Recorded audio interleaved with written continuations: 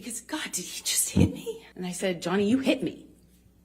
You just hit me. Position and slapped me multiple times. He backhands me, kind of just held me on the floor, screaming at me. Pulled her into him and said, do you know how many pounds of pressure it takes to break a human wrist? I didn't know what to do. I just stood there. This man lost control of his bowels, and I cleaned up after him. Grabs her wrist, and he tells her he could break her wrist. Fall back onto this glass table. Johnny whacks me in the face and slams me up by my neck. Carried Johnny like a baby. Whacks me in the face. He slaps my face. I can't believe he just kicked me. Started howling like an animal. Slapped me across the face. But he did it like while crying. Put his knee on my back. I'm looking at him in his eyes, and I don't see him anymore. I don't see him anymore. It wasn't him. It was black. I've never been so scared in my life. It was black. I couldn't see him. I couldn't breathe. I couldn't get through to him. I couldn't get up. I couldn't get up. He said he was punching me. I just saw his arm. I could feel his arm moving, and it looked like he was punching me. Leaned back and headbutted me square in the nose. He had me by the hair and dragged me, trying to hold me down with his knee on my back, pounding the back of my head. I thought, this is how I die. If I ever embarrass him, and he just shoved me at embarrassed. If I ever embarrass you, if you ever embarrass me again. Your next witness? Your Honor, we'd like to call Laura Amber Heard to the stand. All right. Amber Laura.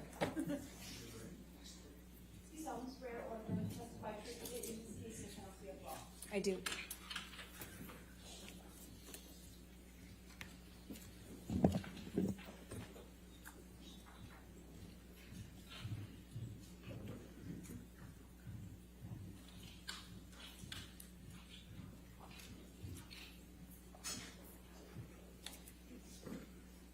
All right, thank you. All right. Thank you, Your Honor. Will you please state your name? Yes, it's Amber Laura Heard. And what is your address? I live in Yucca Valley, California. And how old are you, Amber? I am 36. I just celebrated. Okay. And do you have a daughter? I do. She also celebrated her birthday recently. She's 1. Okay. And what is your profession? I am an actor, mostly. Okay. Now, why are you here? I am here because my ex-husband is suing me for an op-ed I wrote. And how do you feel about that? I struggle to have the words. I struggle to find the words to describe how painful this is. This is horrible for me to sit here for weeks and relive everything. Hear people that I knew, some well, some not. My ex-husband, with whom I shared a life.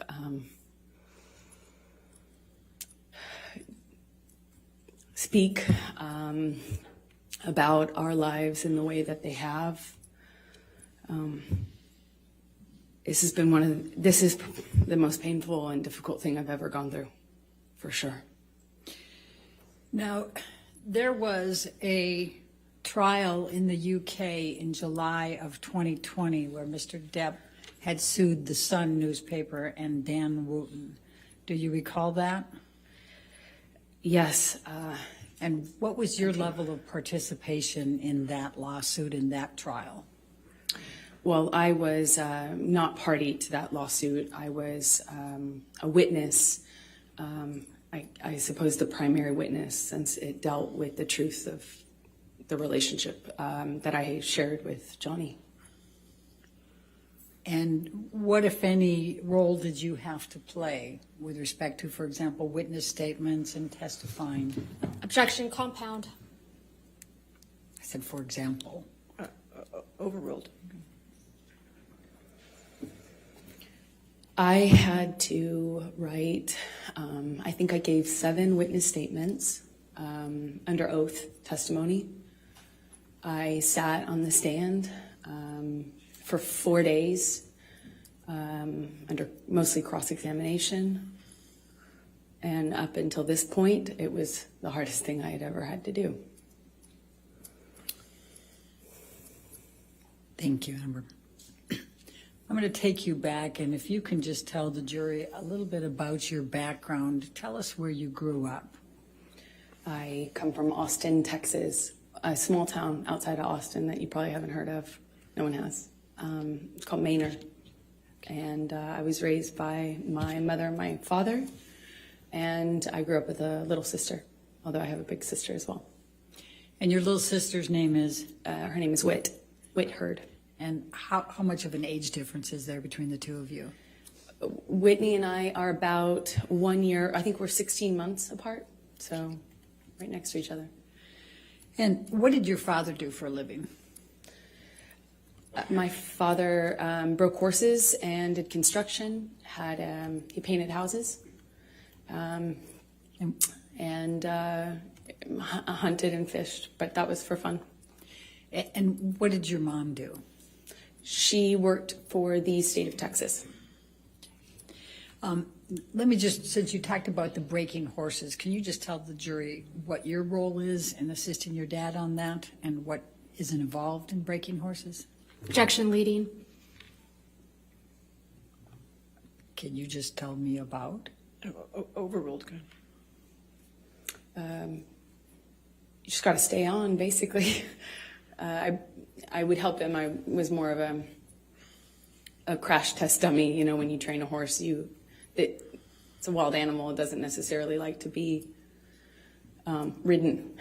And there are people out there who are crazy enough, like my dad, to pick that as a profession, I guess. And he was really good with horses, and I was the son he never had, so it was my job to, stay on.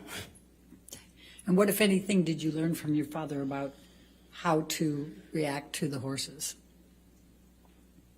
Well, with training horses, I guess the key things are to not show fear, not get intimidated, not show fear, be tough and calm. Tell the jury a little bit about your educational background during those growing up years and your work experience. I worked any job that I could from the time I was really young. I wanted to get out of Texas and do something with my life and see things and do things. So I was in school and really pushed myself to, I just always pushed myself to be able to accelerate the process. I wanted to, get out of school as fast as I could, and I wanted to do more things with my life than stay in Texas. So what types of things, so where did you go to school when you were younger? I was a scholarship kid at a Catholic school growing up, several different Catholic schools, but they were always in the other, on the other side of town, in the wealthier part of town. And I grew up quite working class, and thankfully with, as long as I maintained an A average, I enjoyed the benefit of a scholarship, and I did that until I realized that I could take my GED and SATs early, and I did that and placed out of school and effectively left school at 16 years old, I believe. And what did you do for work during those younger years? I took any job that I could. I worked at my father's construction company, sometimes, just administrative stuff. I mean, it was a small company. But I answered phones, and I worked at a modeling agency that was also, offered photography classes, makeup classes, hair and makeup classes for people that were pursuing a career in entertainment. And I started taking classes that I paid for by working there, effectively as a trade. And I eventually worked there long enough to be able to pay for my headshots, which are the pictures that you use in the industry to promote yourself, you know, in whatever, acting, modeling, or both. Okay. And what, if any, charitable work did you do when you were still young? It started off as a requirement for the school I went to, and then I liked it so much, I think, because it meant I wasn't at home, and that was important to me, is just to not spend time at home. And I really loved meeting people, so I worked at the soup kitchen every morning before school, during the school year, for about 4 years. I didn't go on weekends, but on weekends I would do various things. Worked at children's museums, typically, because they would work with younger volunteers, and mostly soup kitchens and things involving children. I worked at with deaf kids for a while, and yeah, I love it. And when you worked with deaf kids, what, if anything, did you do to learn to be able to work with them? Objection leading and 404. And relevance, Your Honor.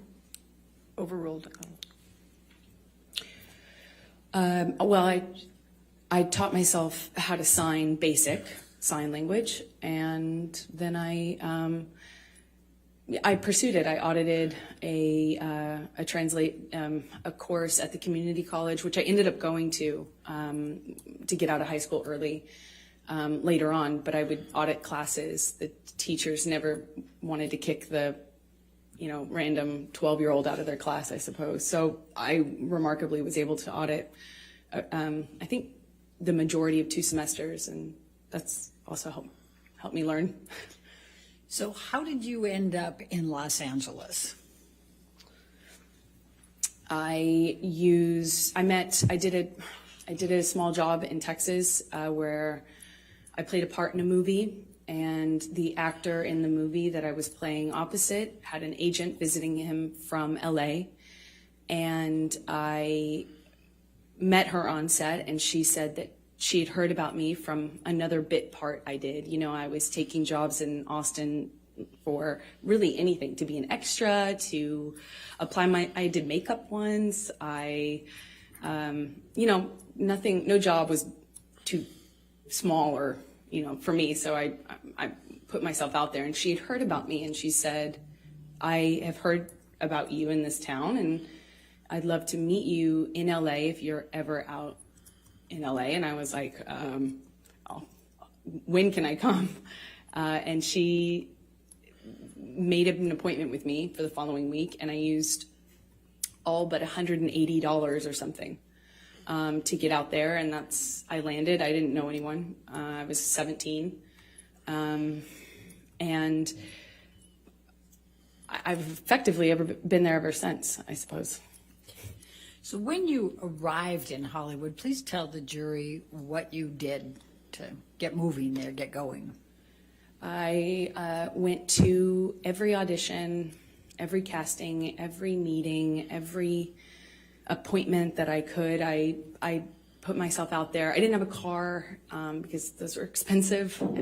So I took the bus around LA. It was before smartphones. I had a Thomas guide in my bag and a change of tank tops. Not that it mattered, but I went to about 10 auditions sometimes a day, and would change clothes if I needed to in the back of the bus I was taking, and I just hustled from one audition to the other. And I got a bit part on one thing, and then I got a bit part on another thing, and then eventually my roles kind of became more important or bigger, and it's been a slow progression, I guess, since then, of doing either tiny bit parts in bigger movies or doing, larger roles in movies that no one would see. And I guess, it still is kind of like that. So I'm going to ask you to go from 2002 to 2009. If you could just describe for the jury a little bit what types of parts you had. I think they've indicated they didn't. You have not been well known here in this courtroom compared to Mr. Depp. So perhaps just take them through a little bit of that. Yeah, that's fair. I did small roles in big films like Zombieland and Pineapple Express and movies that were well known. My first one was Friday Night Lights. But again, I had small roles in those bigger films. And then I would do larger roles in kind of smaller films. Like I did a project where I was the lead in a John Carpenter film, and he came out of retirement to do that. And that's kind of how it was in terms of my career for those that first initial 10 years or so. It was just going from slightly bigger role to slightly bigger role, and was working my butt off. So I'm going to take you up to 2008. Did there come a time that you auditioned for The Rum Diary? Yes, I auditioned for that in about 2008, I believe. Please describe for the jury your experience in auditioning for The Rum Diary. Well, I auditioned a few times, which is common in my work. You get a call back, as they say. And I think I had at least one, maybe two callbacks with the director. And then I got a call saying that Johnny, who at the time was, I think I knew that he was producing it as well, was doing a project that was something very personal to him. He was reprising his role as his late friend, Hunter S. Thompson, and it was a very important project to him, and that he wanted to meet me in person. I thought I would be going for maybe an audition, but it was just a meeting. I went to his office and met with him for a few hours. And what did you talk about during those few hours? We talked about books and music, poetry. We liked a lot of the same stuff, obscure writers and, interesting books and pieces of poetry that I hadn't heard anybody else reference or know or like. And he was very well read and charismatic. And, I think I left the office with a few books that he gave me. And we spent the whole time just talking about things that we care about. And I was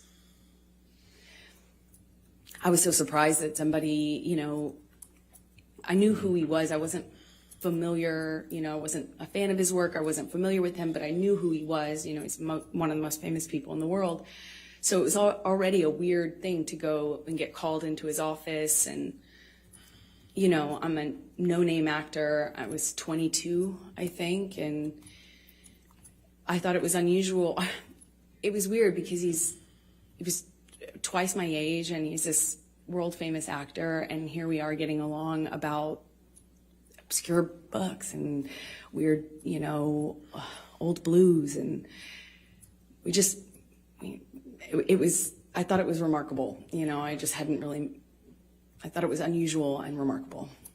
I left there just feeling like, wow.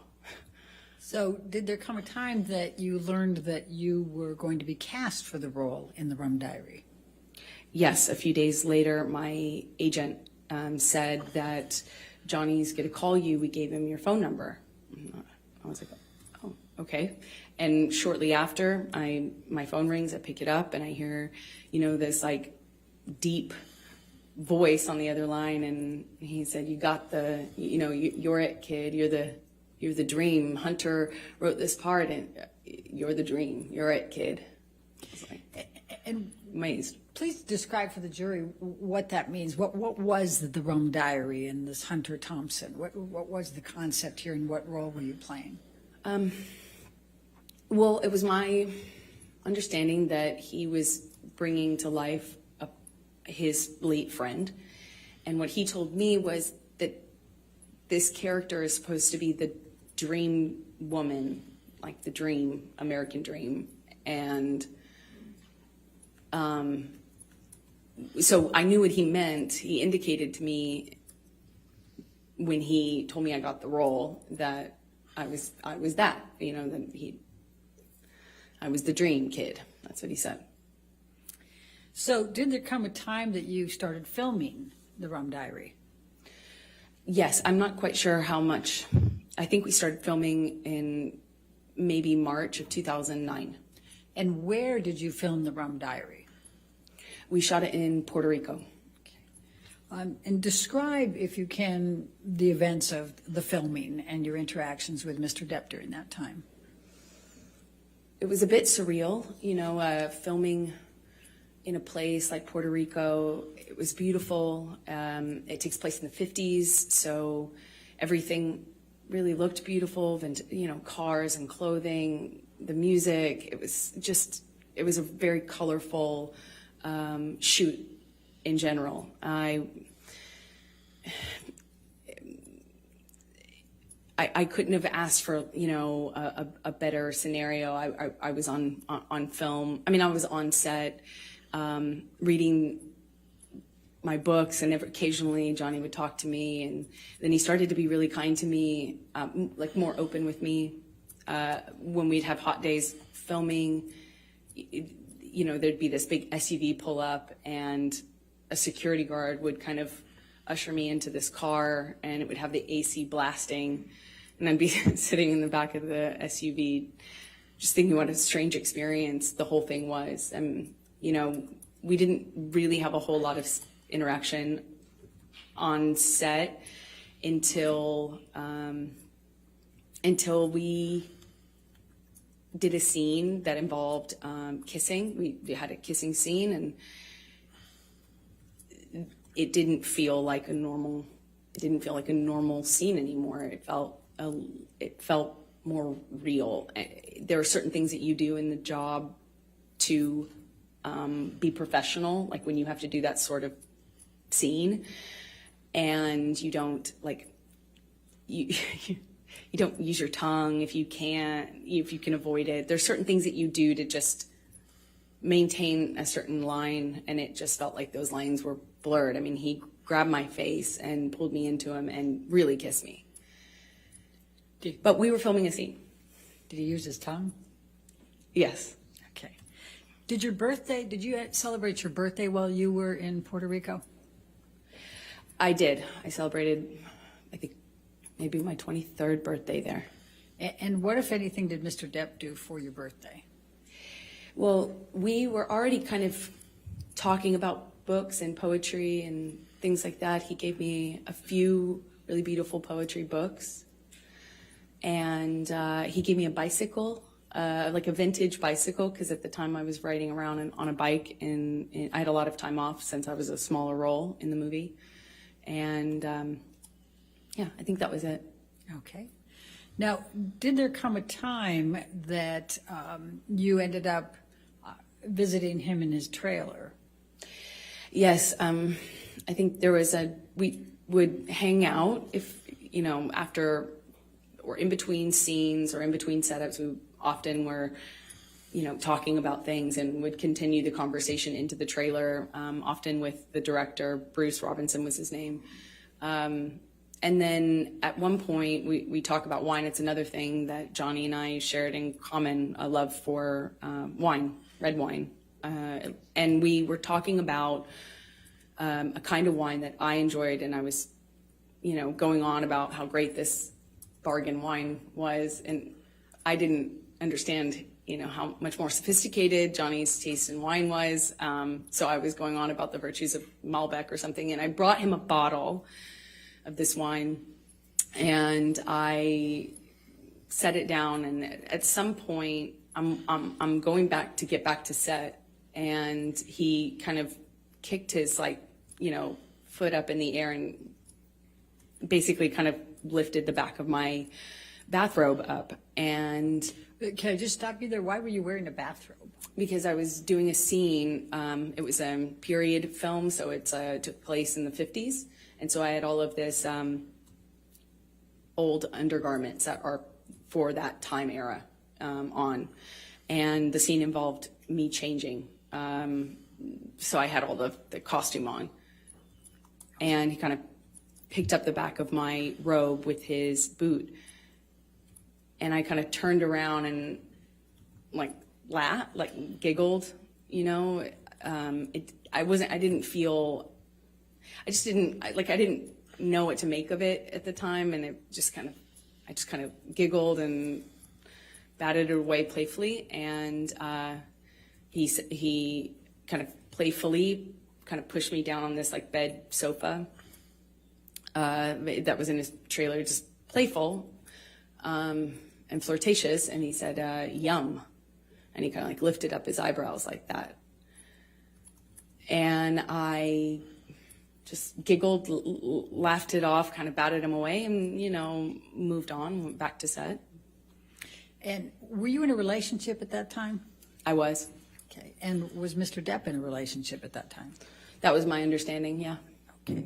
And did anything else of significant happen during that time period while you were filming with Mr. Depp, other than what you've told us?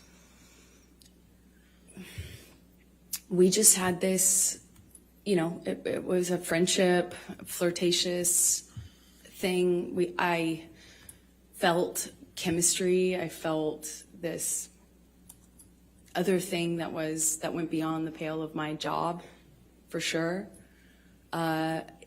Johnny clearly felt that way about me, had indicated to me that that's how he felt in many different ways.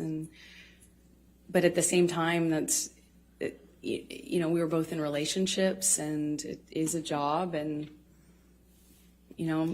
it was intimidating. And I just remember feeling kind of intimidated and a little nervous about that. And I also was in a relationship, so we went our separate ways, and I didn't hear from him for a long time. And that's, so approximately how long were you filming in Puerto Rico for the Rum Diary? A few months is my best All right. guess. And when you left Puerto Rico in the filming, when is the next time that you had any contact from Mr. Depp? And contact could include anything, communications, written communications, as well as telephone or otherwise. We had no contact until Johnny called me on the phone one day, and I was driving, and he invited me over to his home in California, in Beverly Hills. And it was out of the blue. I didn't even have his phone number. So it was quite unexpected. He called me a second time, but I don't think we actually connected, or we didn't stay on the phone because we didn't really speak. But the first time was the only time I actually spoke to him, and he invited me over to his house under kind of he said that, we could get Bruce, who was the director, to come over, something about the movie, but it was clearly not about the movie, if you know what I mean. It was, so I said, I said, my friends are in town, and I'm busy with that, and kind of hung up, feeling really startled, that didn't know what else to do. What, if any, gifts did Mr. Depp send you during that time period after you filmed the Rum Diary? He sent me several gifts. He sent me a beautiful dress, one that I wore in the movie, with a beautiful handwritten note, said "Happy Wrapping," and made a reference to the dress being wrapping paper. He sent me a few gorgeous, expensive, what I can only assume are expensive, collectible books, items. And then when I was away filming on a different job, he he did send me some guitars. I know one delivery. I was informed about one delivery, and my partner at the time intercepted the attempt to deliver and called me immediately and said, "What should I do?" And I said, "Send it back." And she did, and she indicated that there was another one that had already previously attempted delivery, and it was also rejected. I sent it back because I wasn't there, and I wouldn't have accepted it anyway. Okay. Did there come a time that you ended up having to go on a press tour for the Rum Diary? I got a call for the Rum Diary press tour in the fall of 2011. So that's close to 2.5 years after you filmed? I'm an actress, not a mathematician for a reason. Roughly, yes. Okay. And could you please describe for the jury what a press tour is? Just explain it to them. Well, you take a movie once it's completed, and if it doesn't have distribution, you, as part of the promotion of that movie, you go to these various places, normally cities like London or New York, and you do press events in those cities to kind of promote the film, and you go to place talking about the film. And so you were then called to participate in the press tour for the Rum Diary? Yes, I had just finished going through the process of separation with my former partner, and I was moving and going through that, and I got a phone call saying, remember that movie you did in Puerto Rico? Well, they want you for the press tour. And I said, well, perfect timing. And we did that, I think late October 2011. Okay. So describe for the jury your interactions with Mr. Depp during the press tour. Well, on the the beginning of the tour was Los Angeles, where we both lived, and we did a press day, normal press day, and then at the end of it, I was invited by Johnny to come up to his room to have a drink with him and the director of the film. And I went up to the room to see both him and Bruce, but as soon as I got there, Johnny said Bruce wasn't going to make it. So I stayed. Johnny and I started talking. He asked me about my relationship. I said, well, I'm going through it. I'm going through the separation right now, and it's been, rough couple of months, but that's normal. And he said, well, that's same with me. It's been, I can't remember exactly how long he said it had been, but that he had split from the mother of his kids, and said that he understood. All right. And then what happened next? Then we drank red wine and continued to talk, and the talking became us, reconnect. It was like reconnection was almost instant. It was just chemistry. It's hard to explain that, but we sat on the couch and we talked, and it felt like there was it felt like there was an electricity to the room. And it's how I felt when I was alone with him anyway. And it was instant again. I was like, whoa. So on the couch, we talked, finished some wine, and then I got up and left. And as I went to leave, he grabbed both sides of my face, similar to what he did in Puerto Rico when we were filming that scene. And he kissed me, and I kissed him back. And what happened next with respect to any relationship with Mr. Depp? Well, then we fell in love. We went on this press tour, and we went. It was a beautiful and strange time. We're flying from one, not together, but going from one city to the next, Europe, New York, Los Angeles, as I said, and we're just traveling around talking about this movie that we did together, that we participated in together, and we were falling in love. I mean, it was just, at the first dinner in London, he sat me next to me. He produced the film and was a part of controlling the film and was responsible for different things than I was as an actor having a small part in it. And we went on this press tour, and I think in London he had me sat next to him at a dinner, and then we ended up spending the night together in my hotel room. And for the rest of the press tour, it was on. I'll put it that way. All right. And how long approximately did the press tour go? I don't know exactly how long it lasted. I think, there were press engagements in this city for a few days, and then another city for a few days, and then there was a break, and then there was another press opportunity, I believe. So it was kind of spread out over maybe a month, if I'm guessing. So when you returned to Los Angeles, what, if anything, took place with any relationship with Mr. Depp? Well, once we were back from the press tour, we had this,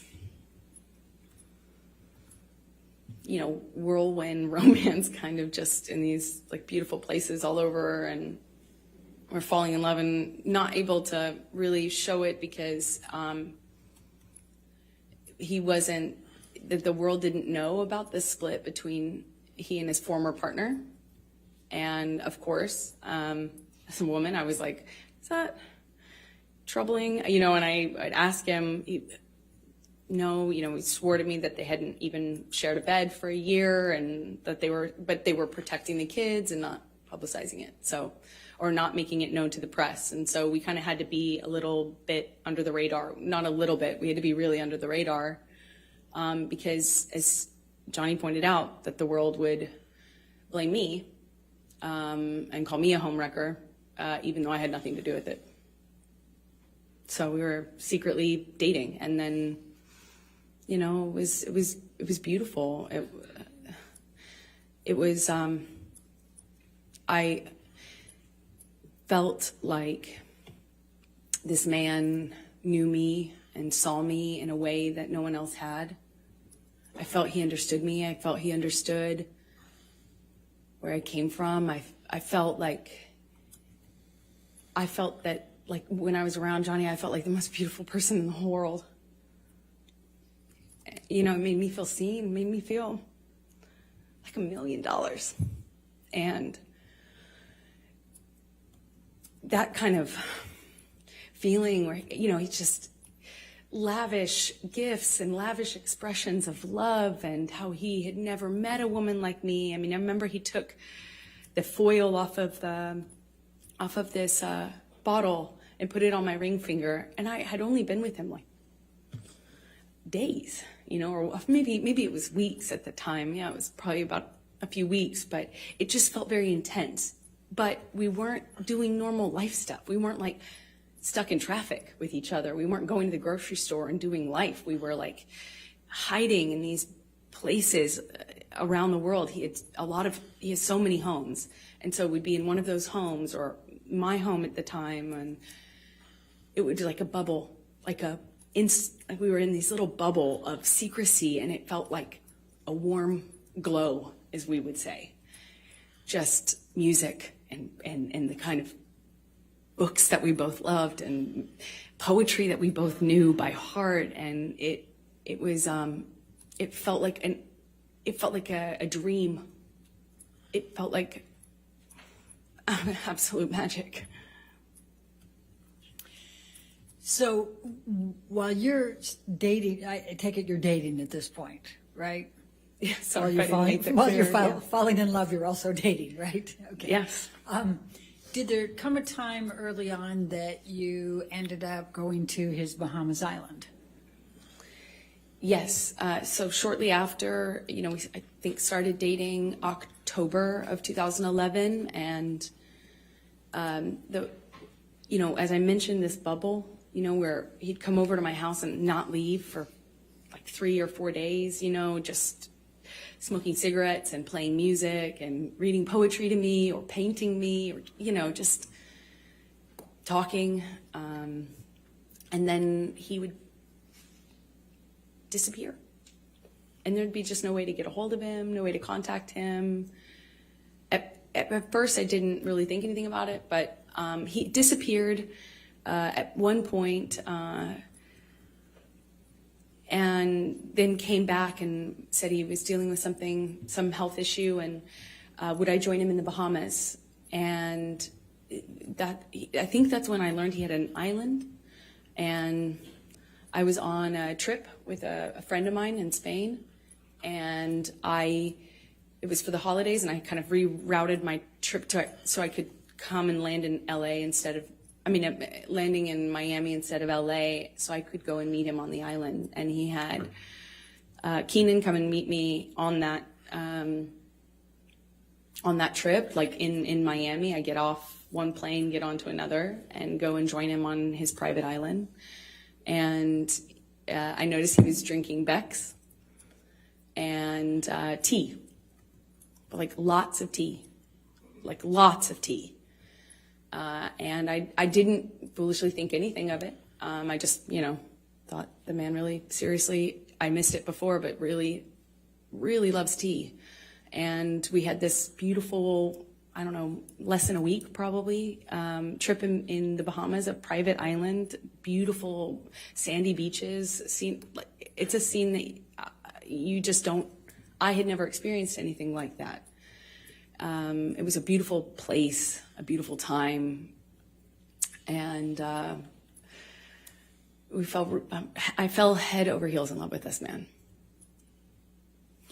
So after the Bahamas, I assume you came back, and are we talking now early 2012? Yes, that's correct. Okay. So what were you doing work-wise while you were dating him in this early stage? What I always do, I would be taking job to job to job, going from one movie to the next, mostly not filming in LA. So weirdly, you live in LA to go shoot on location in other places. So when I was in town, we would go back to this bubble, like insular bubble with beautiful, blaringly loud music and no one else and nothing else. And then, I'd go off to work. And so would he. Eventually, yeah, he left to shoot Lone Ranger, I believe. Okay. Now, we've heard a little bit about Lone Ranger, and that's about mid-2012, is that right, when he was shooting that? That sounds right, mid-2012, yeah. And were you shooting anything at that time? I was shooting...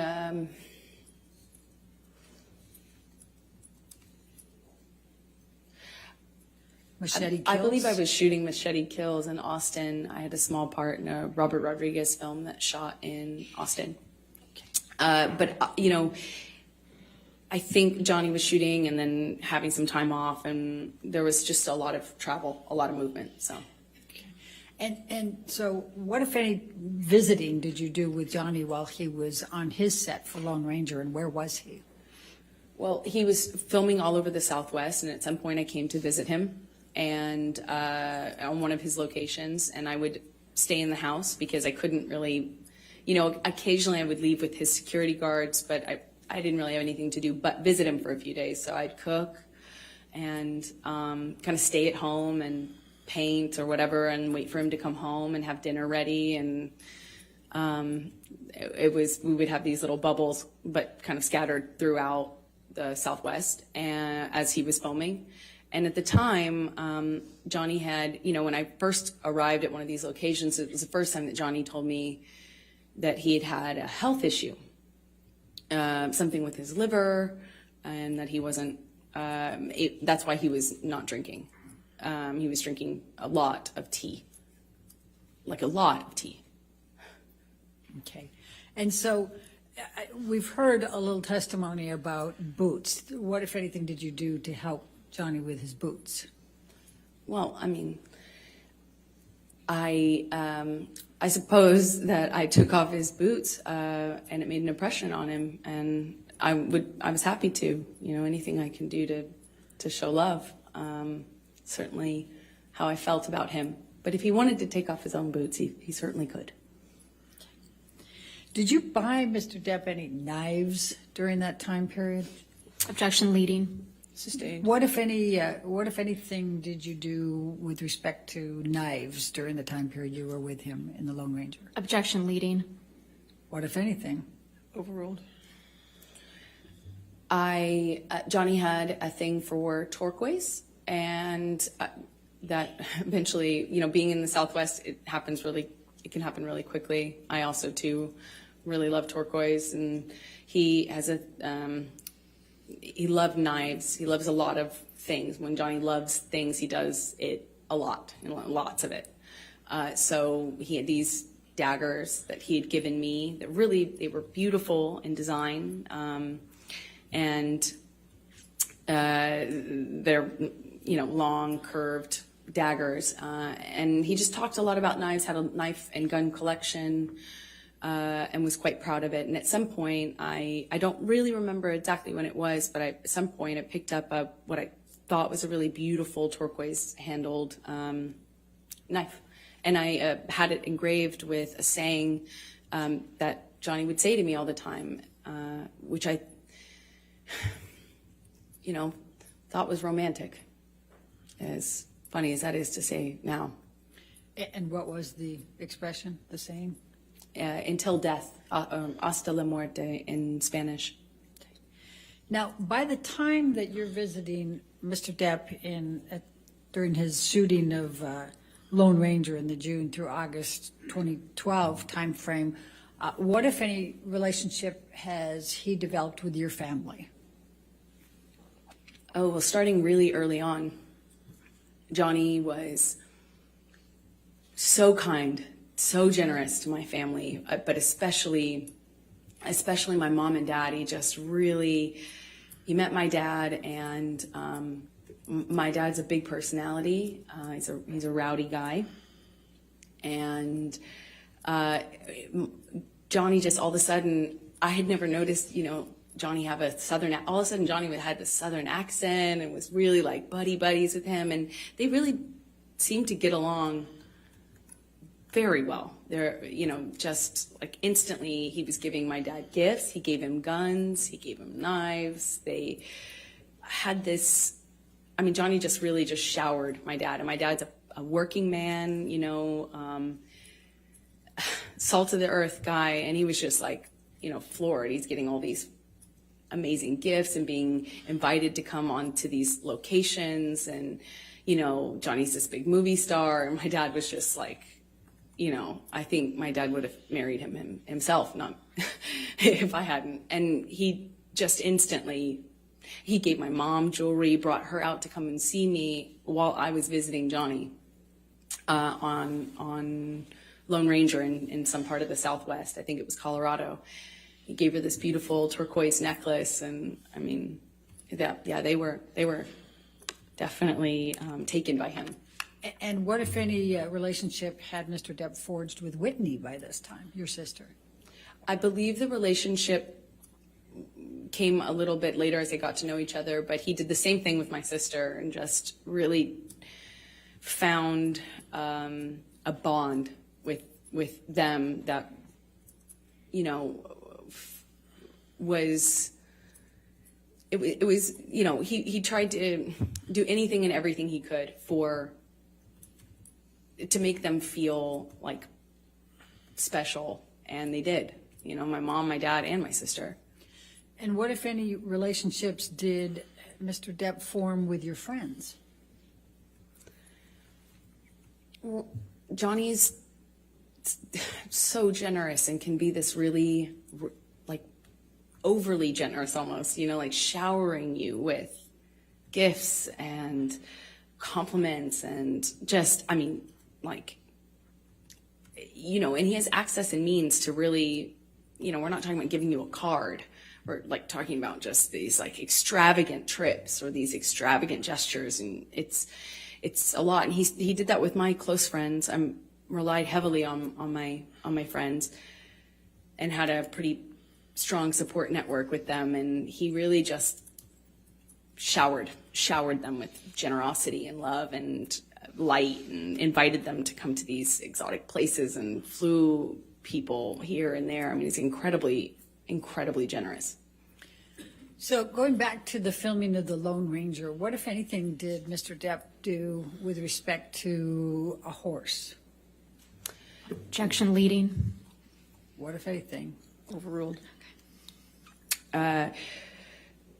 Johnny at one point insisted on buying me a horse, and I, of course, said that's extravagant. There's no way I could accept that. That's how will I take care of that horse? It's so extravagant. So I said no, of course. Eventually, he got a hold of my dad and worked it out with my dad, like what kind of horse to buy, and then showed me a picture of this horse and said, it's yours. It's coming here. I think it was being transported, and he said, you know, that he had my dad's help on it, picking out. And, you know, I grew up on my dad's horses. You know, I grew up riding with my dad. So, you know, I had resisted for, I think, about like a month and a half or something of him kind of bringing up the idea and me saying, that's a crazy gift. No, thank you. No, that's incredibly generous, but I couldn't accept. To all of a sudden I had a cult. So, so let's take you through 2012 and your relationship. Could you just describe for the jury a little bit about how that relationship evolved through 2012?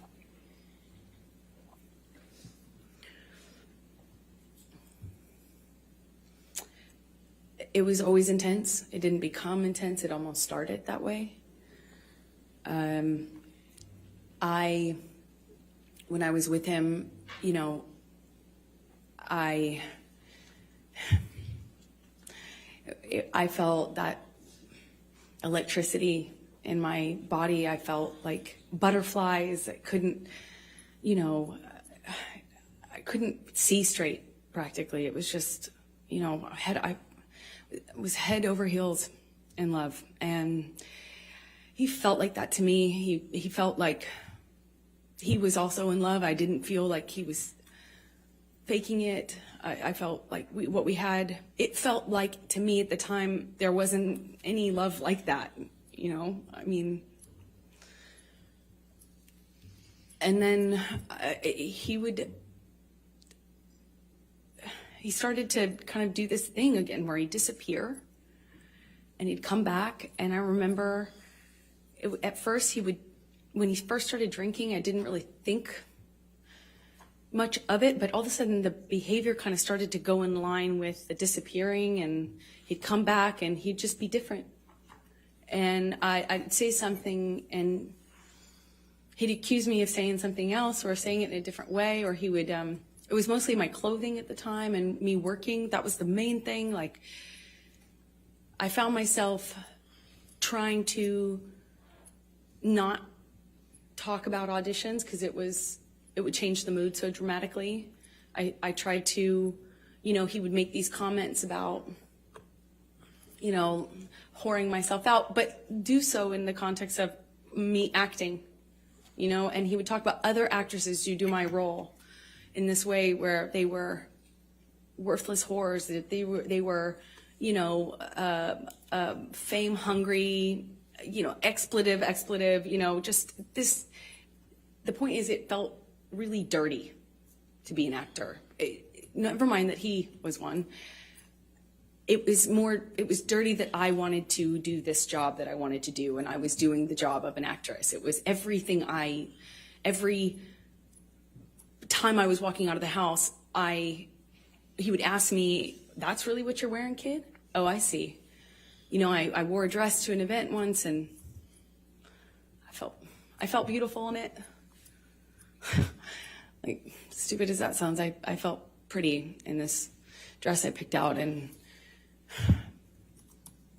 I showed it him because you know, it's a carpet, it's red carpet, so it's like, you know, publicized, and I kind of thought it was weird he wasn't saying anything about it. You know, I left him to go do this red carpet, and I was like, "Did you see the you know, the event I went to?" You know, basically, I felt pretty, and I thought, like, "Did you see that?" You know, I wanted him to say something about that, I guess.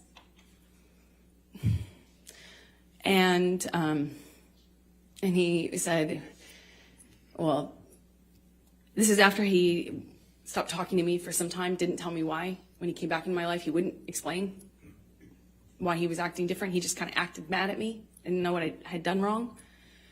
And when I brought up the dress and the event, because it was an event to support a charity I was really involved with at the time, and I said, you know, "Did you see that thing?" And he said, yeah, I think the whole world saw that, kid. That's how they'll remember you. That's how the world will remember you. And I was like, oh, come on. I mean, it's like, but it, you know, I felt good in it. I felt good. And he said, "Yeah, kid, that's what you're putting out there in the world. No one will ever forget that, and that's all they'll see you as. That's what you wanted. That's what you were going for. You know, my dress was low cut. I get it. It's low cut. But I felt, I felt really embarrassed and horrible that I wore that. I felt like, how could I have made that choice? Of course, you know, he's right. You know, you start to believe it. I started to believe that made a lot of sense, of course. But it didn't stop with that. It was clothing in general. And when I walked out of the house, it wasn't just like, hey, you're not allowed to wear that. It was like, oh, really? That's what you're wearing. No wonder you get cast in those roles. No wonder you that's what you are. That's what you're making it. And it continued. And then there would be a blow up. And at first it was just to throw something, smash some things. He loves to smash up a place, an apartment, furniture. That's what it started with. Glass. Threw glass at me, and I remember it was summer. And he just threw this glass across the kitchen, and it didn't hit me, but it shattered behind me, and I remember thinking that it like very easily could have hit me.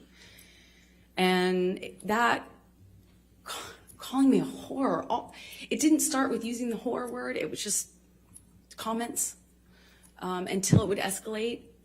And then I started to notice the pattern of escalation where he'd throw glass or turn over a table. Then he would hit the wall, and then he'd hit the wall really close to my head. You know, like when I'm standing there, you know, just hit the wall, screaming at me. But then he would disappear and get clean and sober, and he'd come back and tell me that he was done drinking, he was over it. It's done, cleaned himself up. He'd done it before, and he'd do it again. And then he would go back to this like wonderful, like almost like just unreal, like but real, you know, but unbelievably nice, sensitive, kind, warm, generous, interesting, funny man that I loved. And he would make me feel so loved, like I would feel so distant from that thing that was so scary that I would not even recognize it too. And that was how, you know, our relationship kind of started to develop in that first year. Do you remember the first time that he physically hit you? Yes. Please tell the jury about it.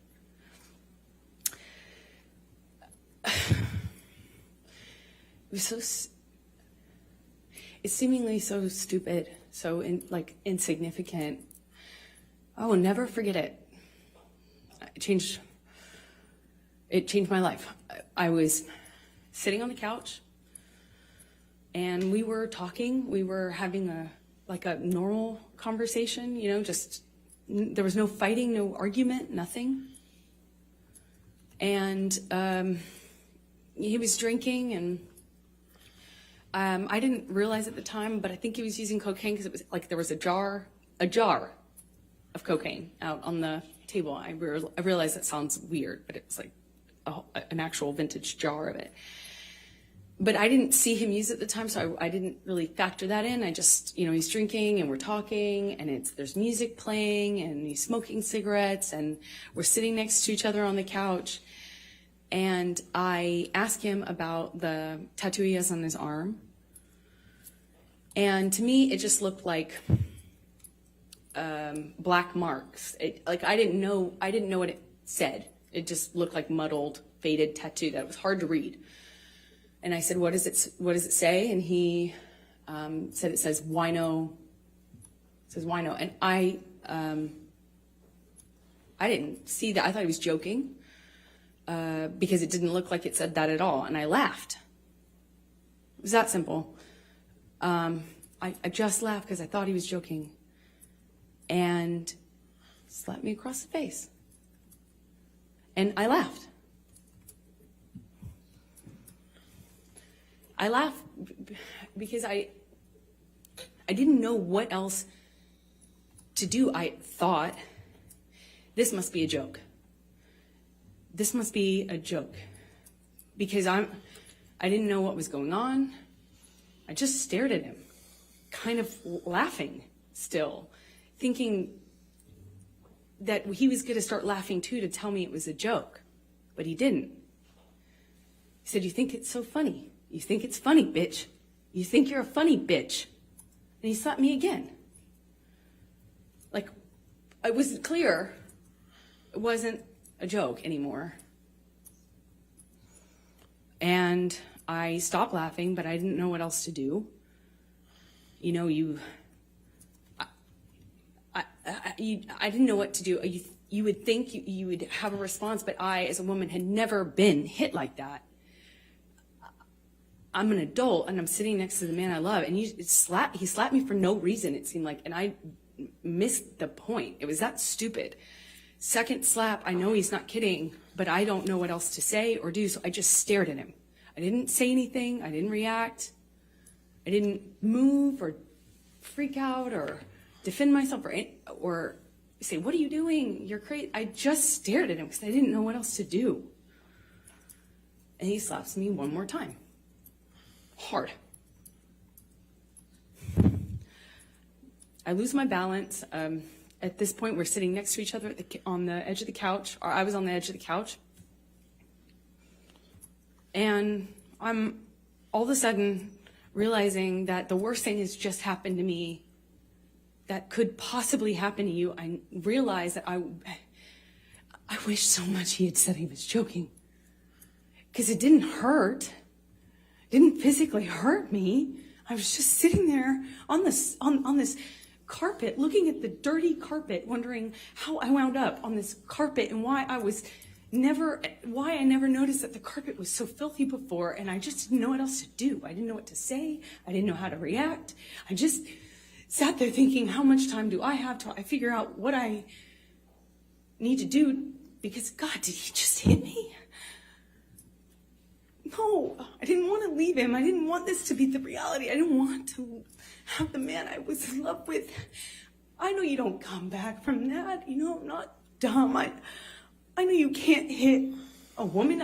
You can't hit a man. You can't hit anyone. You can't just hit somebody because I knew it was wrong, and I knew that I had to leave him. And that's what broke my heart, because I didn't want to leave him. I thought if I got up out of that room, I would leave the best thing that ever happened to me. And I wish I could sit here and say I stood up and I walked out of that house and I drew a line and I stood up for myself. But I was just looking at the dirty carpet, trying to will myself to get up, to walk out of the door, because I knew I needed to. And I really slowly, I stood up, and I remember looking at him in the eye and just looking at him, frankly, because I didn't know what else to do. And before I know it, he starts crying. And, you know, like, I had never seen an adult man cry. I didn't even really see my dad cry at my grandma's funeral. You know, it's weird. And he's crying. Tears, just falling out of his eyes. He gets down on his knees and he grabs my hands and he's touching my hands and he's saying to me, "I will never do that again. I'm so sorry, baby. I put the fucker away. I thought I killed it and it's done. I thought I put the monster away and I've done it before. It's done." But on his knees. And I didn't have words. I didn't know what to say. I just remember thinking that it was just, he was crying. He seemed so sorry, but I knew I couldn't just forgive him because right? That means it will happen again, no? You know, like I've seen the health class videos, like everyone else. And I got up in my car. I walked to the car. I didn't say anything. I made a point to not say, "Oh, it's okay," or anything like that. I just didn't say anything. I got up, I went to the car, I sat in my car, and I felt like I sat there forever. I didn't want to turn the key.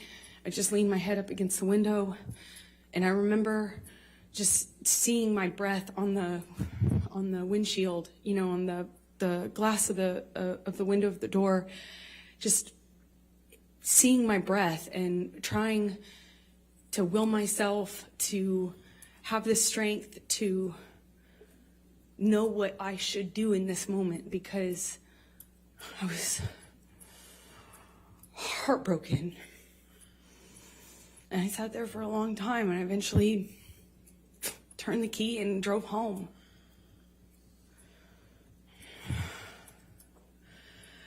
And what did you do after that?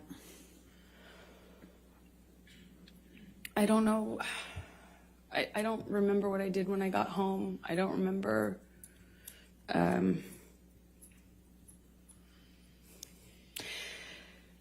I went to my therapist. I told her. Objection, hearsay. I'll sustain it as to what she may have told her. I went home, and a few days later, started getting, I actually don't know how many days later, but I started getting calls and texts from Johnny, you know, apologizing profusely. I mean, just, you know, he said, I'd rather cut my hand off than ever lay it on you or lay it upon you, you know, and he had that way of talking. It felt like poetry. And he showed up to talk, like with the understanding that, you know, he understood I could never forgive him and it was done. So I felt kind of safe in saying, okay, let's have a talk, or, you know, yeah, we'll talk. I think I know I just wanted to see him, and he comes over, brings me gifts. He brought me a couple of cases, actually, of that Vega Sicilia wine that we've heard about, which is a really nice, expensive wine that I could never, at that time, dream of affording, you know. And we talk, and he tells me that he had put this thing away, that I could trust him, that it would never happen again. Of course, it would never happen again. That he had put this thing away. He had killed the fucker, is what he said to me over and over again. I put that fucker away. I killed that monster. I'll kill it again. It's done. I'll never lay a hand on you again. And I wanted to believe him, so I chose to. Chose to stay in the relationship?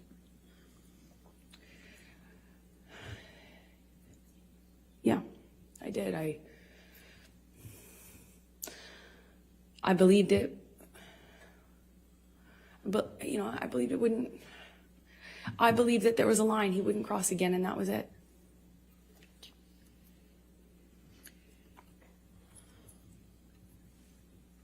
And so you stayed, correct? You stayed in the relationship? Yes. Okay. So, is this a good time? You want to do You can keep going a little longer, please. Okay. Thank you. So could you please describe for the jury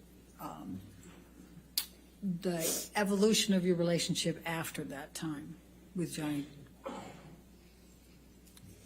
I don't know how long it was until things got bad again.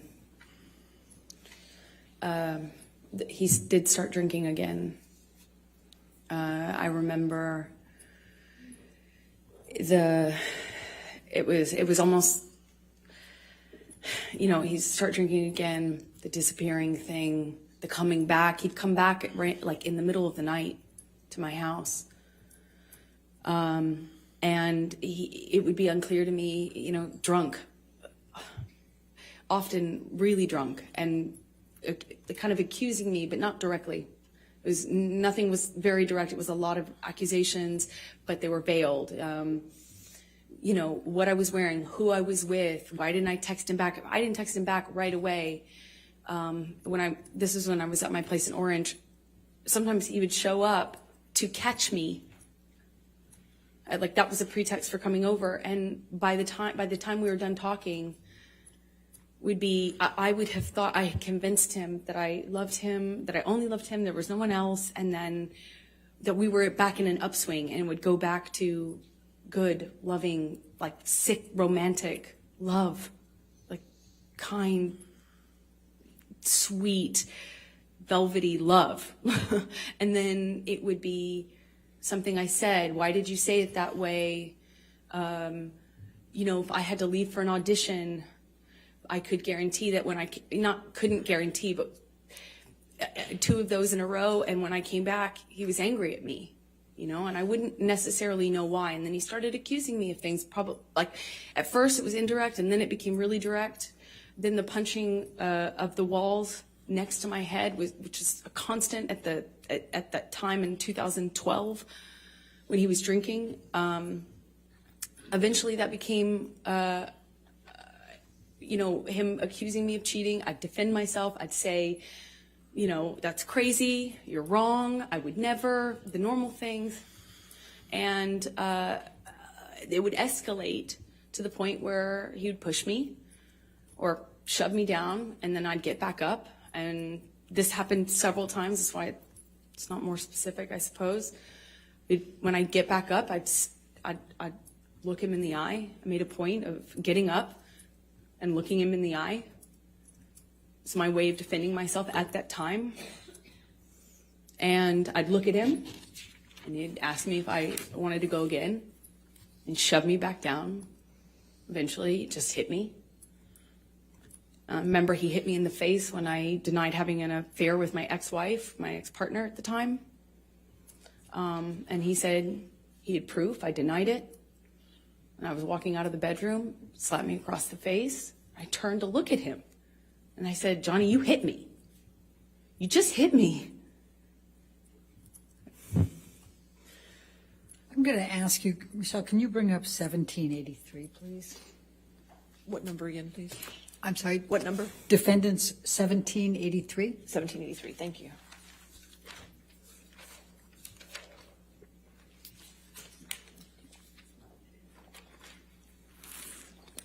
Do you recognize this picture? Yes, I do. And could you tell us what it is? It's a picture of my face with a note that Johnny left for me by the coffee. Typically is where we'd leave notes like that. And does this accurately depict the scene portrayed? It was one of those scenes. As embarrassing as it sounds now, I don't know which scene this came from. There was a lot. It escalated quickly, fast, and it became. Amber, let me ask it a different way. Thank you. Is this a picture of you? Is it an accurate picture of you? Yes. Your Honor, I'm going to move the admission of 1783. Your Honor, we have an objection, and may we Okay, approach? sure. Would you please describe for the jury some of the cycles you had with Mr. Depp through 2012? So in 2012, the violence was pretty, you know, relative to what it became, pretty, you know, slapping, backhanding. Well, it went from this eggshell kind of, you're walking on eggshells, nothing you're doing is kind of right, but you don't know what you're doing wrong.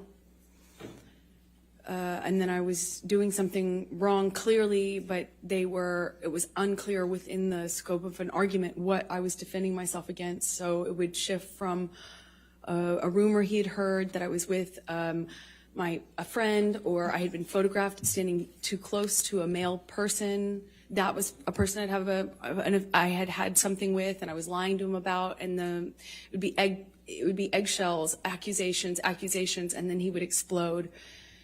It started with throwing things, destroying the property, and screaming at me. I remember the screaming at me was the worst, because I kind of always felt like I had done, you know, I had to defend myself. I had to tell him so he didn't think these things were true. And sometimes, you know, he would shift accusations while I'm trying to dispel one accusation. He'd start another one, and nothing I could do to calm him down. It seemed like I'd walk away, and that would make it worse. I remember in my apartment in Orange, he would grab me by the hair or he'd grab me by the arm, pull me into him, scream at me that way. He'd smash things around me. Then he would smash things very close to me. And then he would just hit me. And it started with slapping, and it got to be like repetitive slaps where he'd hold me in a position and slap me multiple times in a row. Then it would be, eventually I later would either push him off of me or I'd try to hit his hands away from me. I'd try to, not in 2012 so much. At that time, I was mostly, my defense was, I'd go some other place. Like, I don't know how to describe that. I'd focus on something else. I'd stand up, look at him, try to stand up to him that way. Later, I adopted other kind of strategies to deal with it. But at the time, in 2012, he'd have this blowout, and then he would leave, disappear, and I'd be committed to not talking to him. I'm done with this relationship. I can't take it anymore. I said that so many times. And then he'd come back, clean and sober, telling me either he had a chip. He didn't have any chips, but he would say, I've gone to meetings. I have a sober companion now. I'm doing this program. I'm reading this. I'm doing this. And he was done with drugs and alcohol for good this time. And he'd come back in my life, and with the combination of him being sober and having gone through this horrible thing where I felt like my heart ripped out of my chest, like a relationship ending is hard, I think, for anyone, but ending under that circumstance is really painful. And so when he'd come back, it would almost feel like a solution to that. And it would feel great, and we would be good again, and he'd be extra nice and extra apologetic and extra loving, and then we'd be back in the good bubble, the warm glow. And eventually I'd get bored, and then I'd see him drinking again. When I started to get upset, noticing the pattern of the violence going with the drinking and drugs, then he started sneaking it.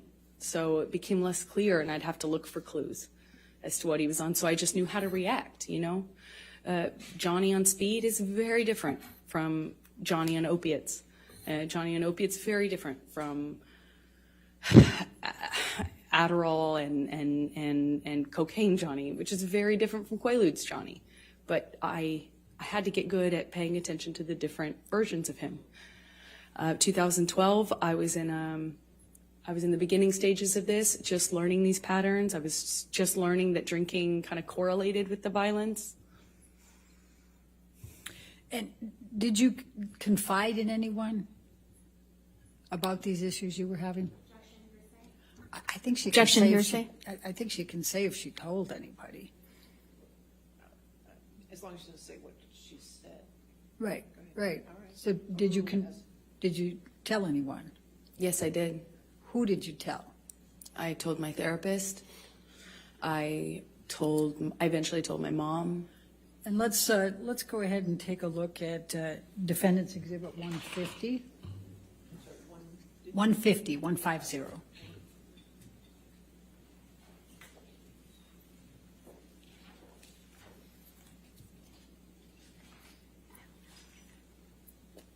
Your Honor, I'm going to object on hearsay.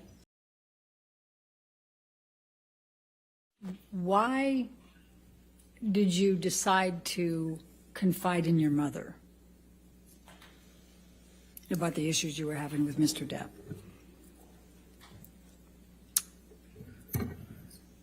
I think I felt safe talking to my mom because I knew that she understood these dynamics and she wouldn't judge me for staying with him, for loving him, even though this was happening and was happening to me.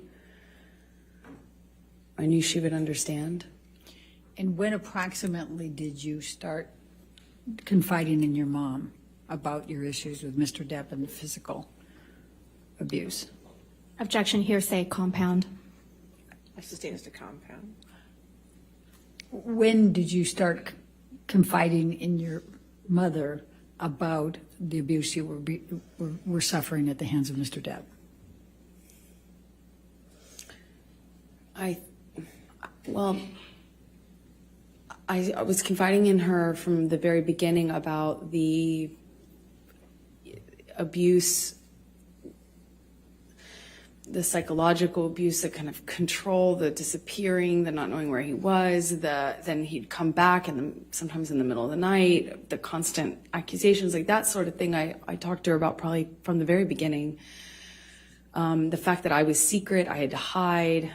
I couldn't tell any of my friends that I was with him for a long time because he told me everyone would blame me for the split with him and his partner. So I had to kind of sneak around and kind of get brought to his house, typically in a secretive way. And then he'd come to mine in a secretive way. And it was just all very, so very isolating. And I confided with her at the very beginning on that sort of thing, and then later opened up to her about some of the violence. I did it gently.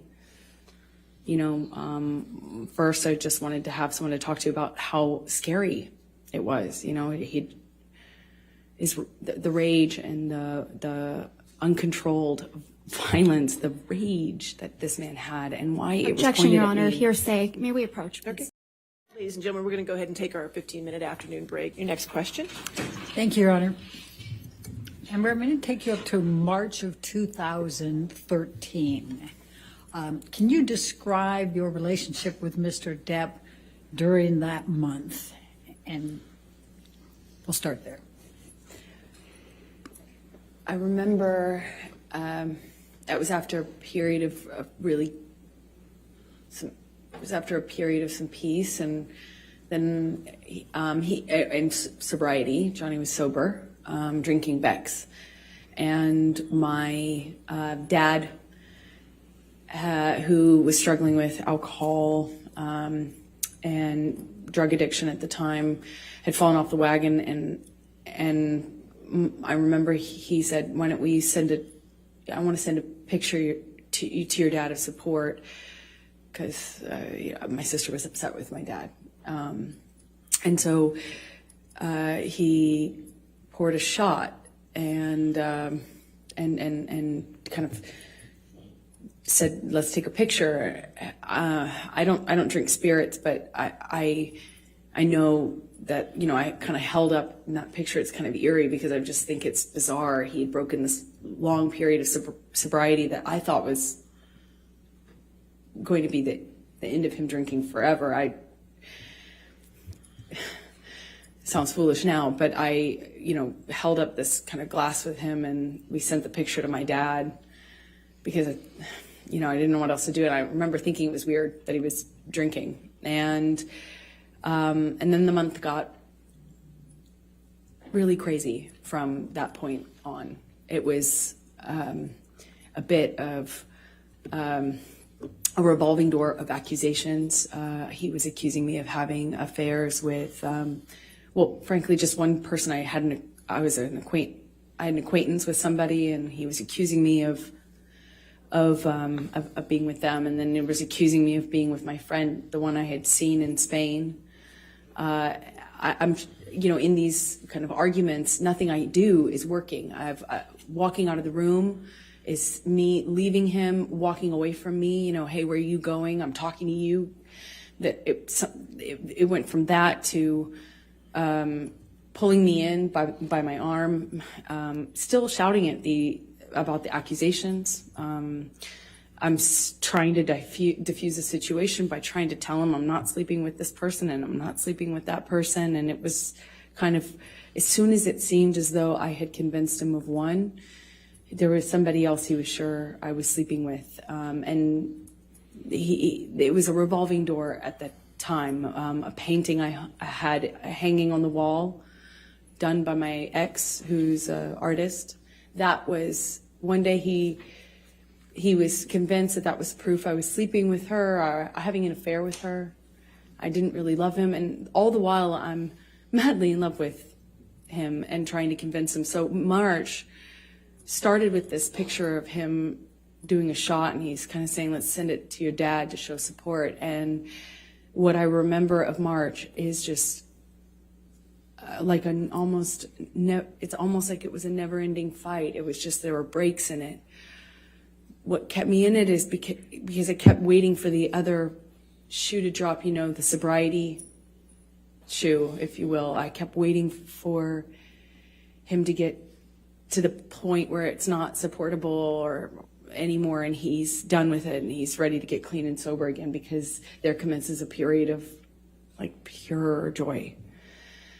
And it was one fight after the other, March. So let me start with the painting incident. Please tell the jury what happened on that particular incident with the painting.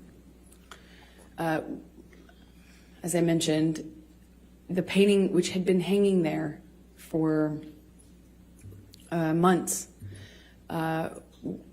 one day he kind of stayed up doing cocaine, just drinking, doing cocaine, music, which is not in and of itself that weird in my relationship with Johnny at this point. You know, like he stays up and keeps weird hours and smokes and stuff. But he was drinking brown liquor and doing a lot of cocaine, and it was like, it became clear to me in that argument, if you will, that he wasn't making sense. He had effectively just taken, it seemed like, a turn and had decided that the painting was an offense that he could not forgive me for. It meant I was having an affair with my ex-partner, with whom I had already split, and it made no sense to me. So I'm trying to kind of quell the accusations by saying, you know, it's been there, and what are you talking about? And it's like, that doesn't mean anything. And, you know, he was demanding I take it down.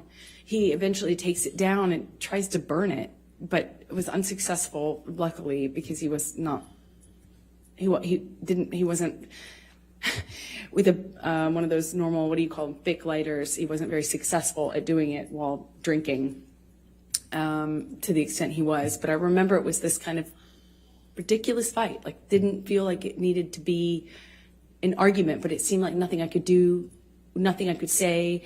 I tried leaving. I left the room. I left the house. I eventually came back. It was like a whole night, an evening, a night, and then a morning of this. So this morning in particular, I think it was the 22nd of March. There were several incidents in March, though. But in this particular one, he had something to go to. He was filming with Keith Richards and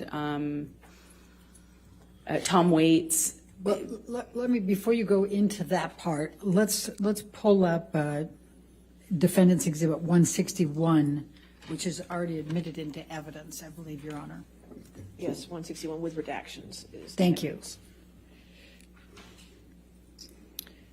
And I'm going to show you Defendant's Exhibit 161.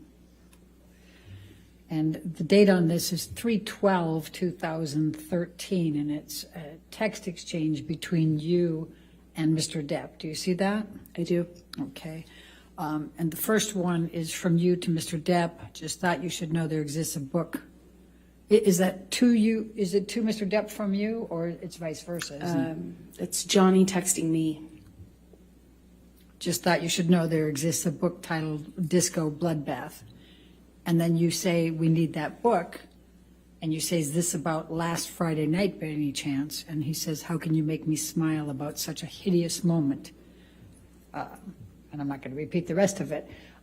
Could you tell the jury what happened on that Friday night?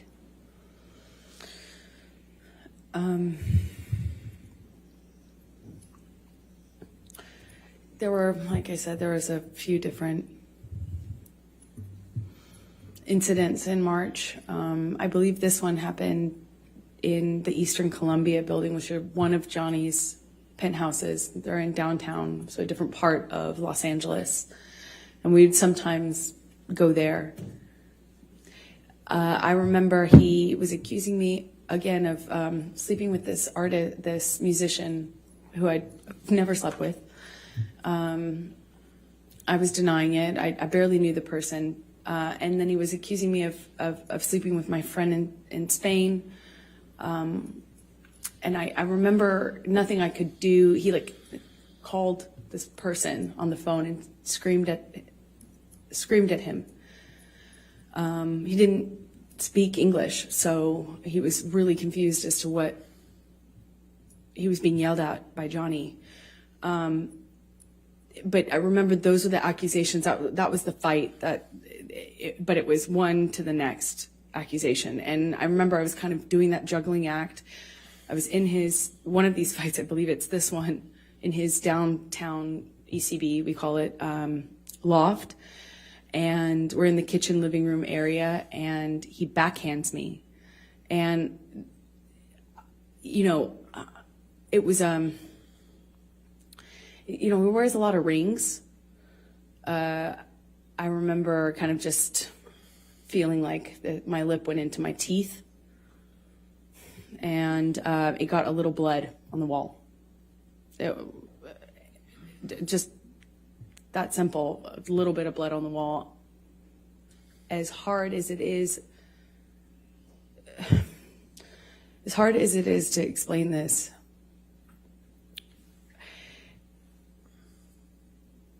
I was so caught up in the relationship and also very occupied in defending what I only could assume he believed, these accusations, that, I didn't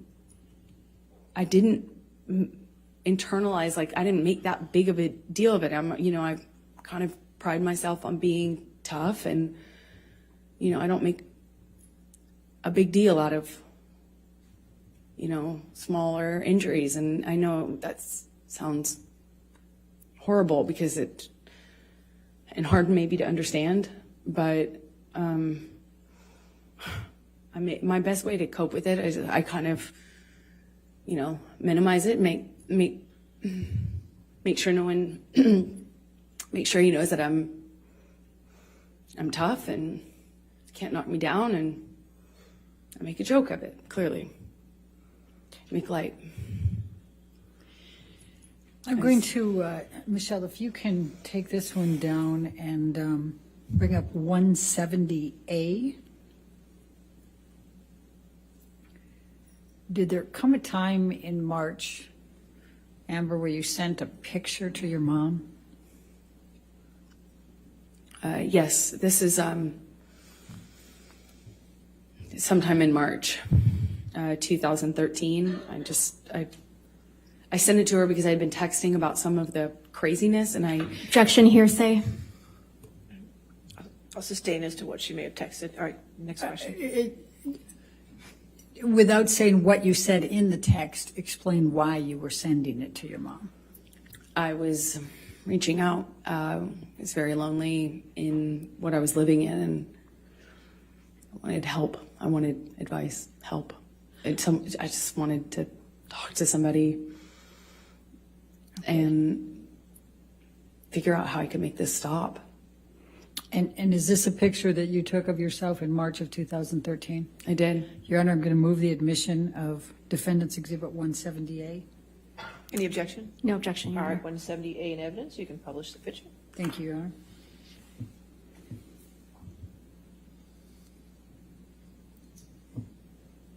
And how did you sustain that bruise, Amber? I had thrown Johnny slapped me. I walked away from him, and that made it worse. We got into like a shouting match. And he kind of did this thing with his body where I could tell he was going to hit me again. I picked up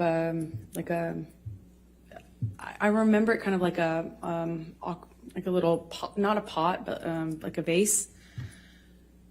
And I remember I got away from him enough as he reels back. I threw it in his direction and actually managed to get away before he got me. He grabbed me by the arm, and he kind of just held me on the floor, screaming at me. I don't know how many times he hit me in the face, but I remember being on the floor of my apartment, And I remember thinking, how could this happen to me again? Can you bring up 170?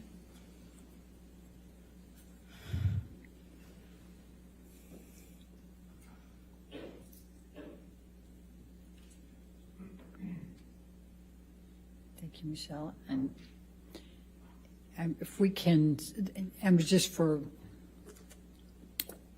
start, it's 3/23/2013, and if we can scroll up. This is a text message exchange with your mom, correct? Yes, it is. Okay, let's go. Scroll down. Your Honor, I'm going to object to hearsay. Let's wait until we get to the spot. All right, and is this the picture that you sent to your mom on 3/23/2013? Yes, it is.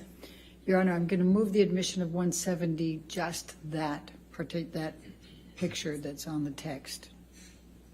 With Along no words? Well, it says from 2 weeks ago on it. Your Honor. I'll sustain the objection. If we redact the from 2 weeks ago, can we admit it then? And then just have the showing that she sent it to her mom May for we the approach, date? Your Honor? Okay, sure. May we publish to the jury, please? All right. And that's the picture you sent to your mom Yes, it is. on March 23rd, 2013? Yes, it was from a previous fight, Okay. the bruise. All right. Now, did you have any other altercations in March 2013 with Mr. Depp? Yes,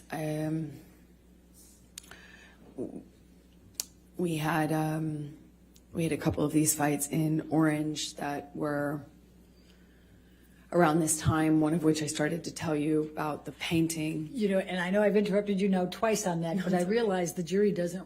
Can you tell them what you mean by orange, at Orange? Sorry, Orange was my apartment that I kept in Los Angeles at the time. And it was an apartment. What type of an apartment? I rented the top of a duplex. So it was a house with the landlord living on the bottom floor. I rented the top floor. Okay, thank you. Now, please continue with the painting. I'm sorry. It seemed like nothing I could say to Johnny would convince him. He wanted me to remove the painting. And he wanted me to admit to this affair that I wasn't having. And I didn't want to admit to it because it's not true. So I held out, and he just drank more and did more cocaine. And I woke up the next morning, I think it was on the 22nd or the 23rd. I woke up in the morning and the breakfast table was like cocaine and booze. And I realized that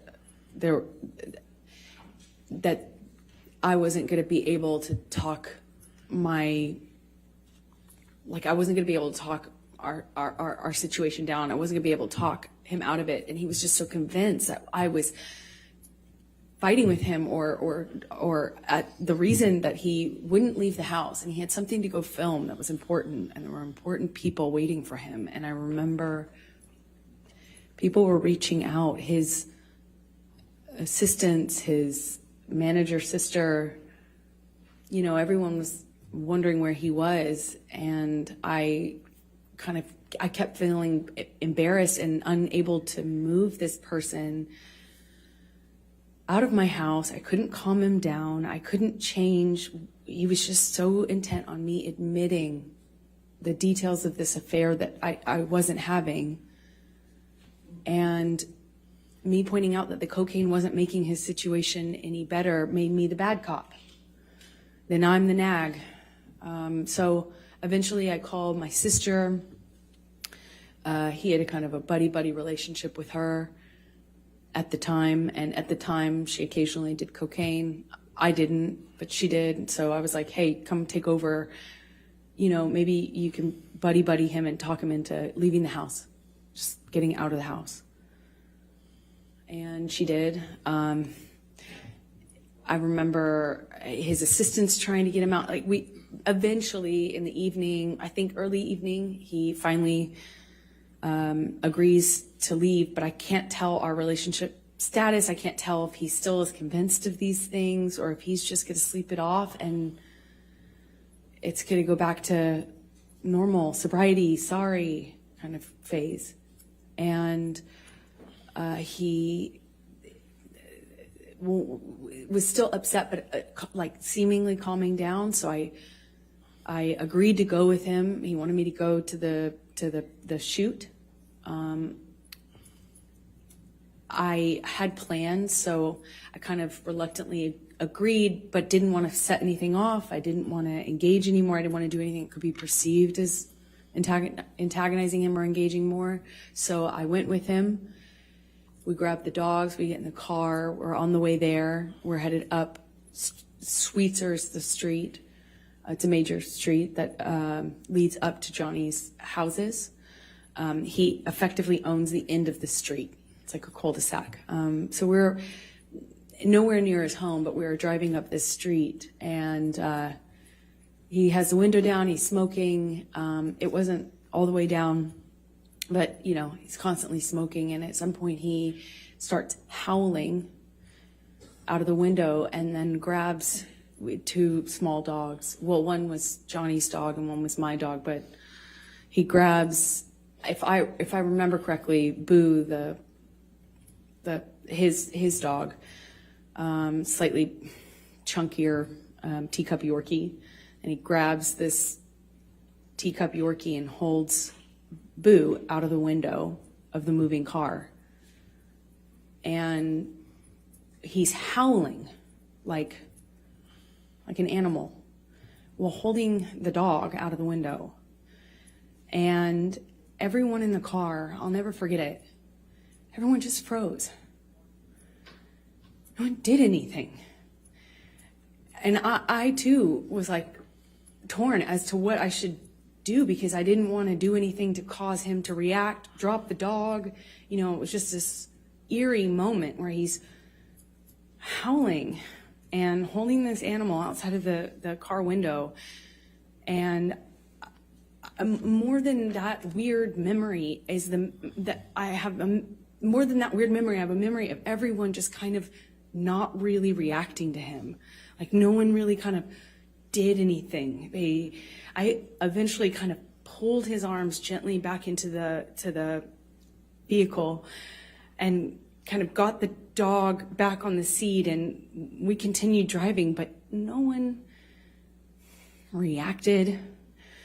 It just kind of avoided dealing with it. We get to the place, the house where he was filming this thing that he was late for, I suppose, for the day. And we walk in. Meanwhile, I've been bombarded by text messages and calls and conversations with everyone seemingly so stressed about... Objection, hearsay. All right. Just don't tell us what somebody else said, just what you observed. I understood everyone was stressed. They seemed stressed to me about the tardiness. Where is he? Let's get him there, you know, so we get him there. And no one reacts when we get in. I mean, we walk into this house where everyone was waiting for him, and everyone smiles and says, you know, hey, boss. Objection, hearsay. Okay. Sorry. Okay. Let's, Michelle, can we pull up 167A? I think is B the one that's in? 167B is already in, right? Oh, it's A. Okay, then go ahead and pull up A. Does Your Honor show that one to be in 167A?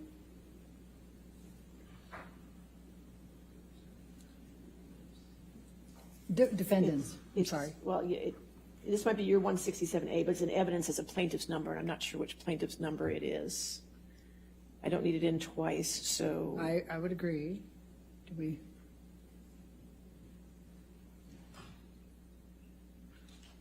Your Honor, I don't think it's this version of the photograph that's been admitted, so It's a different version, a same different- photograph, but a little different, is that what we're? It's not the same photograph. Okay, not the same right, well photograph, then- then we'll go with it. Then what Okay. number is it? Do you recognize this photo? Yes, I do. Please tell the jury what it is. It's a picture I took of my breakfast table that morning. Your Honor, I'm going to move the admission of Defendant's Exhibit 167A. 167A, any objection? Your Honor, may we approach? Sure. 67A is in evidence, you can publish. So may we publish that? Thank you, Your Honor. Okay, and Amber, you said that you took this that morning, is that Yes. correct? Could you tell the jury what the box is that has the property with the skull bones, property of JD? That's Johnny's drug box. I've seen it used for pills, but at the time it was bags of Coke, like dime bags of Coke. Okay, and what are these white lines on the table to the left of that box? That is cocaine. Okay. And do you know what is in these two glasses that have kind of a gold colored liquor? Yes, they're different, actually. It's confusing. They're different, different liquids. The one in the back in the larger glass is, I believe at the time I was doing these tabs, or Barocca, that's what they're called. They're little tablets. And anyway, I remember at the time that's what I was putting in my water because I had just come back from France where they sell them. And then the brown liquid in the shot glass is Johnny's liquor. I don't know what it's called, but we kept it in the freezer. At the time, it was at that time, March 2013, I hadn't, I still didn't have the, hard line. I won't even keep that, in my freezer sort of attitude or posture with him. I wasn't that bold at the time, I didn't like it, but I didn't have that strength. I kind of, at that time, I think was doing things like trying to pour it out when I could. So what is the bag, the brown bag on the left side? What is that? That's a DOP kit. It's his prescriptions and cigarette, tobacco, weed, things like that. Okay, and then above it there appears to be a CD of some sort, DVD, something. Do you recognize that? Yes, it's the single. I believe is what it's called. The single he was making at the time. I think that's the song that they were filming a video for, if I'm correct. Okay. All right. Now, did you end up sending a copy of this picture to Rocky Pennington that day? I did. I sent it to my best friend at the time, and was like, look at my morning. Objection, hearsay. Okay, you can't say what you said, but you sent it to your friend, correct? I Let's sent go it to to my friend. 167, please.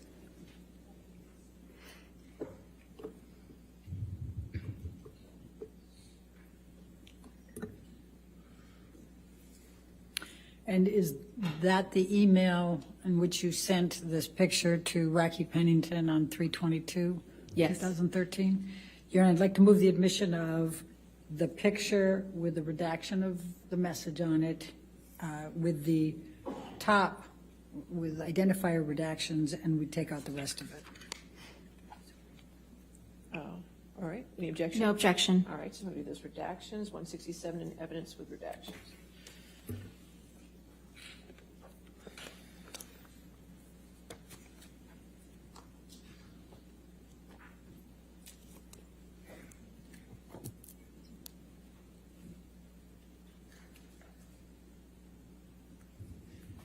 All right. And may we publish, please?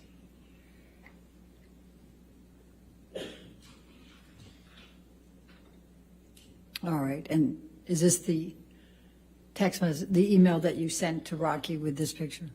Yes. Okay. Now I'm going to take you to let's go to Hicksville. Let's tell the jury about Hicksville, May 2013. Can you tell the jury what transpired at Hicksville?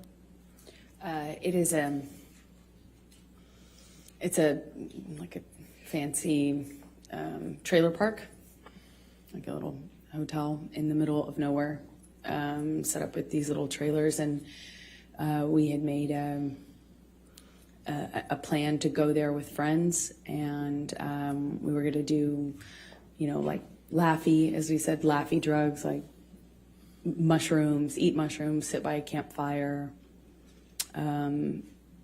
There's really not a whole lot else to do out there. It's like a getaway.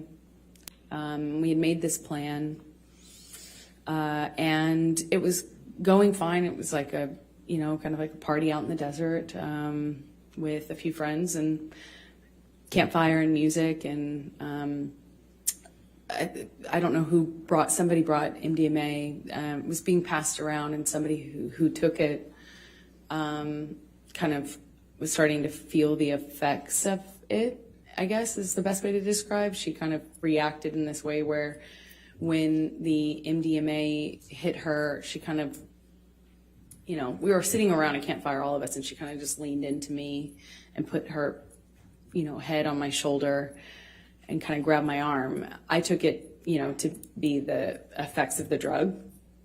I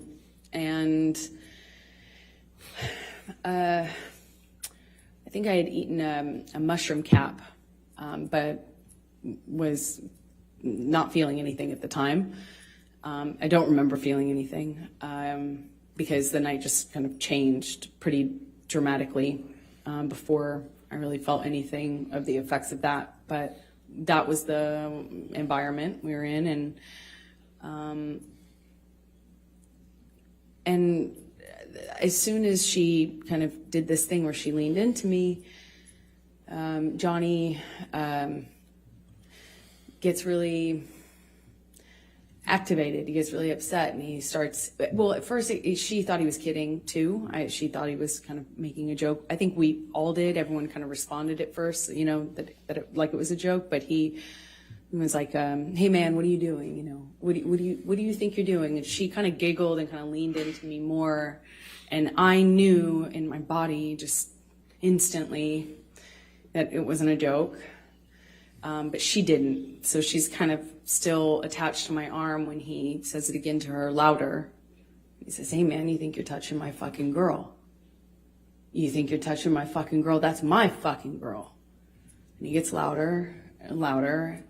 And she kind of did this thing, half understanding what was going on. I think she kind of started to cry at this point, but she kind of threw up her hands, and Johnny grabbed her wrist and kind of twisted it and pulled her into him and said, do you know how many pounds of pressure it takes to break a human wrist? Huh? And he kind of held her, and she just looked frozen. And she's crying, and was just denying understanding what was going on. I stepped in. I kind of take Johnny's arm around, kind of take Johnny's hand, and kind of we start communicating. I don't remember if he immediately was accusing me or if it was sometime after. I wish I remembered, but we agreed that we'd go and talk about it in the trailer. So we walked to the trailer, and when we're in the trailer, Johnny, by the time we get into the trailer, Johnny tells me that I had been instigating the, asking for this, and that I had invited it, and that I hadn't been honest with him about my relationship with this woman. And I didn't really know her that well. I mean, I actually don't know her at all, but I had met her. And I remember in the trailer, he's accusing me of lying about it, and that I had something with her. I'm trying to diffuse that. I'm trying to calm him down. And he just turned all that it seemed like he turned all that rage onto the trailer itself. And he just started smashing things. He picked up something on the table and threw it right into the glass cabinet. He hit with his hand a wall sconce. He cleared the tabletop on the little fold down, like kitchen dining room area in this trailer. I mean, it's a trailer, so there's only so much you can do. And he's screaming at me, just screaming at me. And I eventually go back into the bedroom area. He comes into the bedroom area. We had what I can only describe as it sounded like nonsense from him. It wasn't making sense. And I realized that he's just probably really high.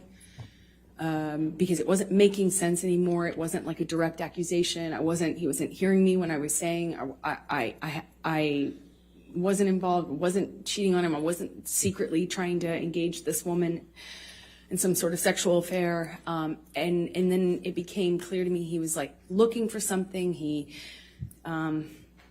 cleared things off the bed. I went into the bathroom, and as I come out, he asked me where it is and how long I've been hiding it. And I was like, what are you talking about? And he says, you know what I'm fucking talking about. You know what I'm fucking talking about. Be honest with me. Where are you hiding it? And he kind of like makes to look into the bathroom. And I gestured to the bathroom, which was to my right. I kind of like gestured to him and I said, like, what am I hiding and where am I going to hide it? And we're standing in this little hallway area outside of the bathroom, and he starts, what it feels like patting me down or saying he's patting me down. I can't recall, but he ripped my dress, the strap top part of my dress. I had just dyed this thing myself pink, and it's just one of those things I was like, I just finished that dress.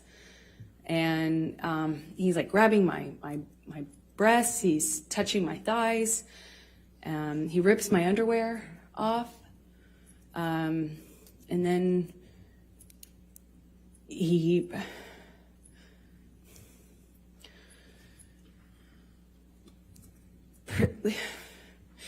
proceeds to do a cavity search.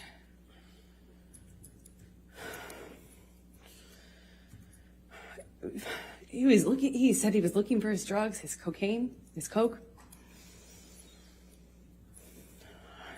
I was wondering how somebody who didn't do cocaine and was against it, that was in and of itself causing problems in our relationship. How could I hide? Why would I hide his drugs from, like he was insinuating that I was doing it or something? It made no sense. And he was telling me we're gonna conduct a cavity search, shall we? Like, just shoved his fingers inside me.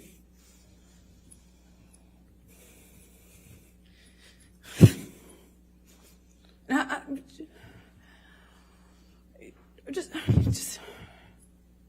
just stood there staring at the stupid light.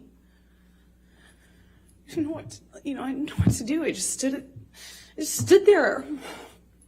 While he did that, he twisted his fingers around. I didn't say like stop or anything.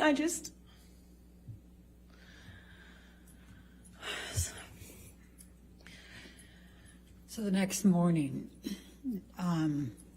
what transpired?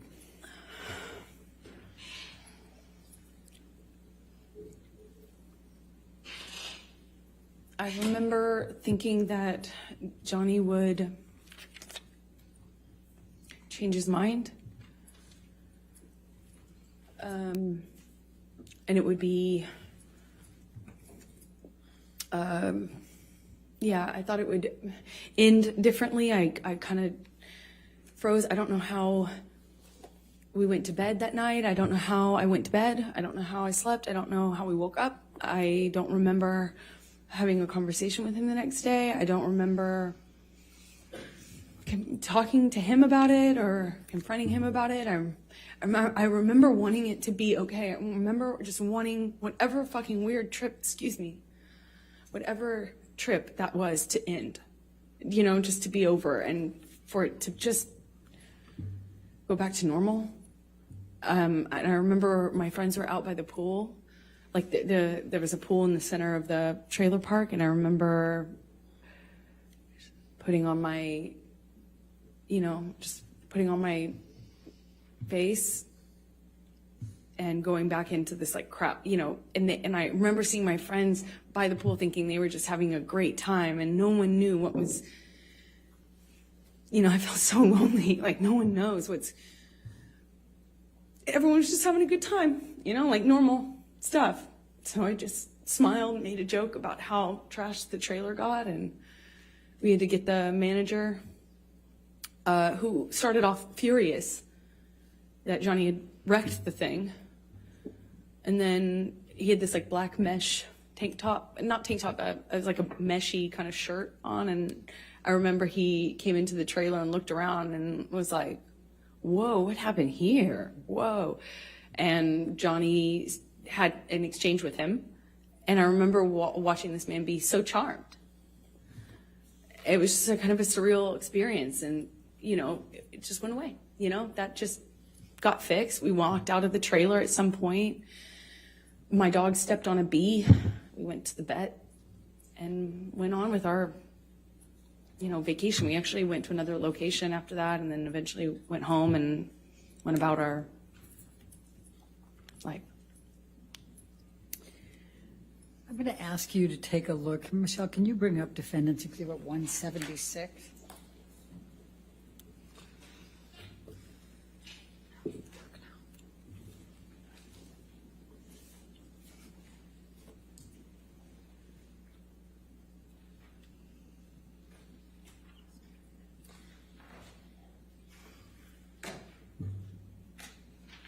Hicksville was in May of 2013. Did there come a time that you wrote an email? Objection, leading, and hearsay, Your Honor. May we approach? All right. In June 2013, how were you feeling about your relationship with Mr. Depp? May we have the exhibit taken away from... Sure. Thank you.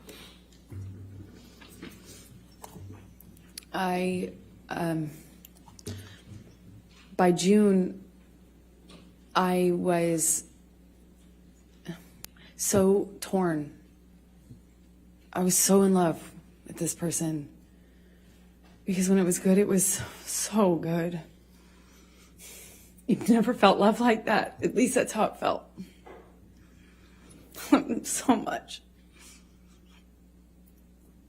I felt like he recognized me and I recognized him, and there was just something there that was the love of my life.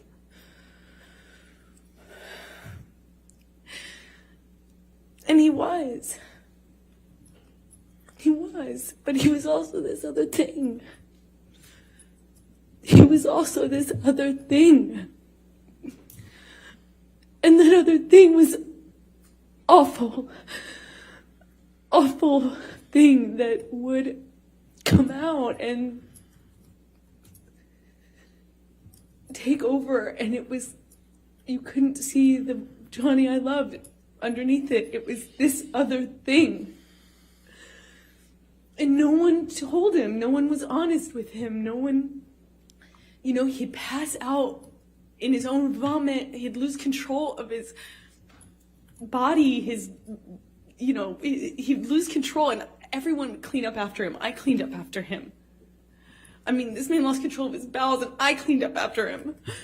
His security cleaned up after him, changed his pants in front of me. He would pass out in his own sick. And then he'd walk around saying he didn't have a problem. Until he did. until he couldn't support it anymore, and he'd get clean and he'd get sober, and then he was this thing again. This thing that made me feel so loved, that made me feel like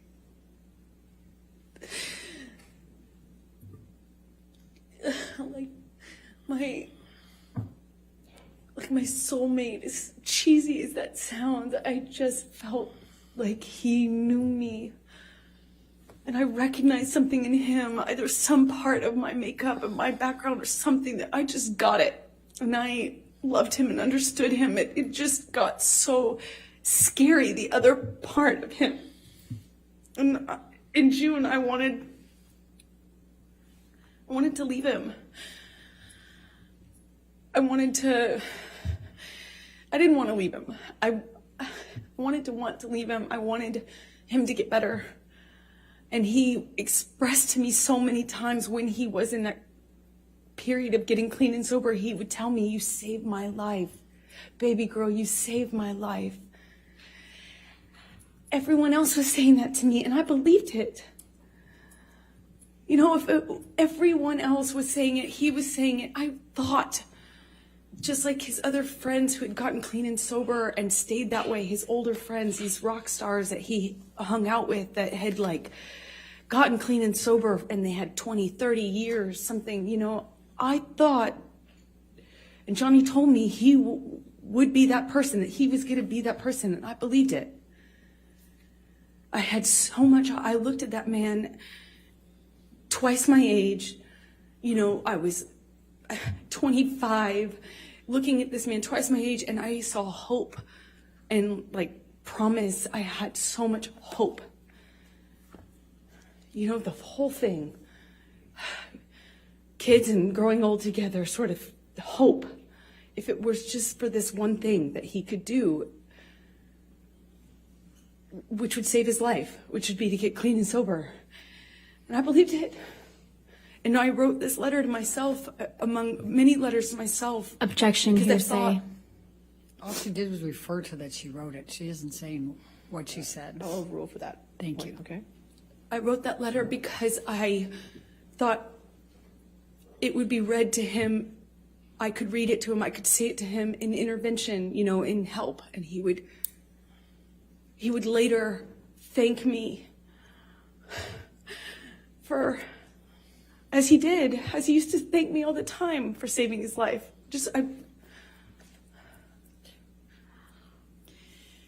Did there come a time later in June that you finally met Johnny's kids?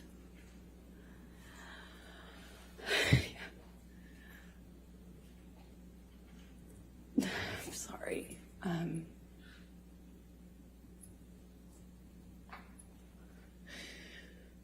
Yeah, I finally met them in the summer of 2013. I had been with Johnny for over a year, maybe like a year and a half at this point, is my best guess. And I was dying to meet them, you know, dying to get to know these kids. I felt like I knew them already. I had his daughters, and Jack's, both of his kids' art on my fridge, and I had never even met them. You know, Johnny had brought them over one day and kindly given them to me, and I had them up on my fridge because I felt like I knew them, just how much he talked about them. And I finally got to meet them at the Lone Ranger premiere at Disneyland, summer 2013. So then I'm going to jump to, and it's not much of a jump, to June 26, 2013. There was a plane ride to Russia with Johnny. Do you recall that? Yes. Tell the jury about that particular event. Well, that was the first and last time I ever decided it would be a decent idea to do drugs with Johnny. I did MDMA with him on the plane, which was as stupid as it may sound.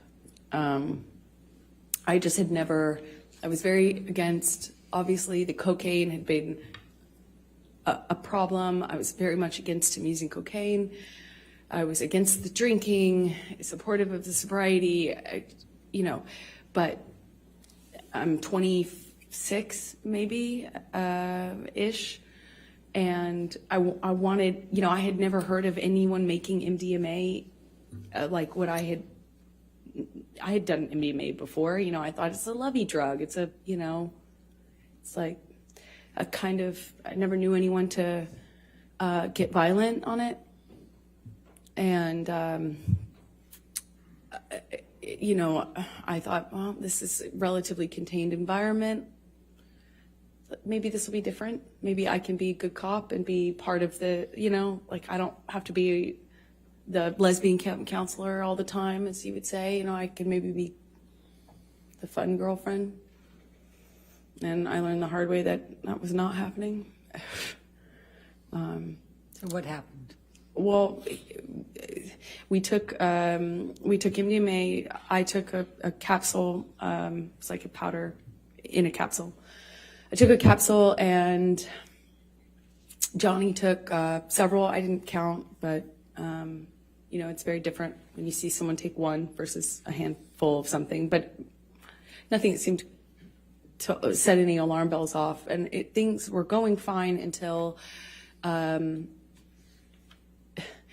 flight attendant got involved. The flight attendant came by, was engaging with us.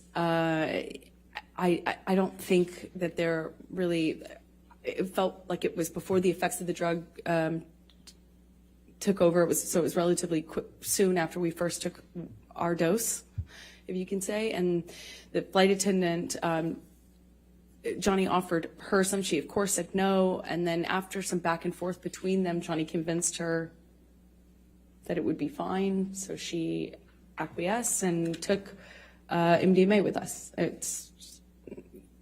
And within, a few minutes go by, and the same thing happened that happened on the mushrooms at Hicksville with the woman, Kelly Sue, who I've told you about. Flight attendant got friendly with me, but just friendly, just like MDMA friendly, was kind of, I'm a woman, he's a man, so she was naturally, I think, more comfortable with me physically. She kind of leaned into me and kind of sat on the arm of the chair I was sitting in. I mean, after all, she's on drugs, and Johnny grabs her hand and tells her not to touch me, and she kind of reacts in a way like she's defending herself and was trying to clarify. And he grabbed her by the wrist and slammed it down on the table and told her he could break her wrist. And I remember thinking, I've heard this before. And that was a pattern that would repeat itself a few times. These things would happen in these kind of cycles where there'd be a certain element that would get filtered for a while, whether it's an accusation or a gesture, and that would be the thing that he looped on. I called it loops. And he grabs her wrist and he tells her he could break her wrist. She cries instantly, denies it, is so apologetic. Eventually he lets go. She goes to the front of the plane where the flight attendant, normally hangs out, and the doors close, and I don't see her much of that whole flight. We land in Russia, and I don't really remember I don't recall any violence on the plane between Johnny and I, but I remember feeling this tension because I was wondering when it was going to aim at me, because he had this particular thing about, at the time I understood he had a particular thing, a sensitivity about me and women, because I had a female partner. So I was feeling nervous, anxious, and I remember we had a very quiet ride, at least I didn't say anything, to the hotel. And almost as soon as we get into the hotel room, Johnny's accusing me of effectively having engaged that, caused that. I, of course, deny it, point out what I thought was obvious, that, we'd given her drugs, wasn't an affair, and I'm trying to argue and defend myself at the same time. And At one point, Johnny just shoves me, just shoves me hard. And I fall back onto this glass table. I catch myself on the table. I don't know how some furniture got knocked around. There was I'm trying to stand up for myself. I'm trying to stand up, literally. I'm not, at this point, I don't even try to hit back or try to run. I'm in this hotel room trying to do my best to fight mostly the verbal accusations, but also I try to stay on my feet, At some point, Johnny whacks me in the face, and I don't remember feeling pain or awareness of my nose or anything. I don't remember thinking that. I remember kind of crying and feeling. I went into the bathroom and I wanted him to have I just remember wanting him to realize what had happened. I wanted him to kind of snap out of it. I wanted him to care. I wanted him to realize what was going on, because a big part of this, I felt like he wasn't aware. There was this sense that he didn't know what was going on. Again, I don't know how much of the drugs or alcohol is a part of this, but I remember crying. I came out at some point because I don't hear him in that room. I remember we had been arguing in the main room, but I went out to the hallway, which is where I presume he walked out, and his bodyguard, Jerry Judge, was in the hall. And I don't recall seeing Johnny in the hallway, but I remember seeing Jerry Judge, who gestured to my nose. Objection, hearsay. She's just saying gesture. He hasn't said anything yet. All right, gesture's fine. I'll overrule the objection. He gestures to my nose and holds out his handkerchief, like a cloth handkerchief. And I instantly felt really embarrassed. I felt ashamed. I don't know how else to describe it. I just felt like just really embarrassing. And I went inside the room. What, if any, injury did you have?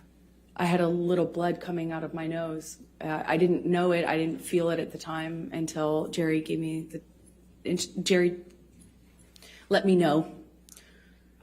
Okay. And I went inside the hotel room, and it, as embarrassing as it is, I remember just wanting Johnny to say sorry. I wanted him to realize it. It's so stupid, but the emotional part, I just wanted him to acknowledge that this was, that he could hurt me, and I wanted it to be okay. I didn't want him to think I was interested in this flight attendant. I didn't want him to think that I would be capable of cheating on him. I was in love with him. I just wanted things to be okay. Let's take you to July 9, 2013. Did there come a time that you went for a ride you went to the Bahamas and went on a ride for the yacht with Johnny and his kids? Well, it's less like we flew out to the Bahamas to his island.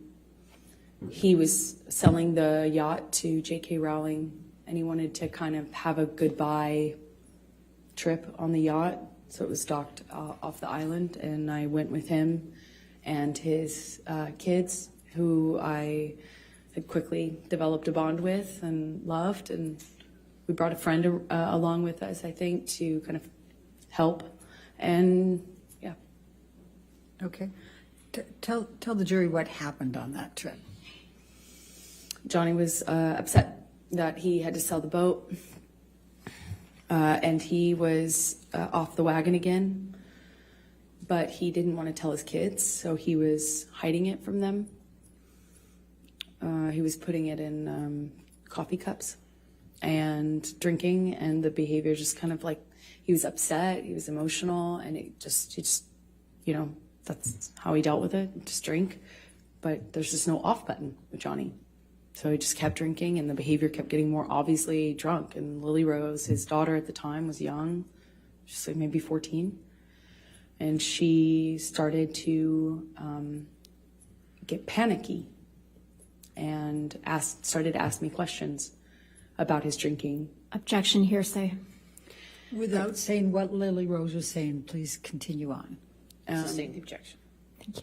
So she was asking me questions about the drinking, and was very upset. Sustain the objection. Yeah, you can't say what Lily Rose said. Oh, But yeah. you can tell gestures, Sorry. you can tell, and you can say what you and Mr. Depp said, okay? Sorry.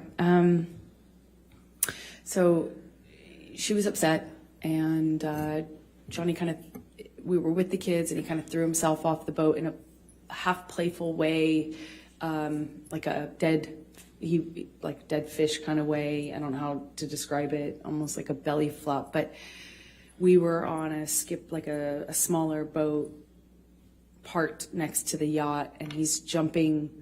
Well, he jumped off the front of it, but kind of in a face, chest forward way, like it looked a little scary, like not something somebody would do if they're completely okay. You know, it was started off all of us kind of taking turns jumping off the edge of the yacht into the water, and then he at one point kind of throws himself over, and it looked a little scary, the way his body fell into the water. And Lily Rose started to cry and expressed to me that she Objection, was hearsay. upset. Sustained.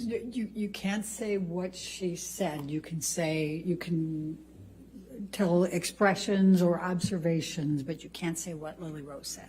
So Lily Rose is crying, and then the crying becomes like a panic, like almost like a panic attack, like rapid breathing, crying, lots of questions. And I'm holding her, kind of comforting her, and Johnny comes in, and within a few seconds, I realized that he, kind of shifted his attention on me, and then he seemed very angry. He asked Lily Rose to leave. Lily Rose leaves, looks at me, leaves, crying, and Johnny, I don't remember the words he used, but starts accusing me of kind of like telling on him and calling him, a drunk in front of his kids. I hadn't done that. I was actually trying to protect Johnny. It didn't feel like my place at all to share that with his daughter or anyone at the time, other than adults who might help with it, but not his kids. So I was trying to tell him I was just trying to comfort her. I was trying to protect you. He basically was accusing me of doing this thing and of making them aware of his that he was drinking again. And he slams me up against the side wall of the bedroom of the we were in the bedroom this whole time, but up against the wall of the cabin, and slams me up by my neck and holds me there for a second and tells me that he could fucking kill me. And that was an embarrassment. I was embarrassing. It was embarrassment. This whole thing was a joke. It was all embarrassment. I made him feel sick. And I'll never forget. I'm very, very, very much in love with this whole family now. And he's saying I'm embarrassing to him. And that somehow stuck in me more than I could fucking kill you. It just sounded like hyperbole. It sounded like something he was just saying, but the names that he was calling me, well, kind of just pushing me up against the wall by my neck, it hurt my feelings. It hurt. When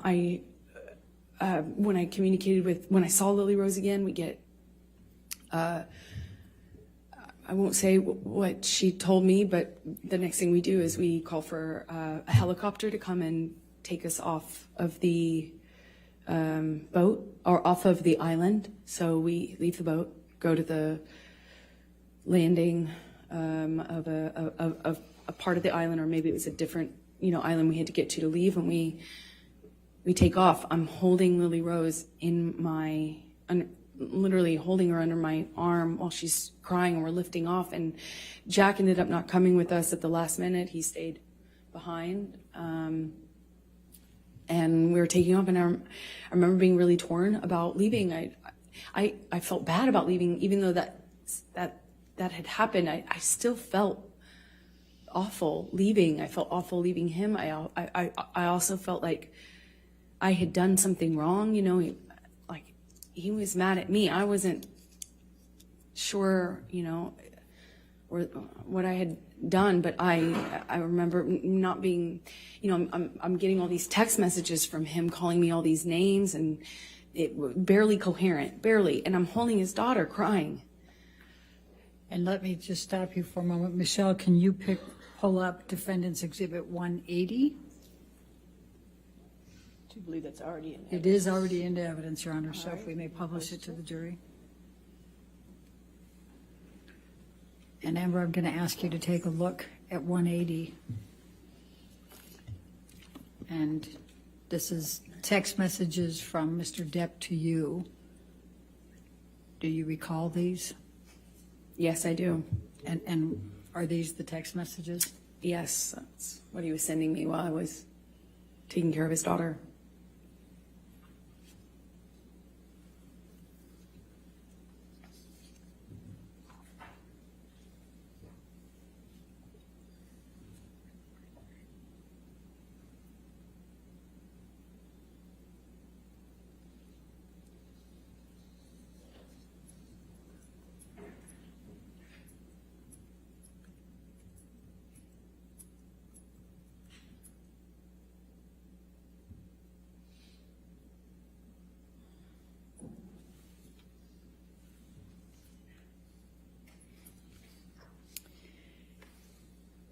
Your Honor, I'm about to go into another event. Should I keep going?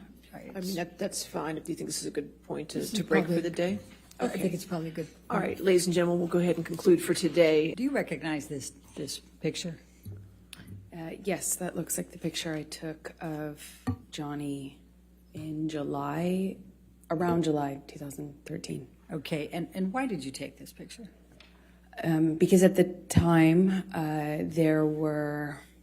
I was already sensitive. I'd been in a relationship with Johnny for over a year, coming up on 2 years, and I had already noticed that there was this pattern of behavior changes with him that would make my life significantly more complicated or peaceful, difficult, or wonderful, depending on what he was using. And I only could tell what he was using because I would have to look for clues, and he would pass out and get sick and lose control of himself, and then people would pick him up and clean him up and fix it, and he wouldn't either remember, or he would deny it, or he would accuse me of saying that this had happened when it didn't.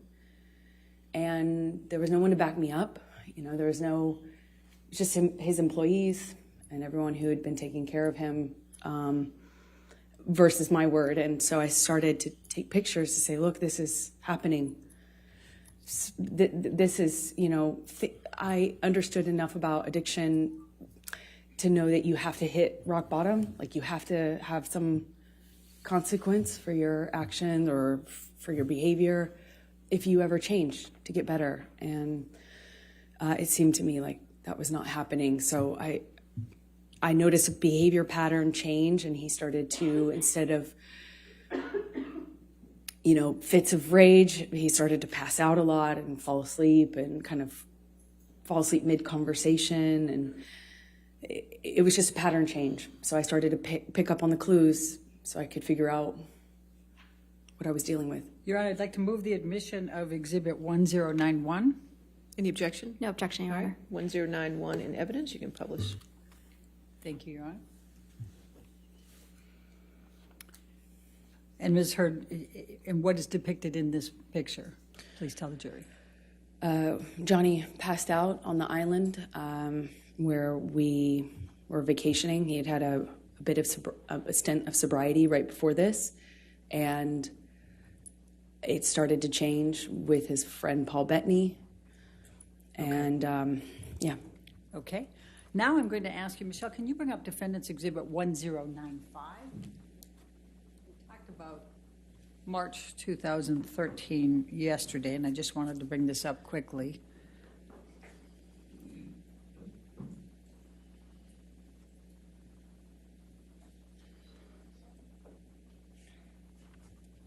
Do you recognize this picture? Yes, that was taken. Before you go further, did you take this picture? Yes, I did. Your Honor, I'd like to move the admission of Defendants 1095. No objection, Your All Honor. right, 1095 in evidence, you can publish. Okay, thank you.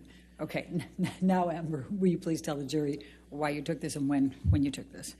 This was after a several-day bender, a binge of Johnny's. The 22nd of March, which we talked about yesterday, about he tried to burn a painting.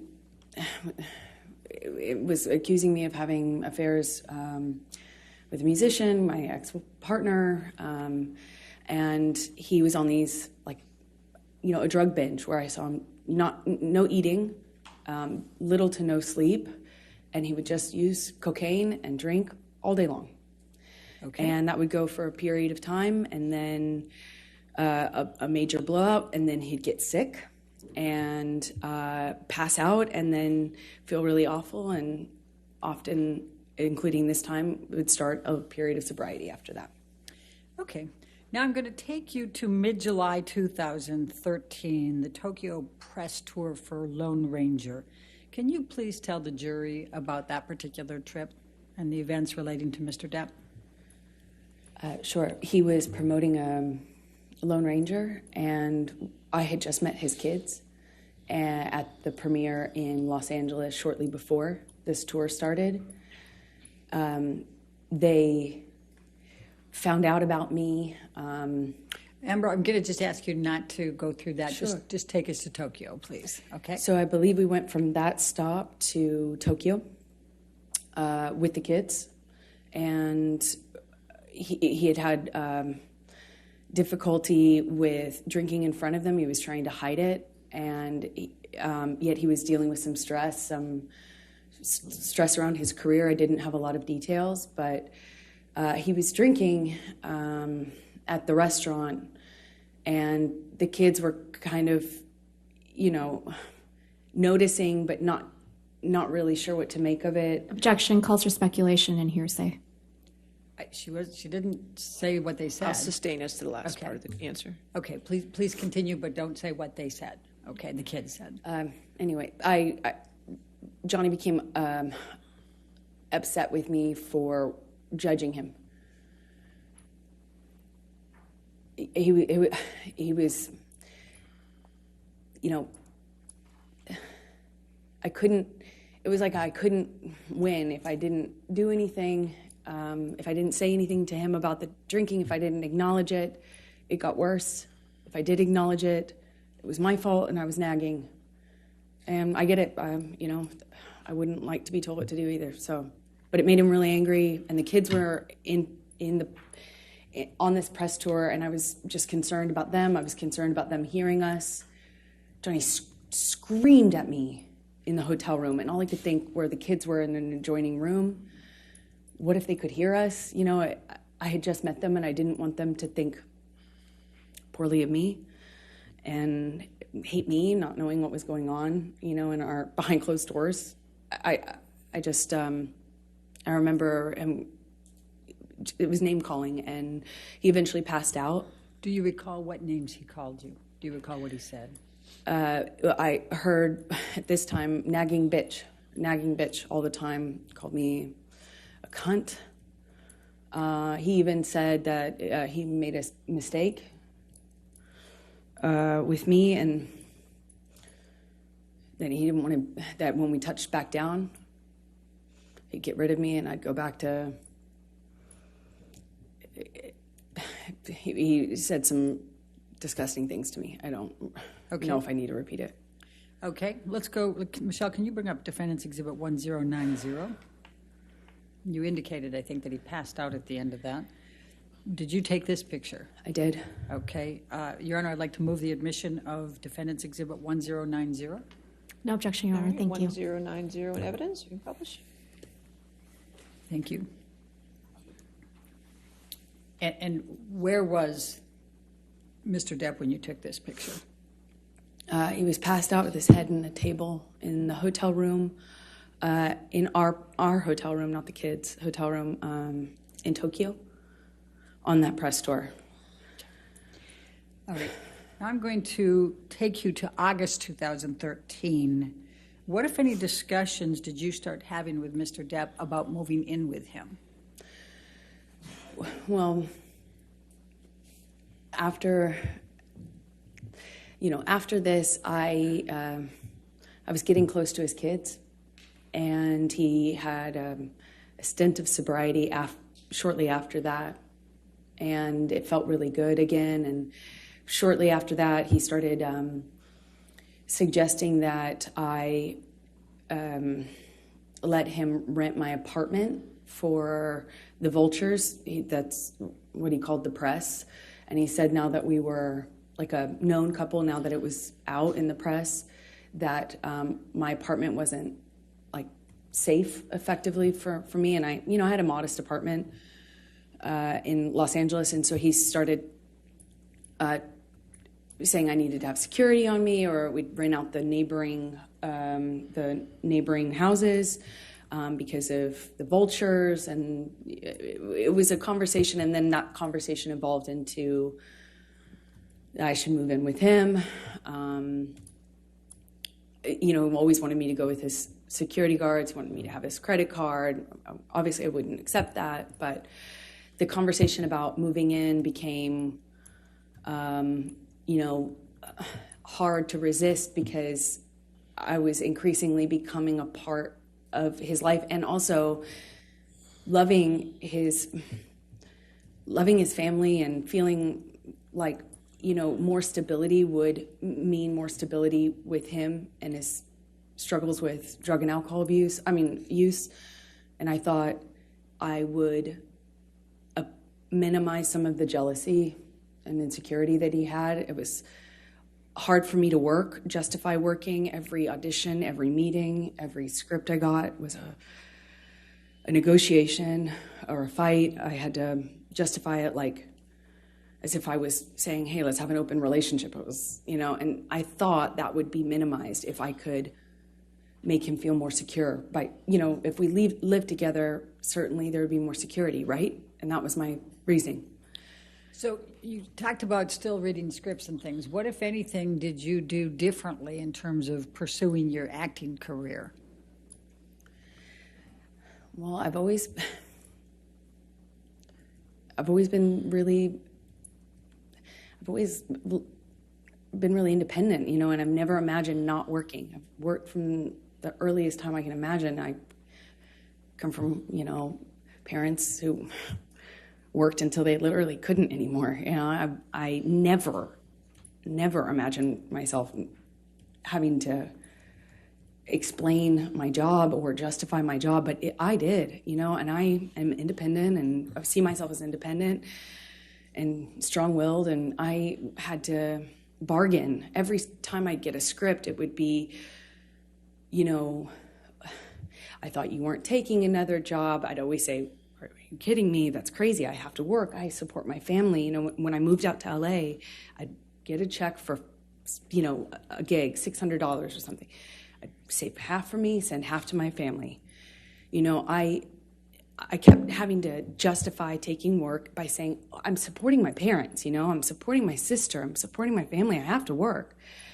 And he would say, you don't have to work, kid, let me take care of you, my woman doesn't have to work. And that sounds really sweet and really romantic in some way, but it became a real fight. Every time I got a script, it was, what kind of how I was dressing, what kind of behavior I'd have, how did I have a sex scene? And then I started saying, no, I won't take the sex scenes, or, I'll take the part where I don't play, that kind of character. Or then I started minimizing the kinds of kissing scenes that I had. And eventually I had to change the wardrobe that I could have in the movie. I couldn't have a sex scene, but that all, it didn't happen all at once, of course.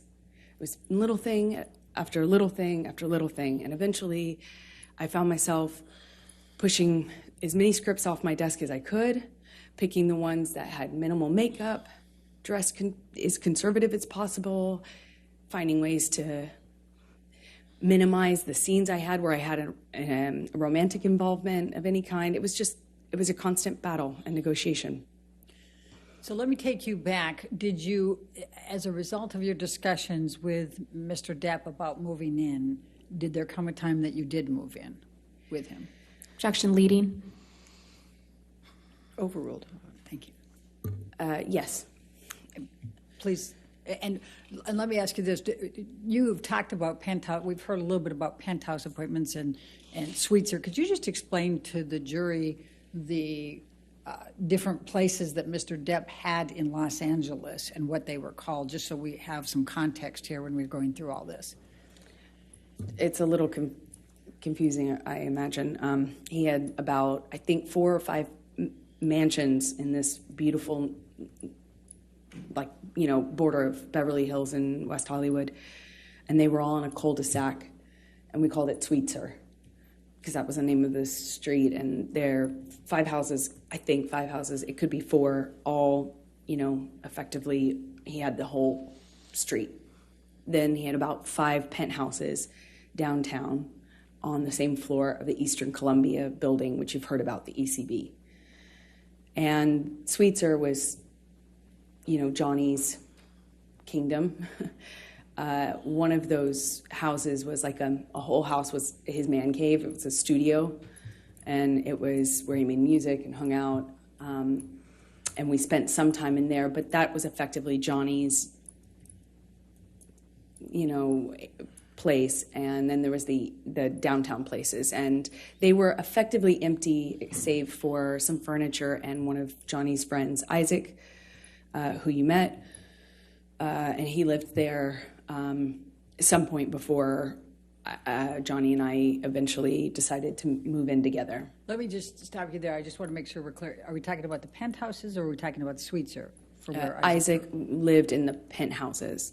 Okay. The rest of them were pretty much empty. And my best friend, who I was very, very, very, very close to, went through a breakup, and he very kindly insisted on moving her into this penthouse. And of course, she said no for the first few times, but he insisted and said they were empty, and he would love to have her move down there. And he very kindly moved my best friend downtown. Problem is, Rocky? Yeah, okay. Rocky Pennington. But the problem is it's like 30, 45 minutes from West Hollywood, where my place was, which we call Orange at the time. Okay. So when did you move into the penthouses? Shortly after he moved Rocky, my best friend, into the penthouse. So she was in one of these empty-ish apartments, and somewhere around that time, I think it took me some time, actually, but after that, I eventually agreed to move in with him and give up my place, although that made me pretty nervous, to be honest. But we were in this relationship that was very serious, and we were constantly traveling. Also, as another part of it, is we were in LA for a matter of days or weeks. I'd go do a job, he'd go do a job, I'd come back for a photo shoot or a red carpet, go on a location, go visit him on a location. And there was an incredible amount of travel and movement. So we weren't really, again, living the day-to-day that you might normally with a partner, where you have a home and you move in together and you have one home. We didn't have that. It was very different. I'm going to take you to September of 2013. What were you filming at that time? London Fields? Yes, that's right. Okay. I was filming London Fields. I just started. All right. And did there come a time that you became engaged to Mr. Depp? Well, yeah, it was difficult because in that role was a very difficult role. I mean every time, every scene that involved sexuality or romance was like, I'd look at that on the page and it felt like I'd feel my gut tighten because I knew it was going to be an issue. But Johnny dropped me off. I gave him the script. I sent him pictures of what I was wearing in my wardrobe fittings. I sent him everything. I shared my script with his team, and the fighting eventually kind of minimized. It was clear I was going to do this job, and I told myself I had to do this job. And Johnny had to go to London, I think, for some pre-production stuff for a movie he was going to do a smaller part in. I think it was called. I think this was Into the Woods, is my best guess. So he dropped me off in London, and when he dropped me off in London, we had a few days at this hotel that we first, consummated our relationship in. It was when we were on the London press tour, and our relationship developed. That was the same hotel, and we were in this same room, which is Johnny liked to be in the same room. And it was really sweet. He got down on one knee and said, "I want you to be my girl forever, my woman, my girl. I want you to be the rest of my life. Say yes to me." He said he wanted to spend every day. He promised me that every day when I woke up, that I would wake up and he would make me smile at least once, and that would be his goal. And I looked into his eyes and I saw my future hope, like blind hope. I was so in love. It was one of the most, I can't describe that kind of joy.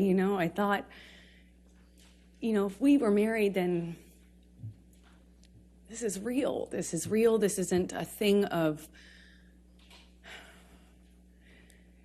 this isn't chaotic, and this will change. I had so much hope in that moment. And I just said to him over and over again, "Are you serious? Are you real? Are you serious? Are you sure?" Because he didn't have a ring, so I thought, is this an impulse thing? My experience, Johnny could be very impulsive, and he said over and over again, "Be my woman forever. I want you to be my wife, my wife, my wife." I, of course, cried, and we had a wonderful evening, and he left shortly after, and I was, the next day I had to go to work, and I couldn't tell anyone, and I wasn't sure. Part of me was worried that he didn't mean it, or that he wasn't sure. I just didn't want it to be an impulse thing, so I didn't want to mention it. I didn't want to bring it up. I didn't want to. And I kind of felt, I walked around for a few days like I had butterflies under my skin. And then he brought my dad out to London with my best friends, and my dad told me, Johnny has asked me permission for your hand in marriage. And I felt like the luckiest woman in the world. So while you were filming London Fields and Johnny had gone back to L.A., what, if any, issues did you have with him on fraternizing with the cast?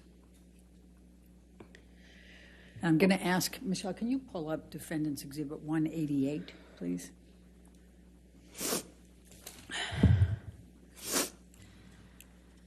Your Honor, I'm going to object on hearsay.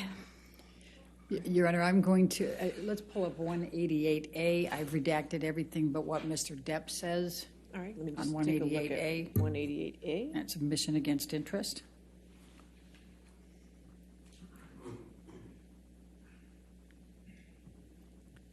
Do you have that? You don't have it?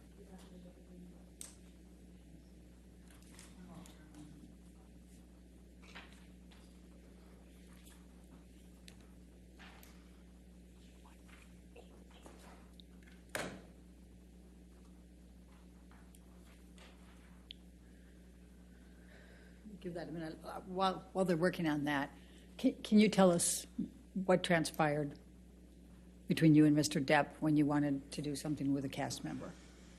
So, as I said, he came to London for his own work and also dropped me off in London, where I had to be for a few months to film this movie. And he asked me to marry him. He brought my best friends and my dad out. They left. And shortly after they left, my co-star, one of my co-stars, invited me to go to a concert with him and some of the cast to kind of break the ice, and I'd be working with them for the next few months. And I had already, I already knew I couldn't be photographed, even if it was platonic. I couldn't be photographed with men or women that other people could possibly spin as romantic. I had learned that but in January, the hard way. So I asked him permission if I could go to this concert with the cast.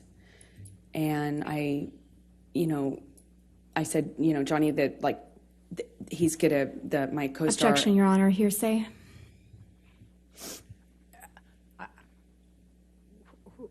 Don't tell us what the co-star said. Just tell us what your communication was with Mr. Depp. Objection, hearsay. Her communications are hearsay.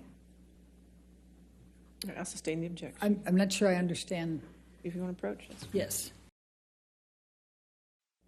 That if I accepted the invitation and went out to a concert, that the engagement would be off, that the relationship would be off, and that I was foolish, naive, for thinking that people could invite me to a concert in a platonic way. I tried to say that it was fine. Objection, hearsay. She's testifying about what Mr. Depp said. I don't understand. All right, I'll overrule that objection. Please continue. Yeah, he said I was foolish and naive, that no one could invite me to... How could I be so dumb to think that somebody could just invite me to a concert? Why would they want to hang out with me? Obviously, it was because they wanted more from me, and that I probably wanted more too. I was basically asking for it. You're going to go backstage. What are you going to say to the band? And then I know how this plays out, and who's the other girl going to be there? And how could you be so stupid? How could you be so foolish? You're more naive. You should be smarter than this. And I apologized. That whole evening, I think for a few hours, I spent on the phone with him, texting, calling, or talking, hanging up. He'd hang up on me, be upset, and then send me cryptic messages about my foolishness. And, I'm already doing a movie where I play this, character where I was empowered. Like, I read the script and I thought this character was empowered sexually. And by the time I got Johnny's feedback on it, I had been convinced that actually I was just being used, that I was just being used. It was clear that was all I had to offer, and I was too foolish to see it. And I had Amber, I'm just going to stop you right there because I'd like you to take a look at Defendant's Exhibit 188A. Mm-hmm. Is that in front of you? Do you recognize this portion of the text chain between you and Mr. Depp? Yes, I do. Okay, and this is on September 9, 2013? Yes, it is. Okay, and are these statements Mr. Depp made to you during that evening that you just described to the jury? Yes. Your Honor, I'm going to move the admission of defendants 188A. Any objection? No objection. All right, 188A in evidence as redacted. Do I have that redaction, or is that something you need to give me? I think we're going to need to give it to you a hard Okay. copy. All right, thank you. Thank you, Your Appreciate Honor. And if I You can publish can draw your attention to it, he first says, I don't want to make anything an issue, baby, but I literally have been on the ground just 14 fucking hours from leaving your side. Do you see that? Yes. And then he says, you know what I want, who I am, and where I want to go with us. You know very well what type of fucking man I am, and yet you lay a gauntlet before me that you know is the very species of danger that will always attract me into a very tempting test. What's behind that door? Almost impossible to, I think he meant not take you on. You want me to roll the dice? This sounds more like an aggravated ultimatum than soft words that could help us make both feel better. Don't test me, please. Did he tell you that? Yes, he And did. what did you understand that to mean? It was clear. It was a threat that if I wanted to be. Objection, speculation. I think she can say what she understood it to mean. I'll sustain the objection. Okay. All right. Let's move on then to the filming of Mordecai with Mr. Bettany in October, November 2013. Where did that take place? In London. Okay. And what, if any, involvement did you have? Were you there for any part of that filming? For part of it, I happened to be in London already for the film I was just telling you about. And Johnny came to London shortly after to film his own movies. He did the smaller, I think it was a smaller role in Into the Woods, and then he was filming Mordecai after that. So after I finished my movie, I moved in with him into his house in London, a rented house in London. Okay. And describe your experiences during that time period with Mr. Depp. It was really touch and go. He was filming with Paul Bettany, and there were days when he wouldn't come home, or they couldn't get him up out of on set. He'd be asleep in his trailer, sleeping whatever he'd done the night before off. I remember he missed a few days of work that way. It struck me because in my experience in our job, you don't miss work. It doesn't matter how sick you are. You go. It's millions of dollars every single day they're filming, and I had not experienced someone who could effectively just control the set like that, to that extent. And one day he didn't come home, and I was worried sick. I found out that he was in a hotel room with Paul Bettany. Objection, hearsay. Okay. Move forward, because When he came home, they had to carry him home. Objection, hearsay. Did you see them I carry watched him? it. Okay. Go ahead. Okay, please continue. I watched. I was shocked that he could do it. One of the security guards carried Johnny like a baby into the house, and I looked at that, and his boots were hanging over the security guard's arm, who had to negotiate getting through the doorway, carrying Johnny like this. And I watched this. His assistants and the other security guards shaking their head, just shaking their head, acknowledging this is how bad it is. And I remember thinking, this has got to be it. Like, this has got to change. This is it. And he was understandably very, very sick for at least 2 days, is my recollection. And in that 2 days, I had a lot of conversations with this team. I won't say what they were.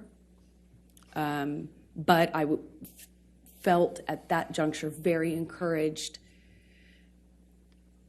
that everybody and myself were on the same page. And I felt encouraged that we were in a new chapter, that Johnny had finally hit rock bottom, and finally he felt like changing for good. And I felt buoyed, supported by these conversations I was having with people that he was close to, that he trusted. November 2013, did you have any contact with Lily Rose that led to any discussions with Mr. Depp? Objection, leading. What, if any, communications did you have with Lily Rose in November 2013? Objection, calls her hearsay, leading. I'm asking what her connection was. I didn't ask what she I'm said. going to sustain the objection. If you want Okay.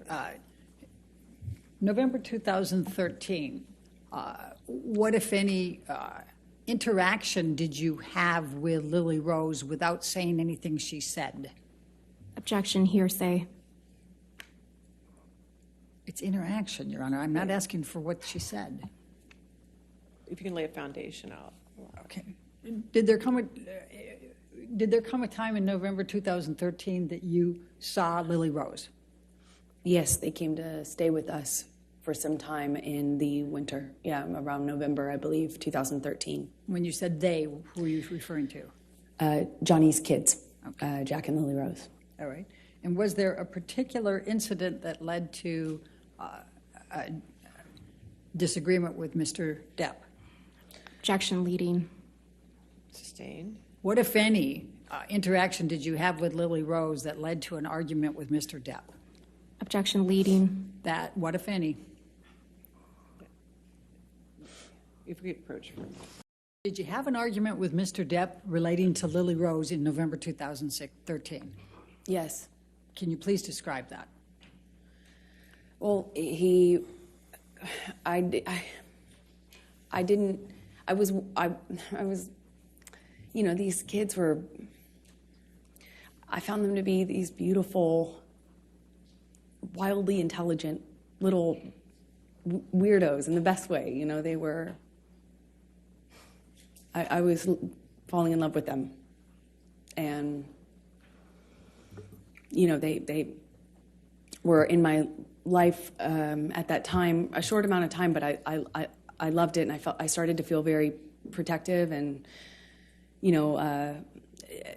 Johnny's sobriety meant that he was there and then he wasn't, and the nature of our lives with the travel and work meant he was there and then he wasn't.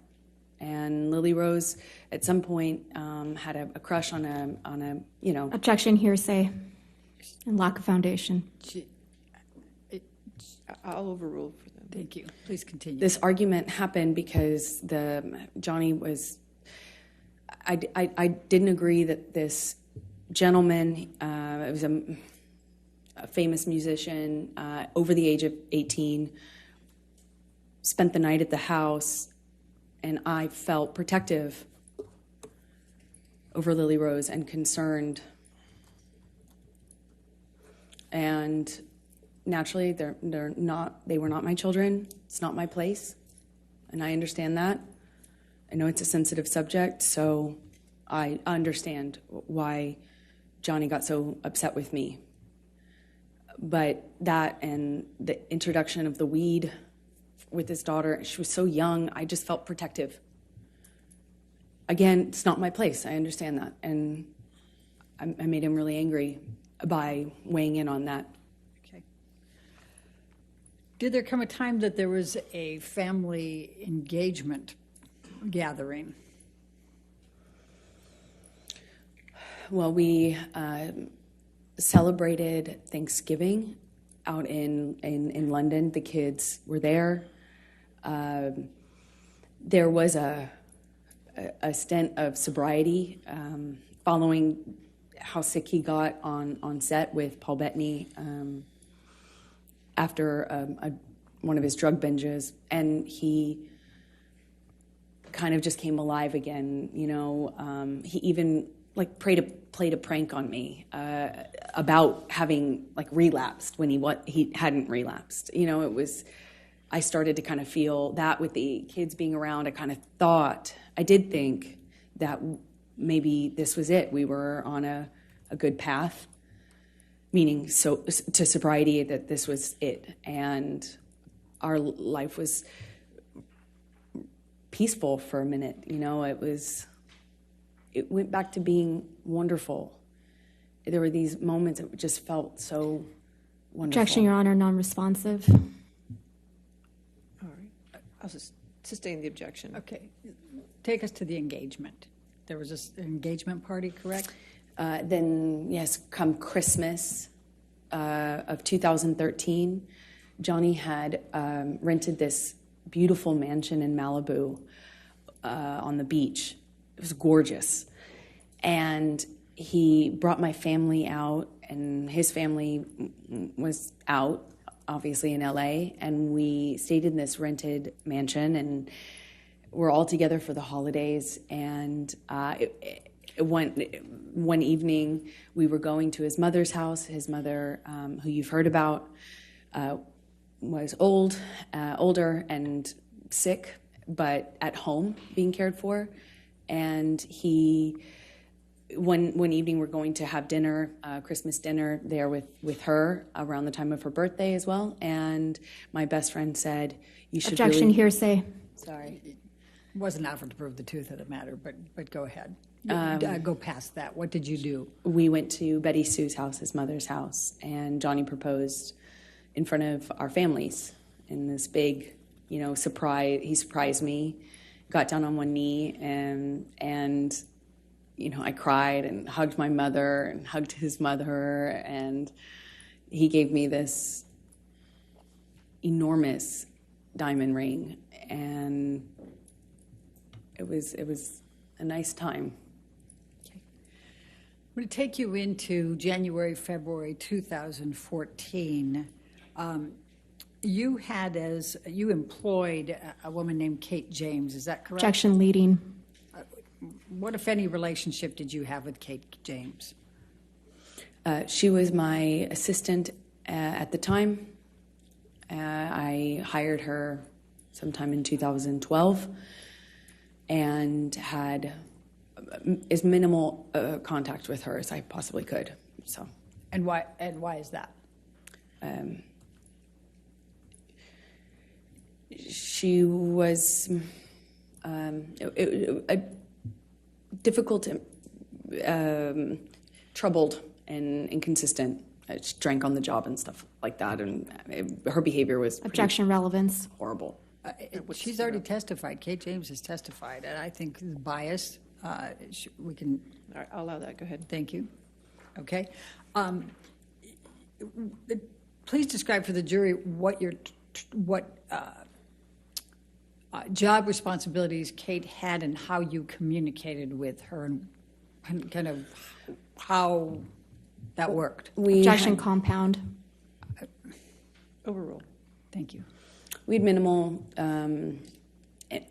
person-to-person interaction because I was hardly ever in LA. If I was there for a few days at a time. And Johnny and I kind of lived in this insular bubble anyway when we were together. But we would send emails, texts, and a lot of voice memos, voice notes. And, if I found that if I said, Kate, you left the car running with your doors open and your kids in the car on the street. You Objection, need to move hearsay. She's not testifying. She's testifying about context. Sustain the objection. Next question. All right. I'm going to ask you to take a look at Defendant's Exhibit 209.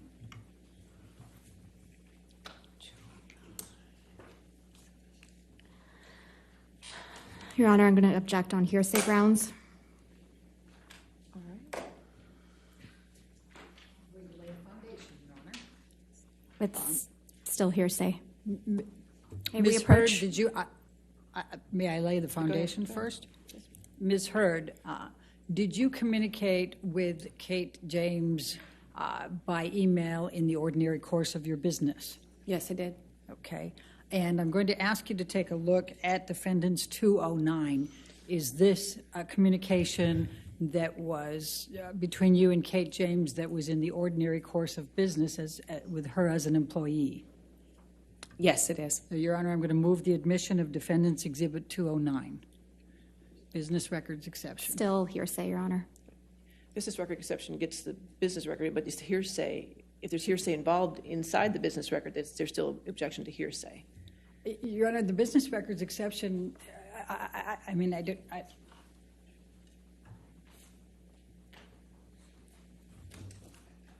agree. I think that's the point, that hearsay can... Approach. What, if any, communications did you have with Kate James about your issues with Mr. Depp? Objection hearsay. Your Honor, Ms. James has testified. I'll sustain the objection. All right, we can take that down, Michelle. In the February, I'm going to jump to February, March 2016. What, if any, communications did you have with Mr. Depp about a prenup?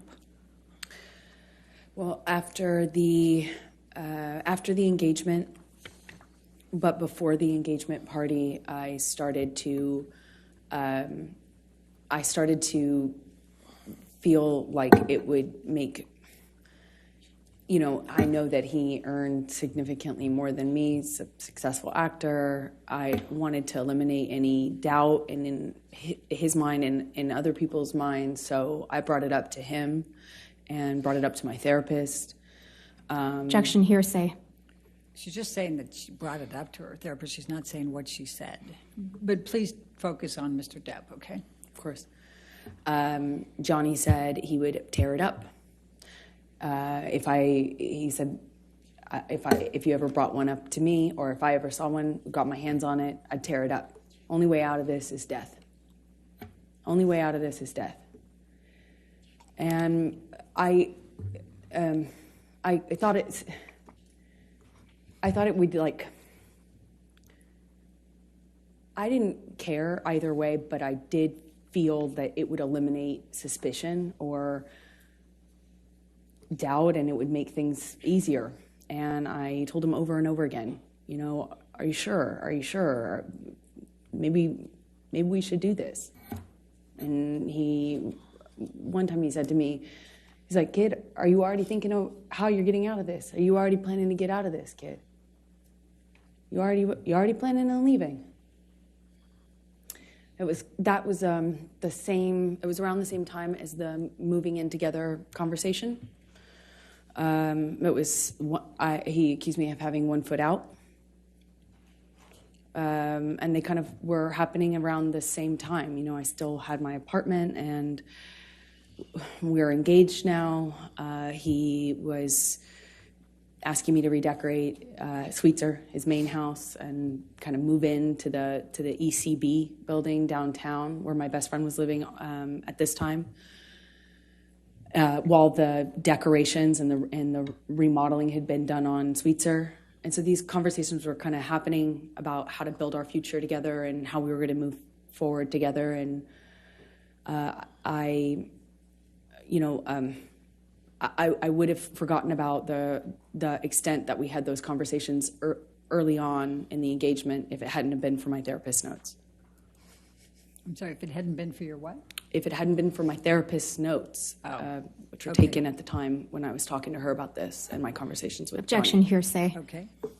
I'll sustain the objection. We'll move on. Okay. Let's take it to March 2014. Did there come a time there was an engagement party? Yes, so it was March 2014. Please describe for the jury. We had an engagement party, and we decided that when we did get married, we'd have a small wedding, something intimate. But, our lives were kind of big. His life was extremely big. And we needed to incorporate, we wanted to have a bigger engagement party than a wedding, and kind of get our guests in, our family, our friends, and have a big event of it, as opposed to making the wedding something that was big. And so we kind of put it on the engagement party and had a bunch of people, a lot of friends, business acquaintances, a lot of family. I had all of my family friends and my childhood friends come out for it, and I even invited my therapist. It was, a big event. Okay. And describe what took place at the engagement party. Well, we walk in together, and we took some pictures and said a few hellos, and then Johnny disappeared upstairs in, I guess it's like a coat room or something. It was in a big abandoned building that was rented out for events. And he had disappeared upstairs almost the entire party, I would say. It was kind of came down at the end when we were leaving, and came down once because he was at the time sharing drugs with my dad. Objection. Speculation. Lack of foundation. How do you know that he was sharing drugs with your dad? I was there. I watched it. Please continue. My dad at the time was was addicted to the same thing Johnny was. And so my dad had, either my dad ran out or Johnny ran out. I can't recall which of the two ran out, but there was they needed more, of course, and had to leave the party. My dad actually left with Johnny's security to go get more drugs from Objection. West Calls for Hollywood. speculation. How do you know that? They told me. Hearsay. Sustain the objection. Okay. And they left to go whatever, and then they came back with drugs, and everything was okay in terms of the withdrawal symptom, or I don't know what you call it at that point. But he still stayed upstairs. And Are you referring to Mr. Depp? Yes, I am. Okay. Please So continue. shortly after that, I tried to get Johnny to come downstairs, and he just snapped at me, just verbally told me to shut the fuck up. And I remember talking to my mom about the irony of it. Okay. We were at an engagement party, but that was pretty much it for the engagement party. And I went downstairs and entertained guests and smiled and took pictures and put on a face and went about my evening. All right. I'm going to take you to May 2014, the Met Gala. Could you please tell the jury what a Met Gala is and what's involved in that? Objection. Compound. Overruled. Met Gala is a big event, annual event, celebrity event in New York. It's a fashion event, but it's just a major red carpet event. And you have to be invited, and it's kind of a thing, and we were invited that year. And I had already gone for the previous year or two, and this year we were going to go together. And at some point in the evening, we're sitting across the table, and Johnny starts asking me about this woman. He thought I was looking at this woman in a sexual way, and I kind of turned it around on him and said that exact same Objection. Hearsay. All right. It's context, Your Honor. This is context. Sustain the objection. Okay. Just say what Mr. Depp said then. I guess you can't tell us what you said to him. Okay. He was accusing me of flirting, and that's how the argument started. I don't recall what other accusations I was fielding at that moment, but typically in my experience with him, it wasn't just one. So you'd make a point, and then he would go on to a different accusation. But I remember that what started it is this accusation that I had been flirting at this event. We get back to the hotel room, and Johnny shoves me and kind of grabs me by the collarbone area, like not really my neck, but top of my neck, above my collarbone, below my neck. I think at that point, when we were still in the living room, I shoved him back but I don't really recall too many specifics. I remember he threw a bottle at me. It missed me, but it broke the chandelier. And at some point, I remember maybe this was the shove that I was talking about, but at some point, Johnny and I are in a struggle in the living room, and he kind of like shoves me down on the sofa, and I get up, and I'm trying to get him off of me, and it's just stronger than me. I don't know how else to describe it. And at some point, he just whacks me in the face. And I had not, at the time, been, I think that was the first time I was like, is this a broken nose? At the time, I was unsure what that feeling was, but I suspected I had a broken nose. And other than that, I was relatively unscathed. But I remember my nose being swollen, discolored, red, and I took a picture of my face at some point and made a joke about it to my friend about how bad I looked compared to how the red Objection, carpet. hearsay. It wasn't offered to prove the truth of the matter. Yes, I'll sustain the objection. Okay. Okay. Just don't say what you told a friend. Okay. Okay.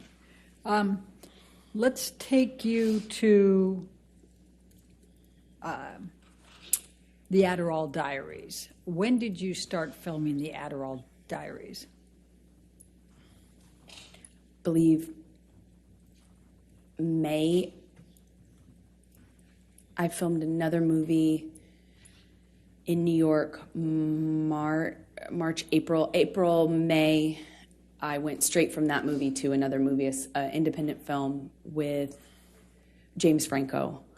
The one I had previously shot was with Christopher Walken. That's right. Okay, so I went from one to the other and saw Johnny in these, in between, like if I got a long weekend or, I'd fly home to be with him and then fly back. It was kind of like that. Fly back from where? Where were you filming those? In New York. Okay. And where was Mr. Depp at that time? Johnny was in LA at the time and then eventually went on location for his movie, Black Mass, in Boston. So you were in New York and Mr. Depp was in Boston at some point? Eventually, by May 2014. That's it. All right.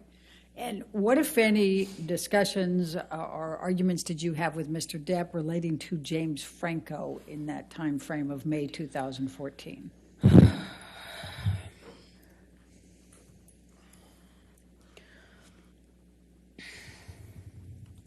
It's a nightmare.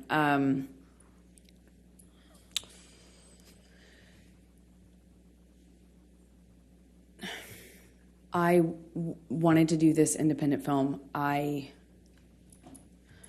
liked the story. I liked the character. I told him I'm not going to wear makeup in the thing. Objection, hearsay. Apparently, Ms. Bureau, if you could approach, please. tell the jury what Mr. Depp said. He was mad at me for taking the job with James Franco. He hated James Franco, and was already accusing me of kind of secretly having a thing with him in my past since we had done Pineapple Express together. Okay. So I'm going to take you to the Boston plane incident. We've heard about that earlier, May 24.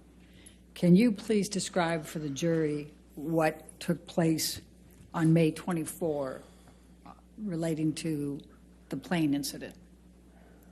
Well, I had spoken to Johnny, you know, he's in Boston, I'm in New York, and I spoke to him. He had already been upset with me and accused me in like many arguments about not telling him about scenes that I had. If I had a kissing scene, any sort of romantic scene, and I wasn't explicit about what I was going to do, then I was accused of having withheld information and hiding it from him. So I didn't want the fight, of course. I didn't want the argument. but I had to kind of eggshell tiptoe around how to tell him when I had any sort of scene like that. And I did tell him in this occasion. Objection, hearsay. We need to stay with what Mr. Depp said, okay? Okay, so he was upset with me, but he didn't sound coherent so much on the phone. He was yelling at me about how could you tell me this? How could you tell me this when I'm filming, when I have this scene that I'm doing? How could you tell me this when I'm working? Obviously, I couldn't tell him any other time because we were both filming, and I told him as soon as it was relevant, but he kept saying, how could you tell me this? How could you just tell me this? And it was like I had told him I was having an affair or something, it was that angry at me. But he kind of started to sound less connected to reality as these like arguments would happen on the phone. This is in one day. Eventually, he hangs up on me in the conversation, screaming at me. I talked to his assistants. I won't say what they said, but I had conversations and felt encouraged that I could continue on with the plan, which was for me to get on the plane, go to Boston, pick him up, and we would go back to LA for his daughter's birthday. I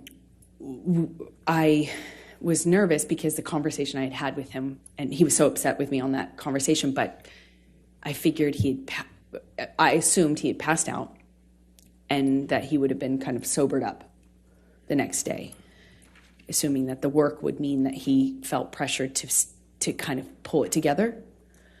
And I get on the plane. He sent the plane, so I assumed he's not that mad at me. He's over it. We're moving on. He's sobered up. There had been a lot of talk about a sober plan, like a full detox, a full recovery, a doctor, a whole plan. There were talks of that following what had happened in London. So I was feeling like, okay, well, maybe we're here. And I get on the plane. It touches down and the SUV pulls up and it sits on the tarmac for a very long time. He knows I'm on the plane waiting for him. So I kind of started to anticipate that things weren't as I hoped, meaning that he was sober and had slept it off. And I'm sitting on the plane for a very long time waiting for him, and he finally opens the door, and I see him get out of the SUV, and I can guess by how he's moving, how he's walking. I didn't realize at the time I had already become really sensitive to these little changes because my life changed depending on what he was on. And he gets on the plane, and I just knew in every cell of my body something was wrong. And he comes straight up to me, doesn't say anything to me, but is looking at me. He's got these glasses on, and he takes them off in this kind of aggressive manner and sits down across from me, not in the usual spot. We'd kind of have our places on his plane, where you get used to sitting. And I remember I got up and moved to accommodate him getting by so he could sit in the normal seat as per usual. He didn't. He sat across from me. At some point, and I don't really remember the exact sequence of it, we take off, and at some point he's asking me what's wrong with me. What do I have? Do I have something to tell him? You want to talk to me about your day yesterday? And then it gets, I already know that he's drunk. I already know he's using, he reeks of weed and alcohol. I mean, his breath smelled so bad, and I could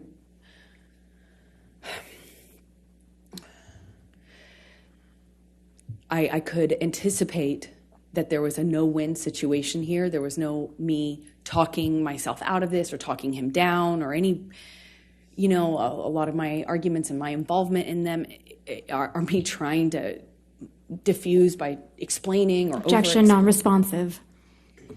She's telling the story, Your Honor. I'll sustain the objection as part. Good. So he is asking me questions, and I know to not engage.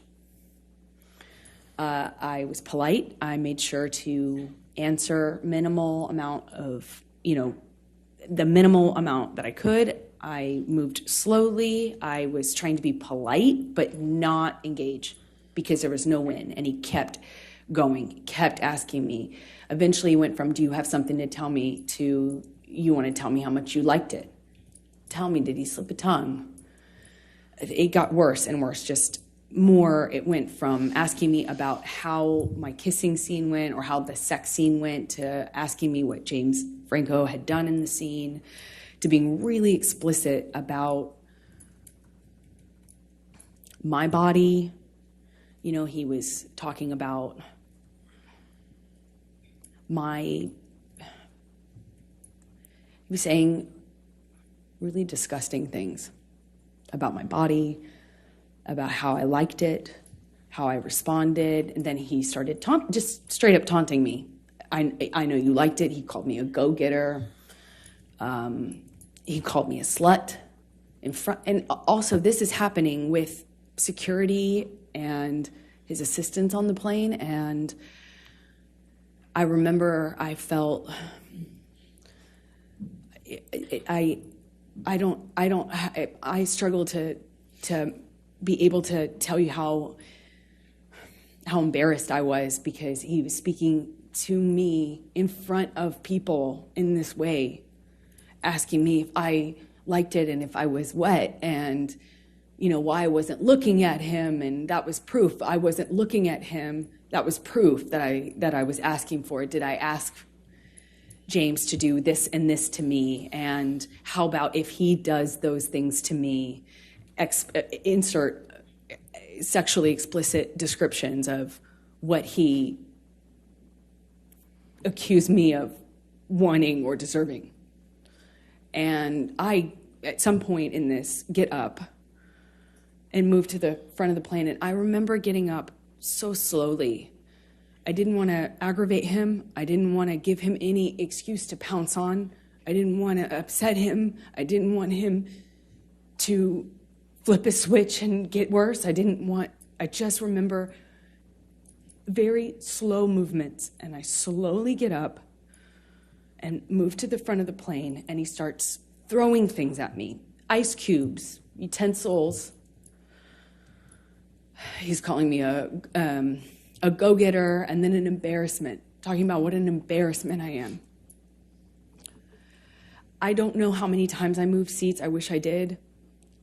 I remember moving more than once, and Johnny came to me each time, not the other way around. He sits down in front of me at one point, and because I'm not answering him, I was looking out of the window, and he slaps my face. And his friend is in our proximity. And it didn't hurt my face. It just felt embarrassed. Did he do that to me in front of people? It was the first time that anything like that had happened in front of somebody. I got up to move again, and he's just taunting me, having a laugh, screaming, and then just straight up mean, calling me names. And it was oscillating between those things. And I get up slowly again, and I just resolve to just sit the rest of the time up at the front of the plane. And as I get up, he kind of kicks the swivel chair into my hip, or kind of just hits me. And I look at him, and he asks me, what are you going to do about it? I just stared at him. I just stared at him and wanted him to see me. I wanted to get through to him. Didn't feel there was it felt like there was a blackness in his eyes. I wanted to look at him. I wanted him to see me. It didn't even feel like him. And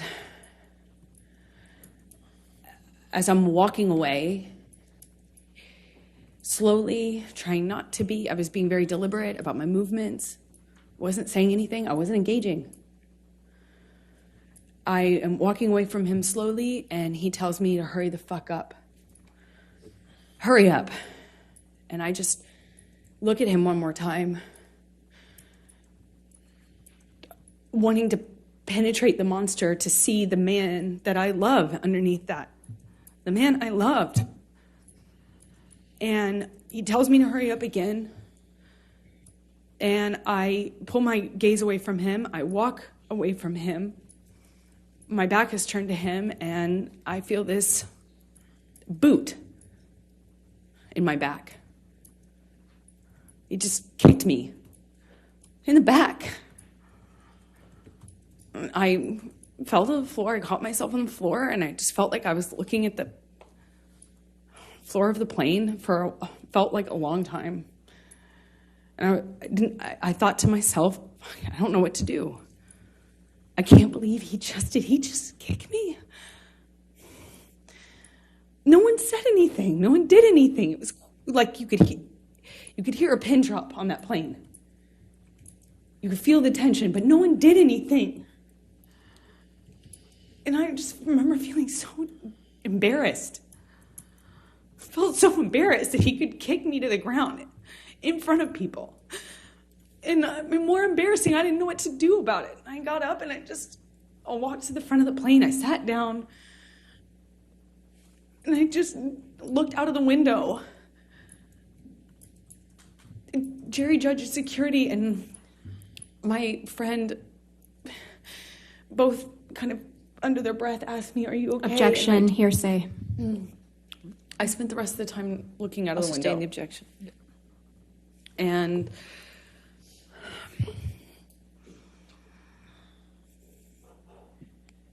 Did there come a time that you tape recorded Mr. Depp on this plane?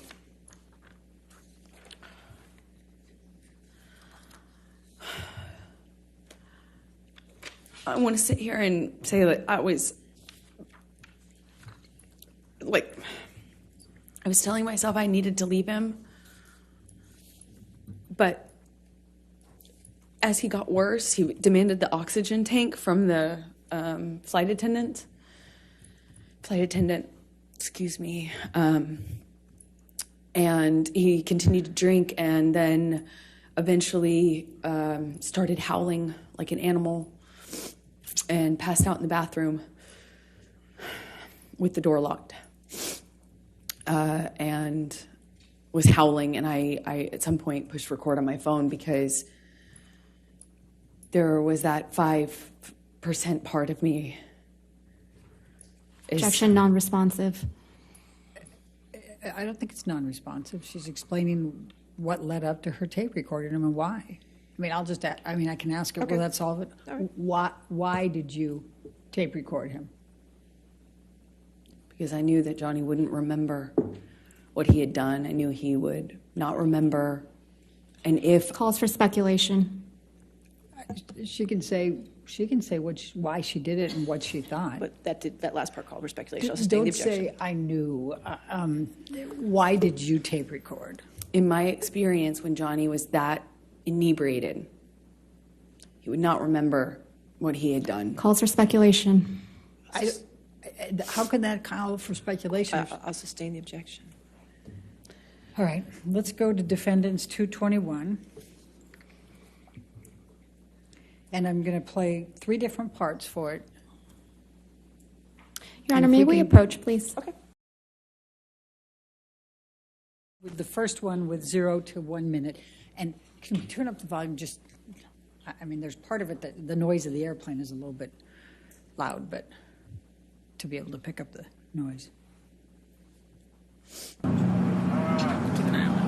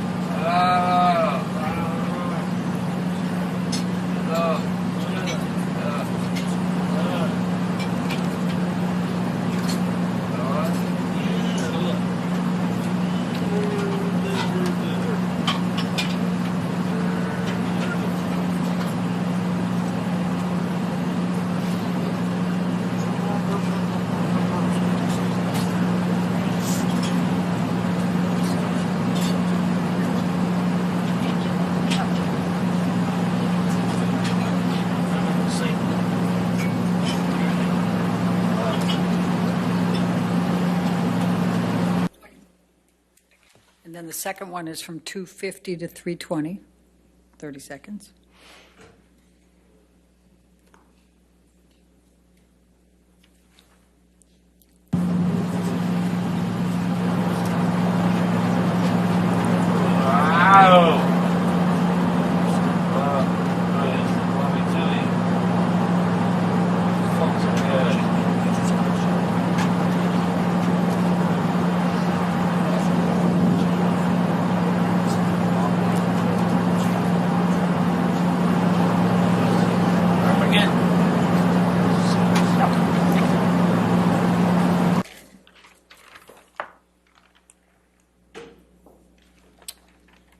You, 221 is in evidence.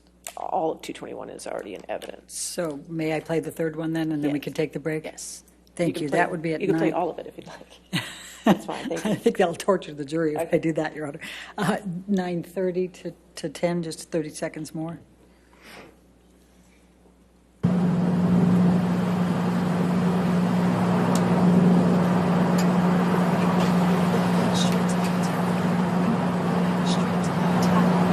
I must have this fucking idiot in case he gets sick.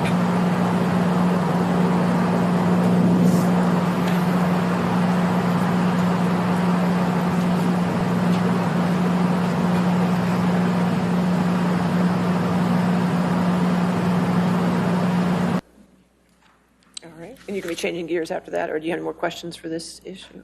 No, I think this would be fine Okay, for a break. all right, ladies and gentlemen, let's go ahead and take our morning break then. Thank you, Your Honor. Amber, following the plane ride, what did you do once you arrived, once you landed in L.A.? I called for a cab, a car to pick me up, met me at the private airport, and I left. I got straight off the plane as soon as we touched down.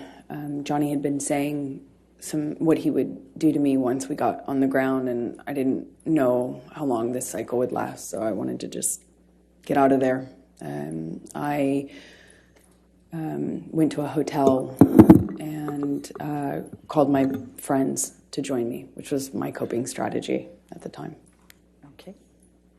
I'm going to ask you to take a look at defendants 204.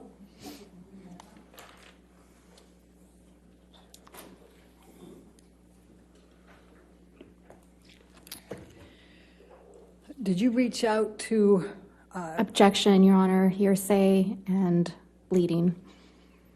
Your Honor, I would direct Your Honor's attention to the first one in blue and the third one in blue, and I would say present sense impression and the state of mind at that time. All right, if you want to approach. Yes. All right, let's go to 205. Defendants 205.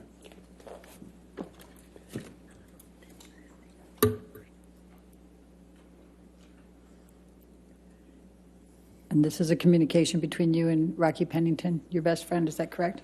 That's correct. Okay. Objection, hearsay. You want to approach? 205 with redactions is in evidence. Thank you, Your Honor. May we publish to the jury? Thank you. It is.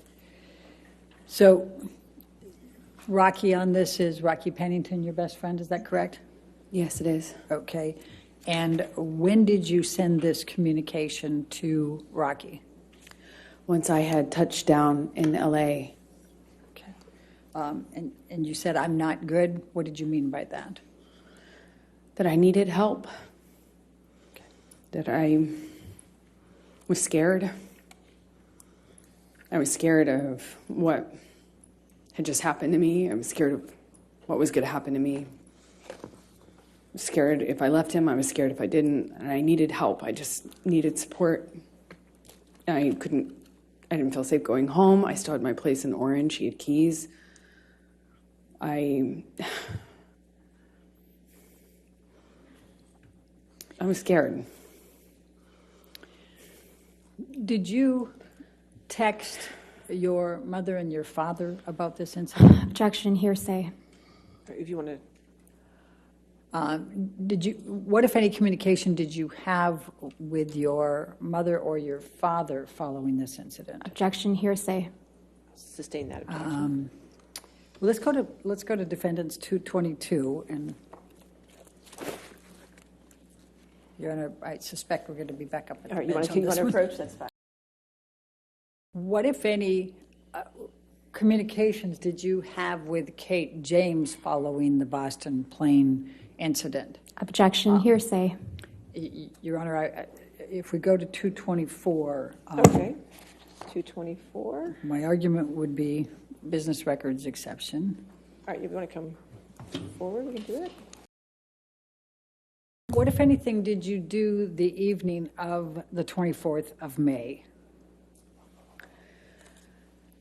I reached out to friends and family, asked for support, Objection, hearsay. Sustained. and surrounded myself with them with that. What, if anything, did you do for Lily Rose's birthday? That's why we had gone back to LA. Johnny was sick after having passed out on the plane. So I took her to dinner. We went to Benihana's. It was, again, put on my smile, took her out, tried to make her feel loved, and celebrated for her birthday. And then I booked a flight out to New York to go back to New York, obviously without Johnny. I'm going to ask you to now turn to 225.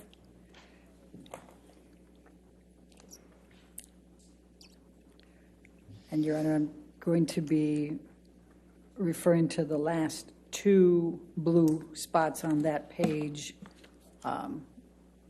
with the state of mind.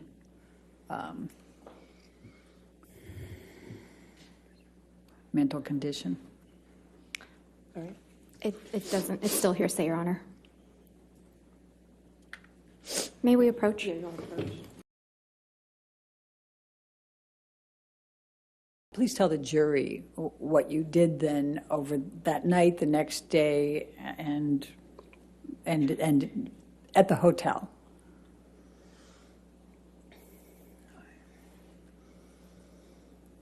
I cried a lot, tried to surround myself with my friends, and resolved to leave him.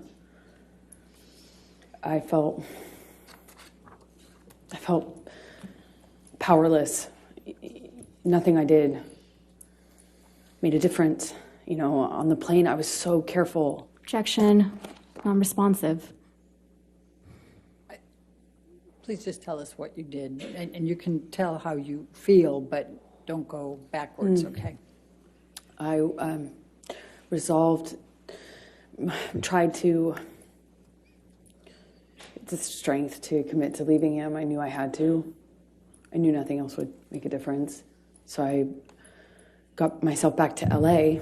New York. And started going to Al-Anon meetings every day. It's a support group for people who love addicts and alcoholics.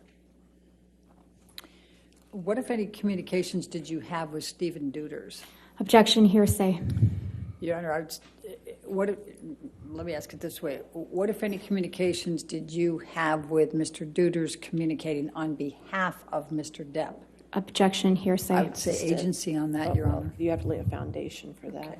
All right, let's go to 229A.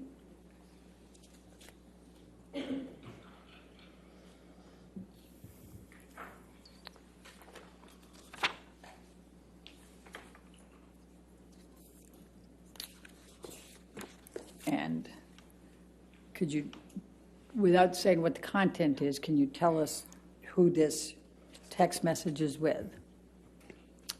Johnny's assistant. What's his name?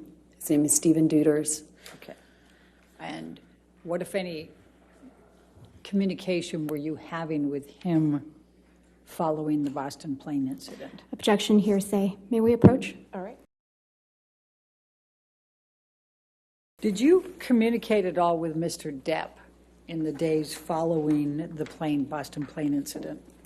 Yes, I did. Please tell the jury about those communications. I heard from him directly. I also heard from him through his assistants who were texting for him. Objection, Your Honor, hearsay. I'll sustain the objection. You're not allowed to testify about the text messages with his assistant, but can you tell the jury about your communications with Mr. Depp? Okay. It's kind of confusing because he was texting through them. Objection, Right, Your Honor. I'll sustain the objection. I'll strike that from the record, and you'll just I regard that understand. testimony. Please answer the question. Just confine it to the communications you had with Mr. Depp, please. That he was sorry and told me that he was in a blackout. He didn't remember everything, but what he did remember, he was ashamed of. He begged me to forgive him. Said he understood and forgave me if I never wanted to speak to him again. He texted me at one point, and then I didn't respond right away, and he texted me again that he understood that I had made my decision to move on and good luck, and I was better for it, and then continued to contact me. I spoke to him when I was in New York on the phone, and he said that he was he had a chip, or that he was going to meetings, that he I think at the time mentioned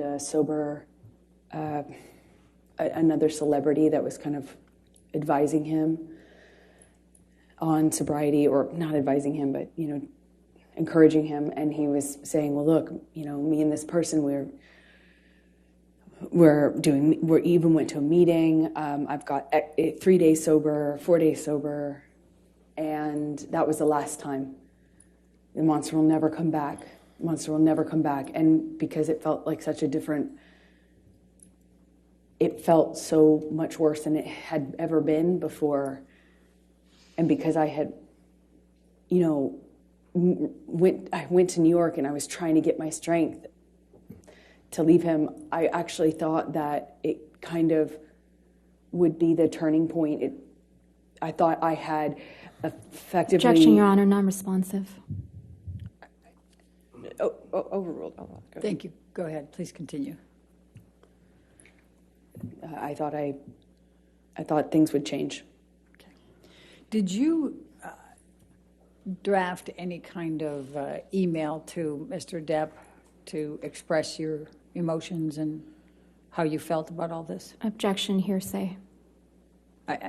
Well, let's go. I'll lay the foundation, Your Honor. Let's go to Defendants 239. 239.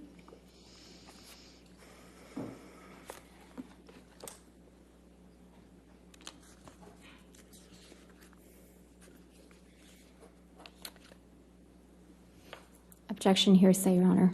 And I would say both present sense impression and definitely state of mind, Your Honor. I'll sustain the objection. All right.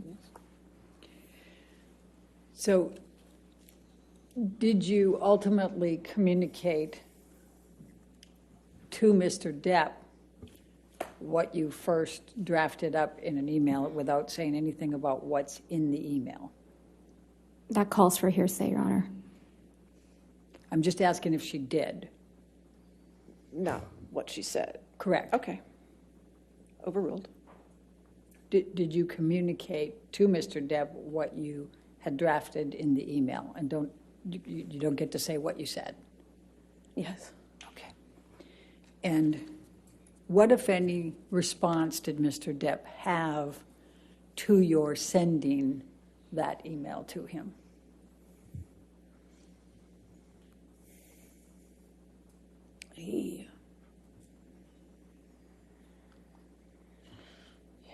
He came to New York to fight for the relationship, for me. prove that he was sober and he was committed to changing.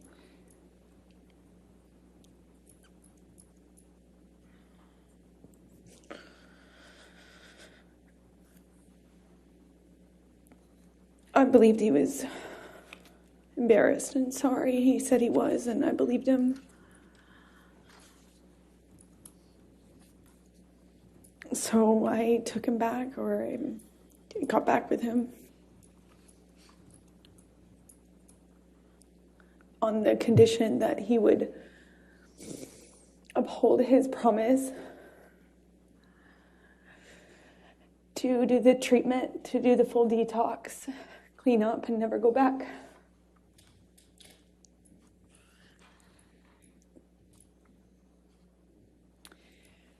So I'm going to take you now up to the June through August 2014 time frame. And I think you testified earlier, and others have as well, that Mr. Depp brought in Dr. Kipper and his group, correct? Yes, he did. Could you please describe for the jury what those next few months were like?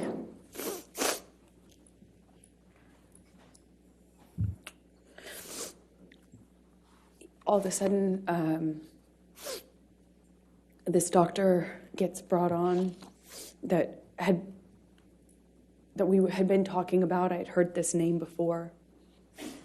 And all of a sudden, this doctor, Dr. Kipper, who apparently wrote a book on addiction and was this doctor was going to be the solution, the cure, and he got brought on board, and all of a sudden the plan was that this team would be involved in Johnny's recovery.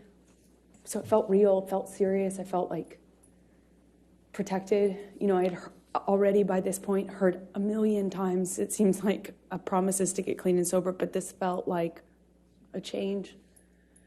And they were going to come to Boston and start working with Johnny, and the plan was to keep Johnny on the same level of drugs that he was on since he was filming. They needed him to finish filming the movie, so he was going to be maintained with his with prescription pills, including the painkillers. And the plan was he would obviously abstain from alcohol completely and all other drugs like weed and coke. And then when he finished filming, the plan was to do Objection, the full Your detox. Honor, hearsay. And lack of foundation. I don't understand what the objection, I don't think it is. I think she was just explaining the context there. I don't think she was saying But we what just somebody lay a foundation how she knew, but it's fine. How did you know that? I was involved in the conversations Okay. Please with the continue. doctors and with his sister. Objection, And Your Honor, nurse. that's still hearsay. All right, I'll Okay, sustain the that objection. That part is. So what happened next as a result of these communications without saying what the communications were? A nurse came to Boston where Johnny was. I just would come for short periods of time in between, on weekends from filming until I wrapped my movie, which I did, I think in May, if I am not mistaken. And then I went to Boston and I was there and saw a nurse was flown out to Boston, Debbie Lloyd, and I believe Kipper came out too. And they put Johnny on a bunch of new medications, which they shared with me, told me about. Objection, Your Honor, hearsay. But we have to be careful about what other people told you, okay? But you can testify to what you know, okay? So what happened then? I saw his medications change. I know the amount that Johnny told them he was on was so that they could maintain him for the filming, meaning not make a drastic change in the amount of painkillers he was taking. But his behavior, his whole personality changed drastically. He would be speaking to me And at the time I was staying in Boston with him, having wrapped my movie, and he would, in mid-sentence, mid-word, fall asleep. One time I was sitting across from him, and he would come in and out of sleep, being awake, or completely what appeared to be asleep while talking to me, and he had a cigarette in his hand, and, Johnny constantly smoked, and he just sat the cigarette, as he fell asleep, while speaking, down on his leg. They're hand-rolled cigarettes. They don't stay lit very long, thankfully, but, it was things like that, and I didn't understand it.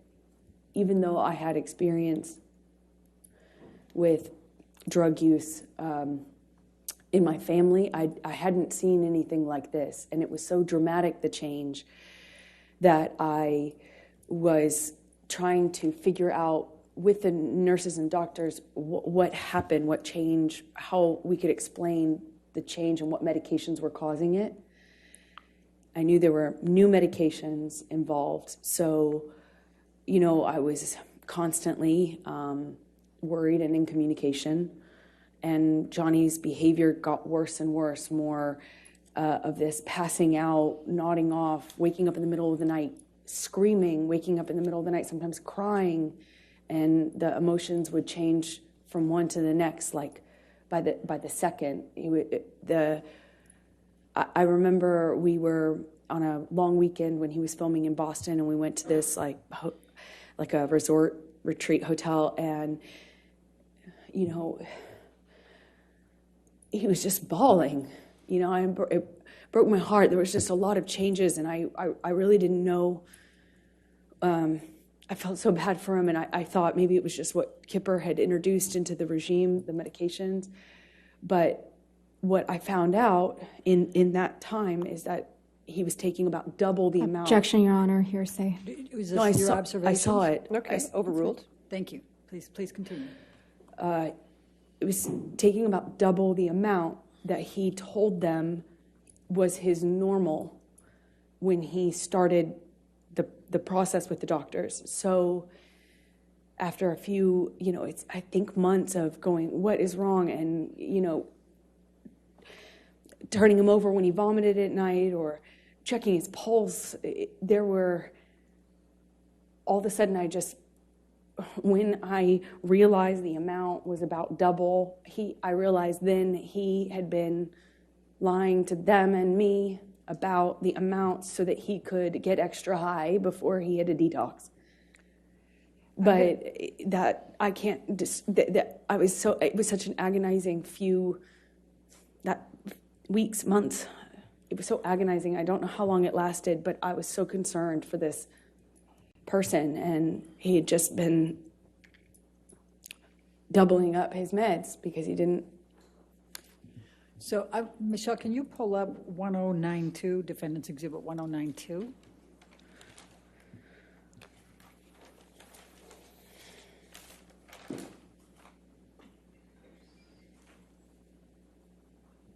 Amber, did you take this picture of Mr. Depp? I did. Your Honor, I'm going to move the admission of Defendant's Exhibit 1092. All right, any objection? No objection. All right, 1092 in evidence. You can publish. Thank you. And can you describe what's depicted here and why you took this picture? This was during that time when the prescriptions that he was on in the doubling up of the opiates got so bad that he was like this just throughout the day, off and on, and then he would take Adderall and he'd be really animated and ready to go, and then it would be this again, and it was so erratic and it changed so quickly, and I naively now really did not understand what was going on. I deeply cared about this human's well-being. All right. And it was very confusing and scary. So did there come a time then that Mr. Depp went into detox for oxycodines or whatever they're called? Yes, when he finished filming, the plan was to do the detox, and that's what we did. And when was that? That would have been early August of 2014. I believe we left. We were there for, I think, a week to 10 days, 8th through the 18th, more or less.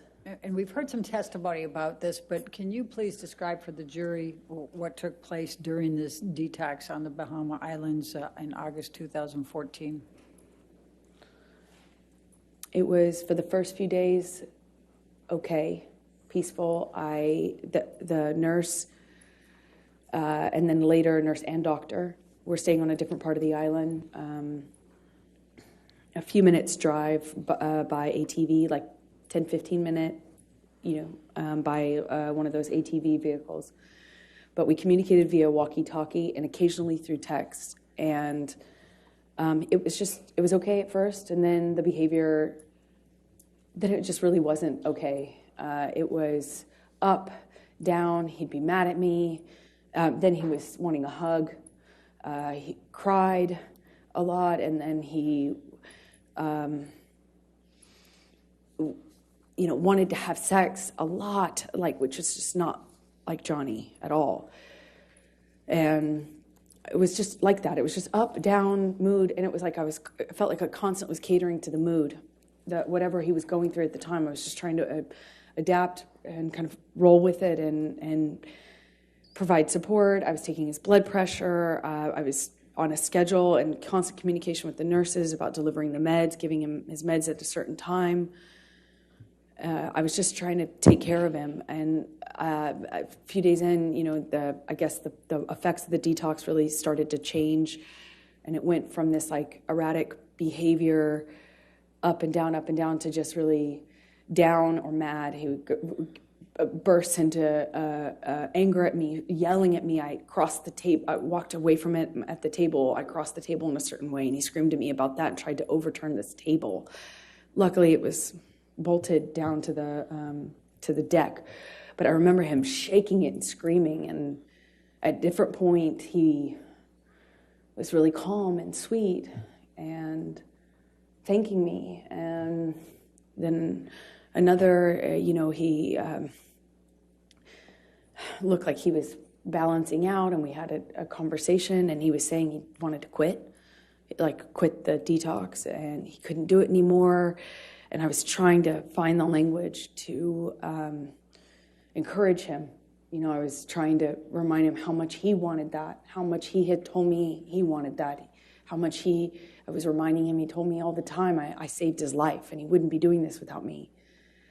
And I was telling him these things, and at one point in our conversations, I told him about how... Objection, Your Honor, hearsay. Please try to continue without what you said, please. I said something to him, and he got so angry at me, he slapped me across the face. But he did it while crying. It was the weirdest thing. He was crying, saying no woman had ever embarrassed him like that. No woman had ever made him feel like that. I heard that for the rest of the trip too, just on repeat. And I felt bad. I feel bad. Still feel bad. But, I didn't want to make him feel embarrassed. That's not what I wanted to do. It just was over my head. I don't know how to detox someone. I don't know how to help them through that. And I shouldn't have been there. I don't... Why were you there? Because he asked me to. And I didn't know that was a phenomenally dumb idea. I don't know why why the doctors and nurses didn't tell me not to. I had no idea what that was going to look like or be like. And it was hell. We're on an island. I'm trying to take care of him, and he was hallucinating and... Objection, Your Honor, non-responsive. Overruled. Screaming at me for things that I said when I didn't say I hadn't said anything. I would tell him, Johnny, Objection, Your Honor, hearsay. Well, I think in the context, Your Honor, it's not offered to prove the truth of the matter asserted. What's it for? It's just telling the context of... I'll sustain the objection. Thank you. Please continue and just say what he says and what he did and what your observations were. He was accusing me of having a man in the house with me. We were in a single, in a cabin. It's basically one room with a closet and a bathroom. I mean, there's nowhere to hide, really. I mean, there's a closet and a bathroom. And he, at one point, told me that I was hiding somebody in the house. Another point, he was communicating with someone not in the room. It would yell at me and then yell at someone else. It wasn't there. And I tried to ask for what I should do. I didn't know what to do.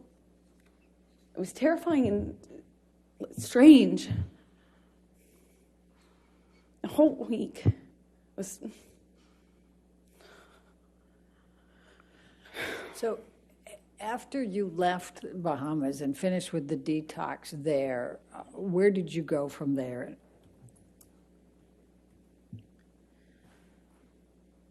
We, meaning Debbie Lloyd, Dr.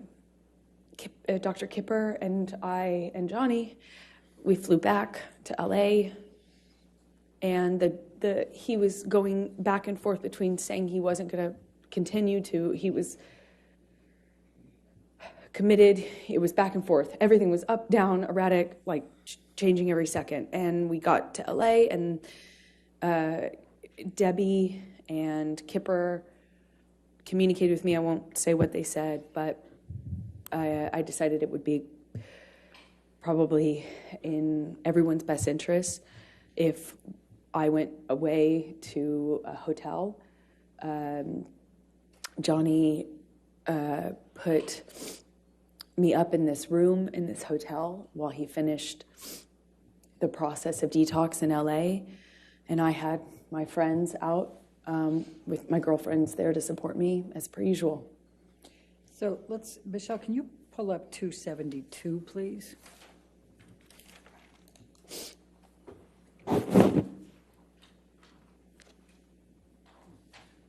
And after you both returned to LA, did Mr. Depp communicate with you by text while you were apart, while he was finishing the detox?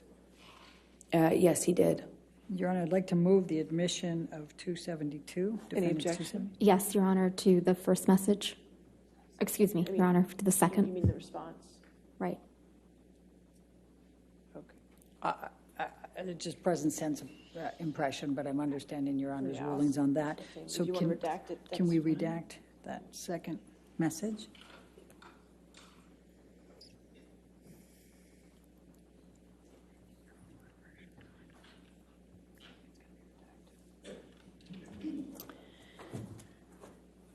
All right, Your Honor, All right. Any objection to 272 redacted?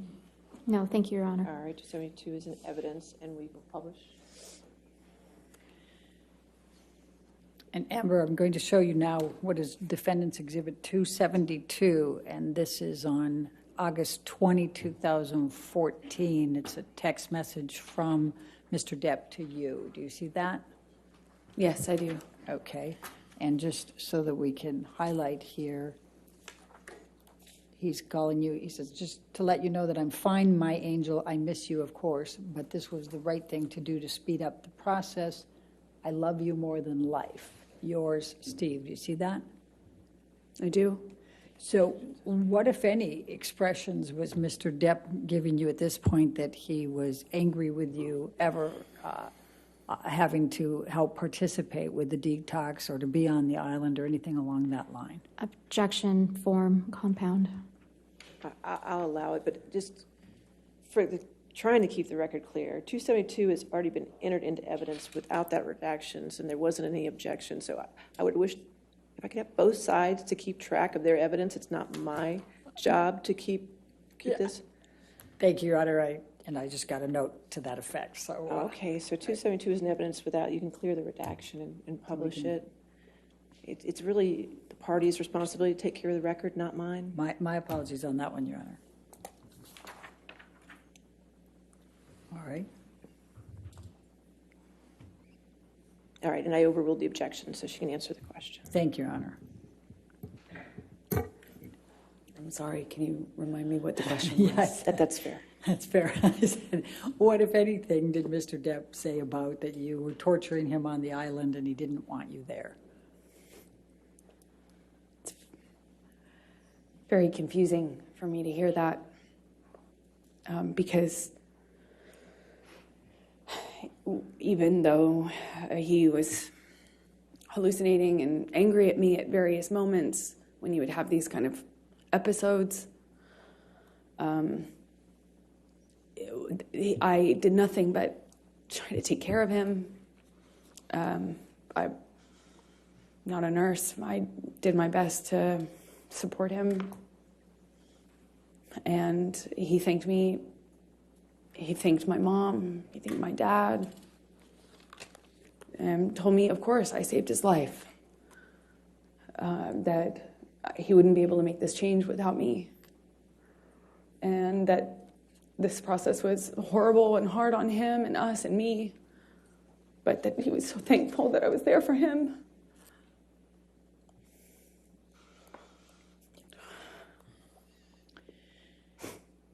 Okay, we can take this down now, Michelle, thank you. And I'm going to take you up to September, October of 2014. Do you remember filming Magic Mike 2 in that time frame? Yes, I do. And what, if any, connections did you have with Mr. Depp in that time frame? Well, I bargained with him about me doing the role. He told me he would call the actors. It was a mostly male cast. But I bargained with him. Objection, Your Honor, hearsay.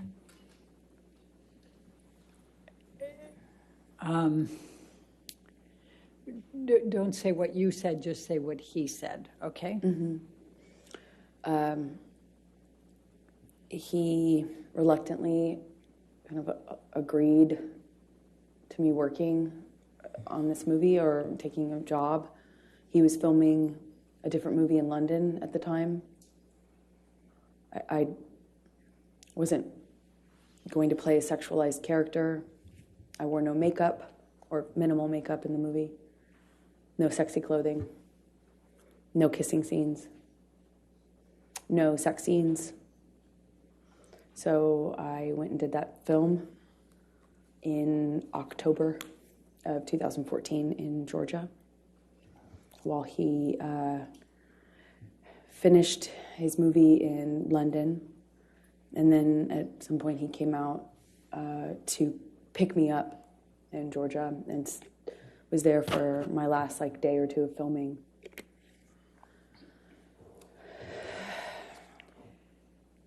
I'm going to ask you to turn to, Michelle, can you bring up 310, please? Defendants 310.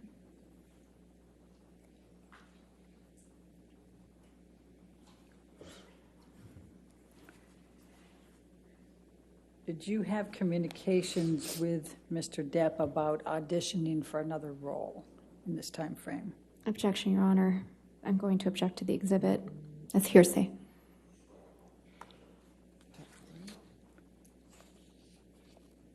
I'm not sure who's in the text exchange. It is a text exchange, Your Honor, so, but the green is Mr. Depp. And the one I'm most focused on is on the second page, Your Honor, the top. The green bubble on the second page? Yes. All right, so just that text? Based on Your Honor's rulings, yes. Any objection to that text? No, thank you, Your Okay, Honor. if we can get that redacted.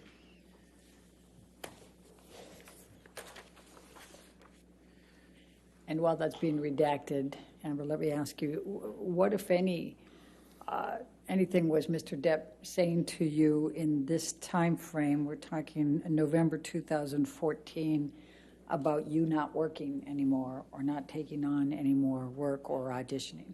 Objection, Your Honor. Compound. They're all the I'm same leading. subset. Overruled, I'll allow it. Thank you.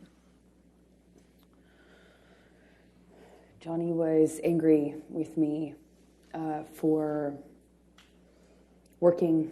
I had finished my job and I needed to eventually find another job, meaning a movie, to work on, and he was furious at me for, he found, like, we call them sides, they're just pieces of an audition, pages, and he found something that had been sent to me to consider auditioning for, and he blew up at me for, yeah, I think what he said to me is that I didn't tell him, that I didn't ask him, and that because he didn't know about that audition that I hadn't done yet, that I had been hiding it, and was furious at me. I ended up not doing that audition, I believe. Well, there was a few, one or two in that time that I did I did audition for, and one or two that I didn't. I'm going to ask you now to take a look at what is Defendant's Exhibit 310. Do you recognize this email from Mr. Depp? Yes, it's a text. Your Honor, I'm going to move for the admission It's in evidence, 310. Oh, okay. It's evidence Thank with you. redactions, so I published it. Please tell the jury about this text and the context. This was Johnny's response to me apologizing for having an audition. Okay. Thank you. All right, now I'm going to stay in November of 2014. And did there come a time that Mr. Depp told you that he understood that you were not going to accept any more jobs, that you were going to stop working? Well, Johnny said this to me in an argument, in a fit of rage, is the best way I can describe it, and kind of alluded to me having agreed to not work anymore, which if you don't know me, is preposterous. There's no way I would agree to that. Although I did make concessions and gave up a lot of Objection, these Your Honor, fights. hearsay. That wasn't Overruled. Thank you. Please continue. So he reached out to other people and to me to that effect, furious at me for taking meetings. There was one in particular I wanted, one meeting I wanted to take because it was a project in development with a sci-fi writer. And I remember I wanted to take that. These things were just, they were just constant fights. But in between them, when things were good between Johnny and I, he would be, he would word it to me like, I'm trying to look out for you. You say that you don't want to be objectified, but you're doing it to yourself. But at first it was because I dressed a certain way or had sex scenes, and then it just got more narrow and more narrow and more narrow what I could do without being the blame for why the industry, Hollywood, the entertainment industry, was putting me in a box and objectifying me. So it became my fault. I mean, I believed it. I believed it. I adopted a lot of these changes myself, not because Johnny, said you have to do it this way, but because of all the other things that he said and did, I eventually found myself making decisions about my own career, about how I dressed, about how I wore my hair, how I presented, where my eyes were cast when I walked into a room. And I believe those were my own decisions. Amber, did there come a time in November of 2014 that you engaged in some couples counseling with Dr. Cowan and you and Mr. Depp? we attempted to. I had stopped seeing my therapist at the in 2014. I couldn't sustain seeing her and be in the relationship with Johnny, and I chose Johnny. Eventually, Dr. Kipper introduced me to his close friend, Dr. Cowan. And I met with Dr. Cowan and agreed to let them share communication about my care, my treatment, both what I said to Cowan and what I said to Dr. Kipper, who had become my physician as well. He also put a nurse on me that would be my travel companion, and that travel companion would keep tabs on me and report to Dr. Kipper, who reported everything to Johnny. Objection, hearsay. Calls for speculation. I'll sustain the objection. Okay. So tell us about the couples therapy in November 2014. So Dr. Cowan, this man who is friends with Kipper, who's treating me, agreed to see Johnny and I together. And I don't know how many minutes of that went on before Johnny stormed out, knocked something off the table on his way out, and rolled a joint in the bathroom before storming out of the office, slamming the door. All right. So I'm going to take you up to December of 2014, and specifically December 17, 2014. And I'm going to ask you to take what, if anything, do you recall of an incident with Mr. Depp relating to Clive Barker?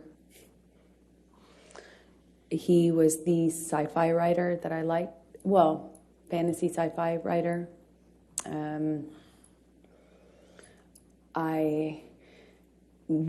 I kind of had a dream project based on a book that I loved of this author. He's just a weirdo genius, artist, writer. And I had a meeting with him through another director about a piece of property he wanted to make into a movie. And I just remember I believe we were at the ECB. It was in December of 2014 when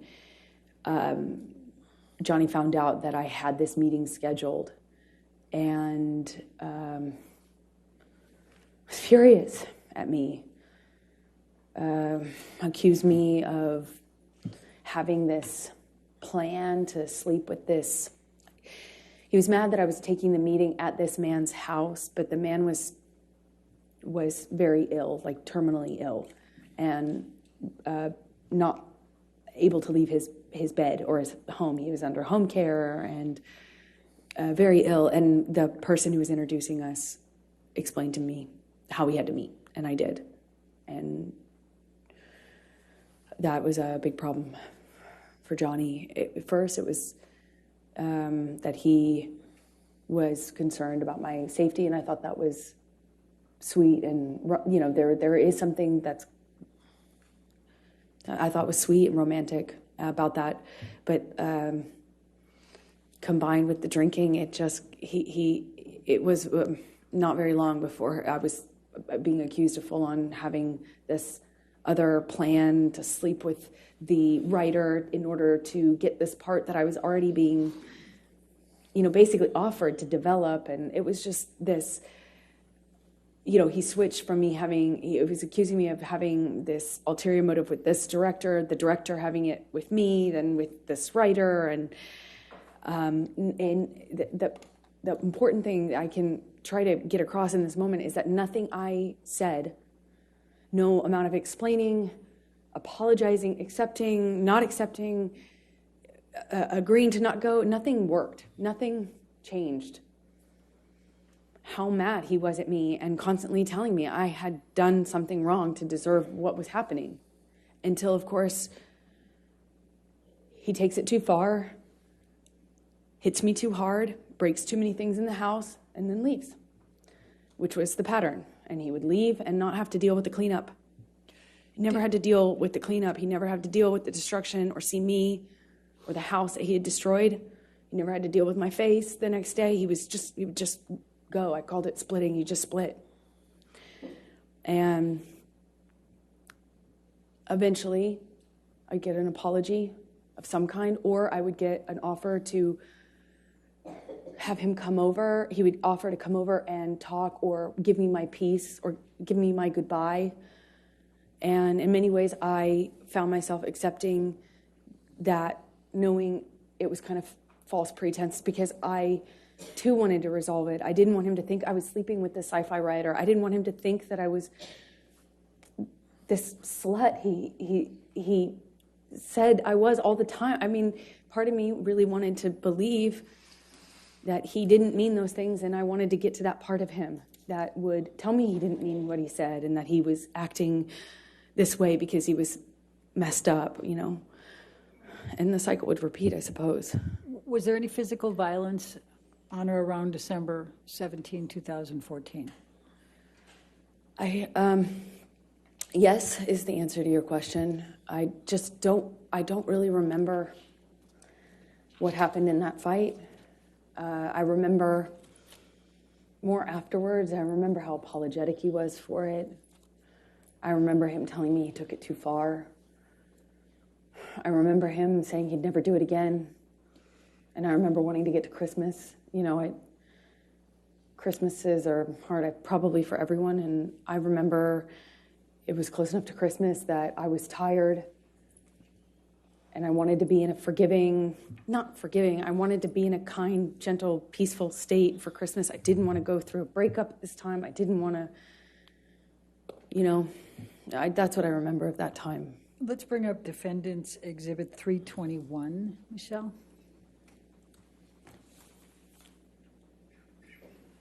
And this is on 12/17/2014. Is this a text message exchange between you and Mr. Depp? Yes, it is. Your Honor, I'd like to move the admission of Defendant's 321. Any objection? Sorry, Your Honor, just a quick minute.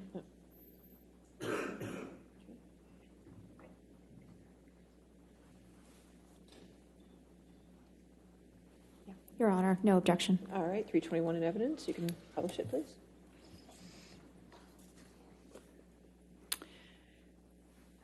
Amber, I'm just going to turn your attention to this. This is an email exchange between you and Mr. Depp, and he says, I am truly sorry to have upset you to the degree that I have. I couldn't be more sorry for yet again ruining your day. I do, of course, take your generosity, your selflessness, your affection, and your sweet doting deeply into my heart, and I think that I've been reciprocal. Agony is never the answer to any equation or occasion, nor is rage. Please know that my apology is sincere and solid, and as stupid as it sounds, I hope your meeting with Clive Barker is excellent. You see that? Yes. Okay, and then you respond, thank you for your words, and you indicate you just left Betty Sue's, that's his mother? Yes, and I then had a glass of wine with my former agent, Megan. Okay. That afterwards, she encouraged. Objection, hearsay. Yeah. Okay, thank you. Sure. All right, and we can take that down. Let's bring up 325, Defendant's 325, please.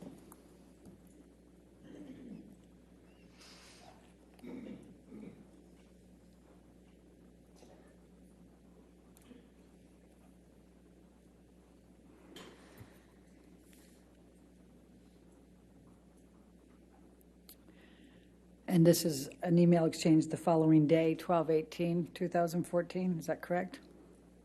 Yes. Okay, Your Honor, I'd move the admission of Defendant's 325. It's already in. Oh, it's already in, Your Honor. My apologies. We'll get that figured out at lunch. With what redaction? It's already in, It's so. been in evidence. Does anybody over there have the list of evidence that's already in evidence? Yes. Okay, we're making sure. The redaction. Ours indicates it is. It's in. It's in evidence. Without redactions, Your Honor?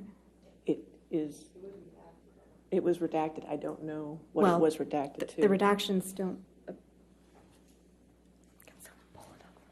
That's how it is in evidence, Mr. Murphy?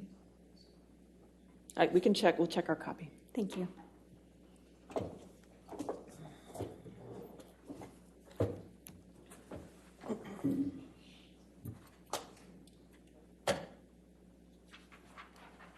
It's fine, Your Honor. We've confirmed. Yes. Thank you.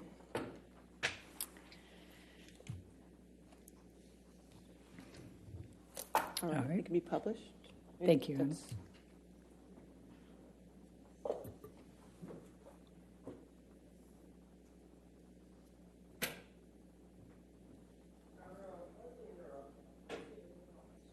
You can't see it on your screen?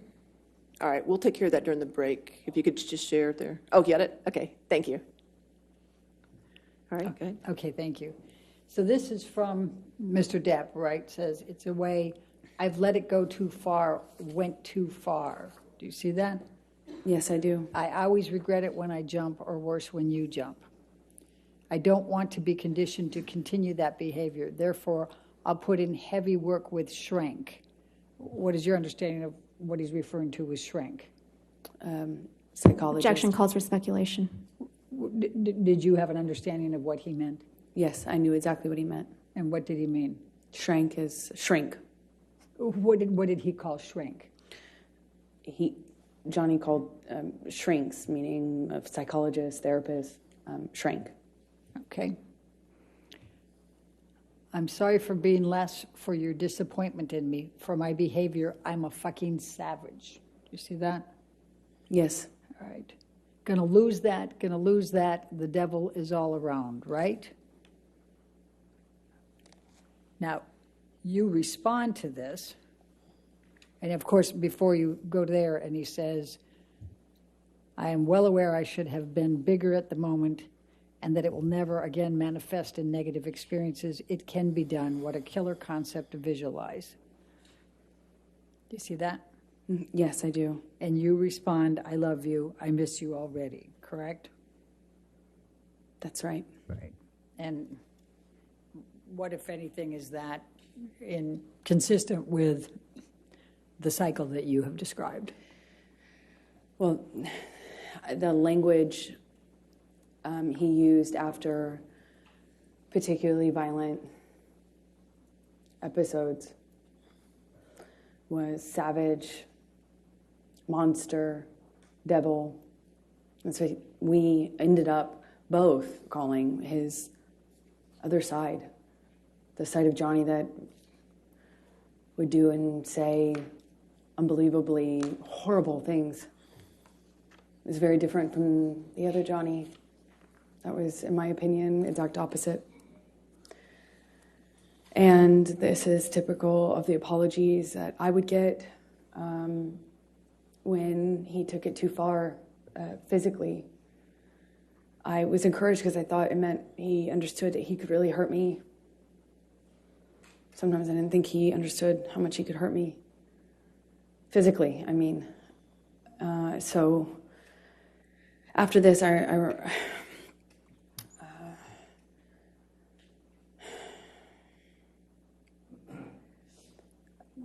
had a visible bruise. I don't remember where, but I remember what other people, well, I can't say that, what they said, so. Anyway, and I, in these fights, would try to stand up for myself. By December 2014. I was pushing back. I'd push him off of me. I'd try to hit his hands away. I tried to always get back up, which sometimes, not sometimes, almost always made it worse. Always seemed to provoke him. But I tried. And worse, I would yell at him. I'd scream at him. I'd call him ugly names. So ashamed of the names we'd call each other. It was awful. It was awful. We both got into that pattern. It was so, I felt so angry that this was happening to me, and it just felt so unfair, you know? It felt like nothing I could do, felt like nothing I could do would change the sobriety patterns, felt like nothing I could do would stand up for him, and nothing I did made him stop hitting me. Nothing.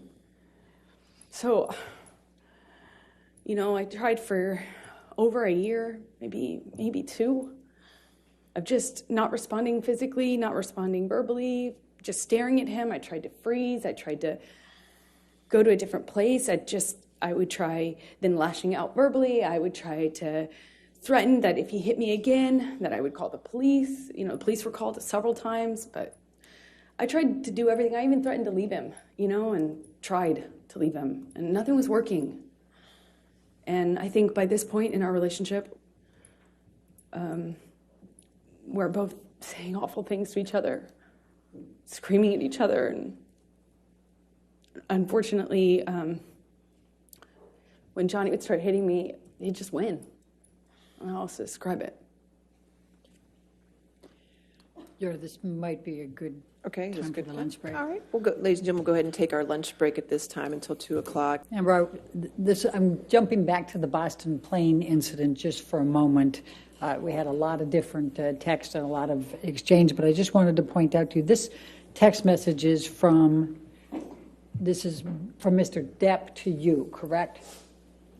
Yes, it is. And this is on 5/25, the day after the Boston plane incident?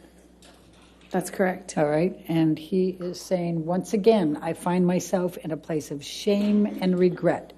Of course, I am sorry. I really don't know why or what happened, but I will never do it again.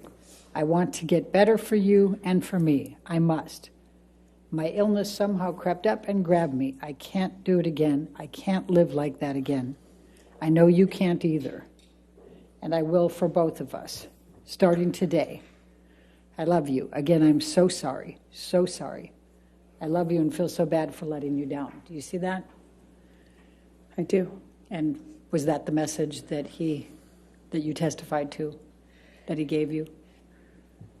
Yes. Okay. All right, now I'm going to jump back to where we left off. We're up in January of 2015. Danish girl, you're filming in London, is that correct? Yes, that would have been January 2015. Okay. Now, we heard some testimony from Isaac Baruch earlier about a telephone call that you had with Mr. Depp. Do you recall that call? I do. Can you please tell the jury and remember to tell them what Mr. Depp was saying on that call? And you can give the back. I didn't mean to cut you off on the context. Go ahead. Is it okay to... The nature of the conversation was pleasant.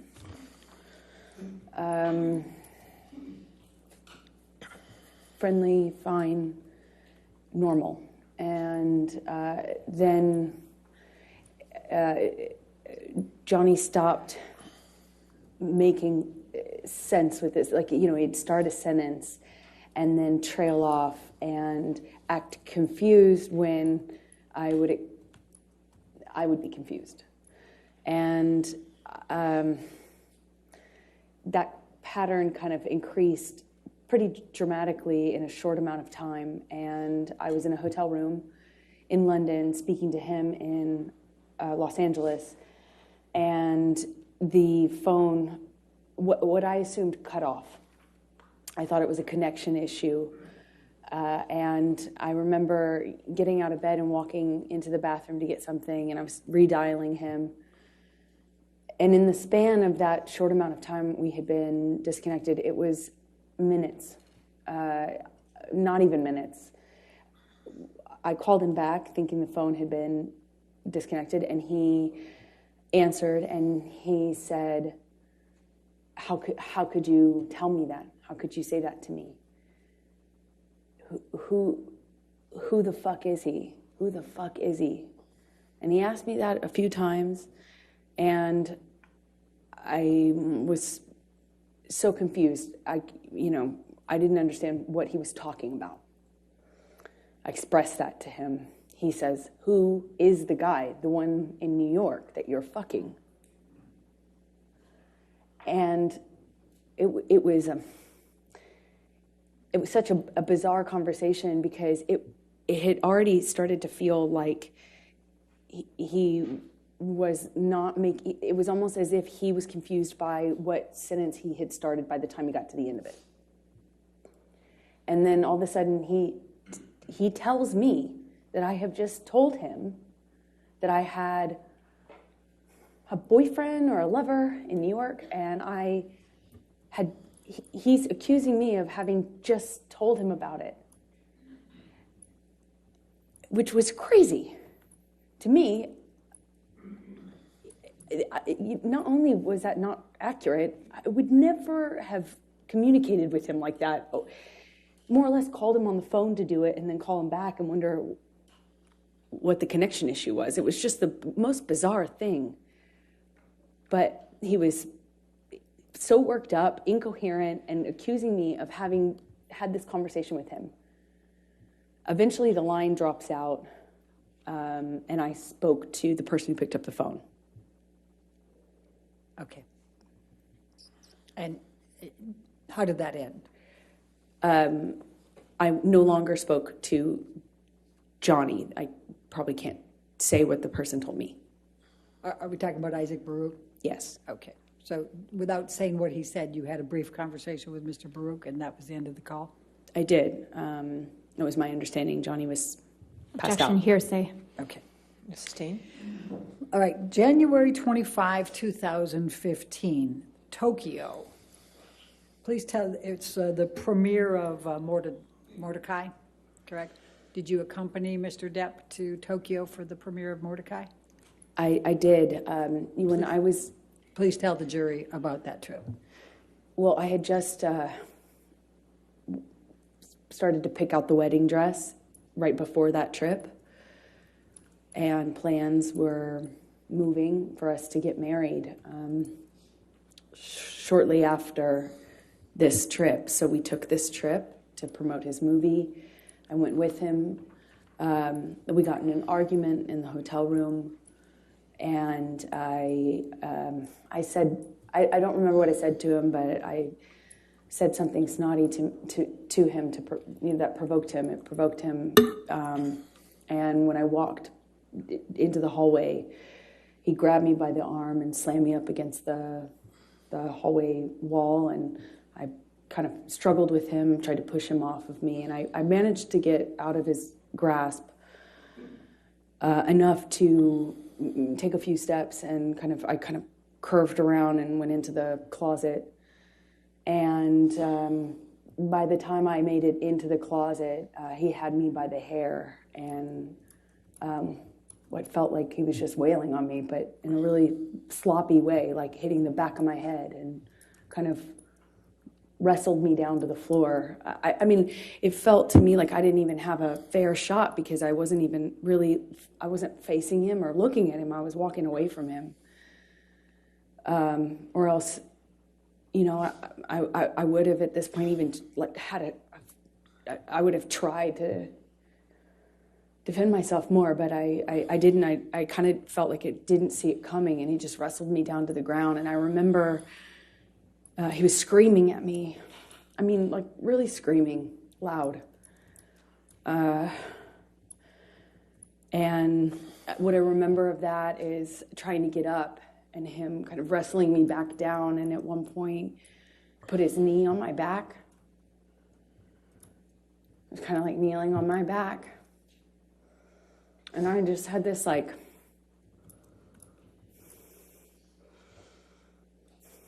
struggle with him. And I look at him, and he's still got his glasses on. I just remember looking at him and thinking that was so... he just looked like he hadn't been through anything. He still had his glasses on, sunglasses. And he was screaming at me that he hated me, that it was over, that he didn't want to marry me. He was disgusted. He was disgusted. He made this mistake. It was a big mistake, and everyone hated me. And I remember crying on the floor. Just, more than anything, I was heartbroken. I thought maybe he was serious. I thought maybe, God, he doesn't love me. Maybe he really feels this way. It broke my heart. Broke my heart. I wanted to marry him so bad. This is the man I loved, Yes, it was awful at times, but I loved him and what he was saying. Objection, Your Honor, non-responsive. Overruled. What he was saying to me hurt just as bad as anything else. I just remember that he left me on the closet floor, and as embarrassing as it is to say, I went up to him at some point. I don't know how much time had passed. He was sitting at the piano in the living room of the hotel room that we had.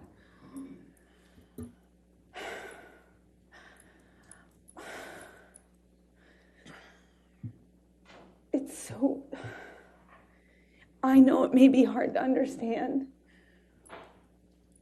It's hard for me to hear myself say, but I just wanted it to stop. I wanted things to just be okay. And I just sat next to him on the piano, and I just leaned my head on his shoulder, and of course I was mad, and felt it was horrible what he'd done. But on the other hand, I wanted us to be okay. I could just put I could put the physical stuff in a box, and I just kept going back on how much I love this person. So just put my makeup on and went to the premiere with him and walked a red carpet with him. And I remember in the car checking my phone obsessively for pictures because my dress was backless. Of all times to have a backless dress. Then I was just looking at pictures of us on the red carpet. It was surreal because I was checking for bruises and making sure that there would be no marks on me, and we just looked like this other thing on this red carpet when it was just...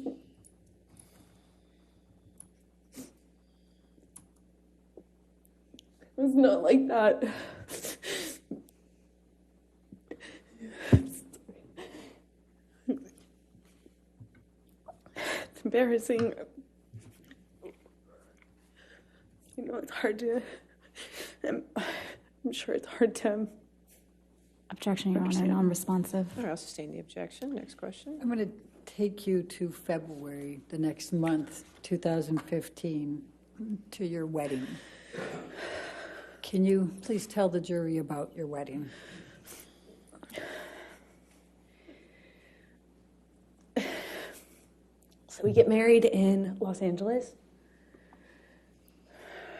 I get a sense that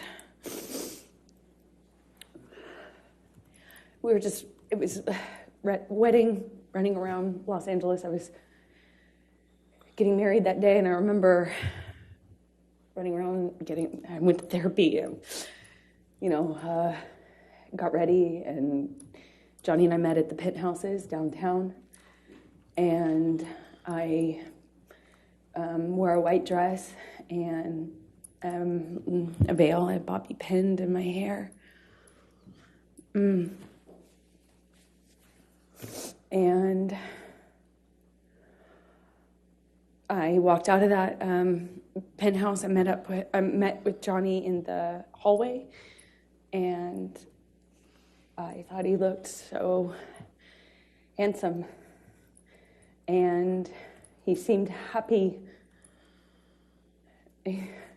and I felt we were making the right decision. I was so looking forward to having this. I thought we'd get married and we'd have stability.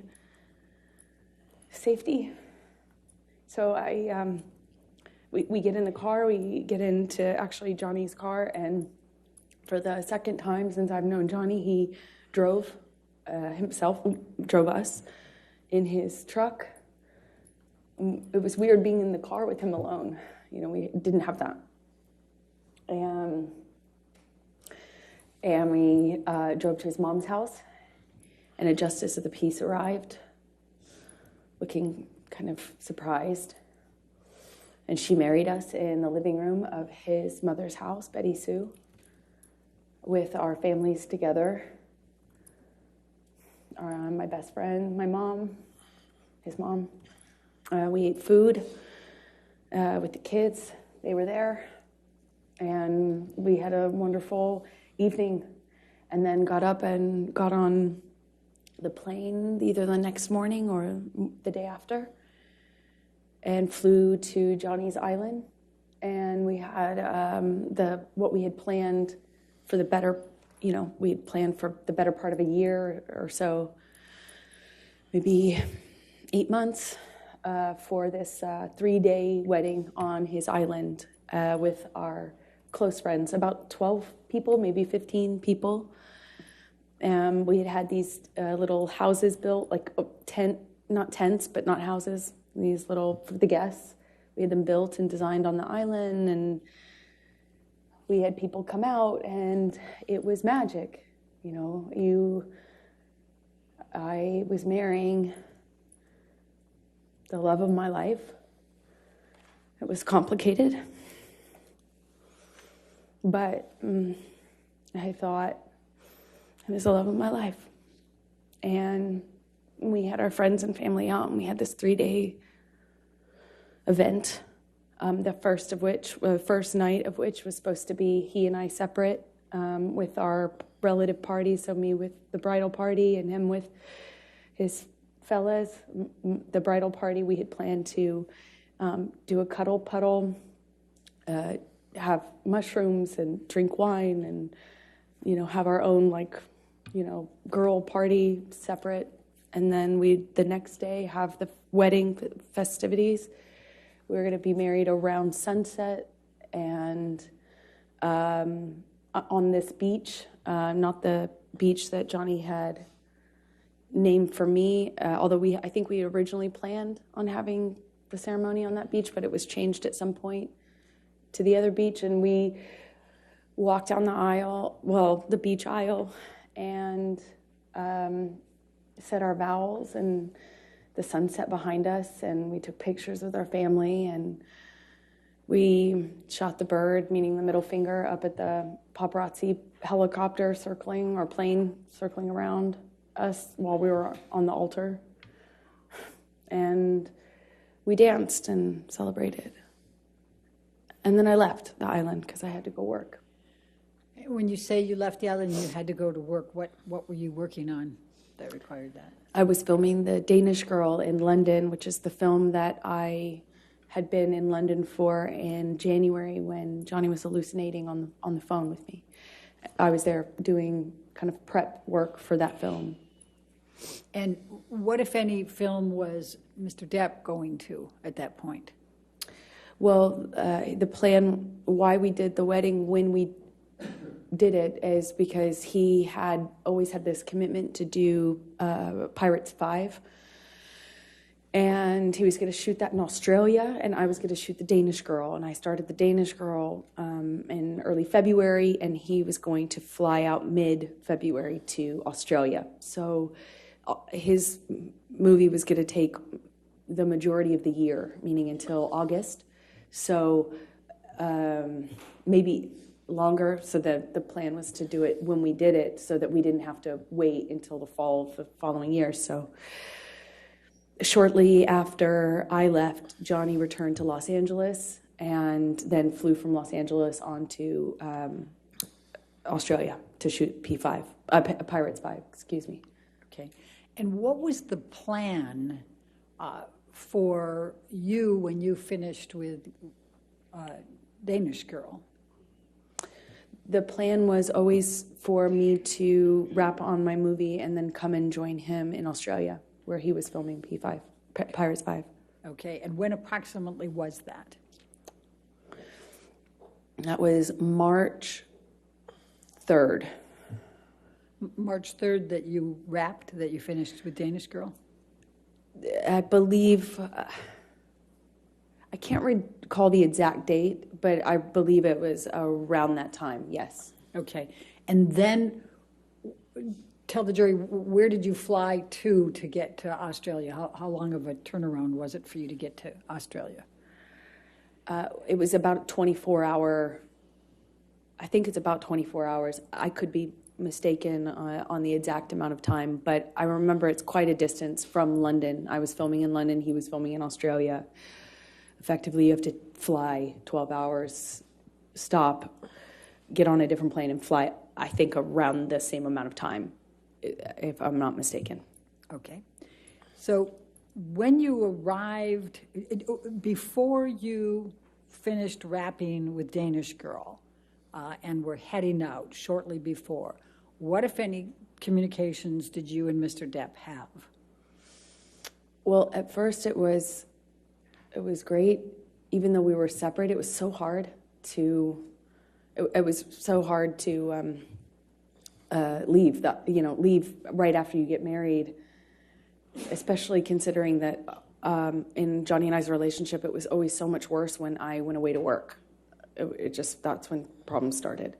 So that was hard, but we communicated pretty consistently, and it was positive until it started to change. And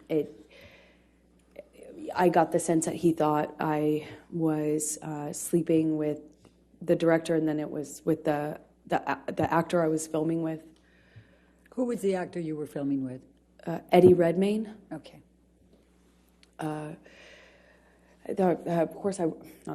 was not that it mattered, but I could do my best to field the accusations, and then they would kind of subside, and I thought things were okay.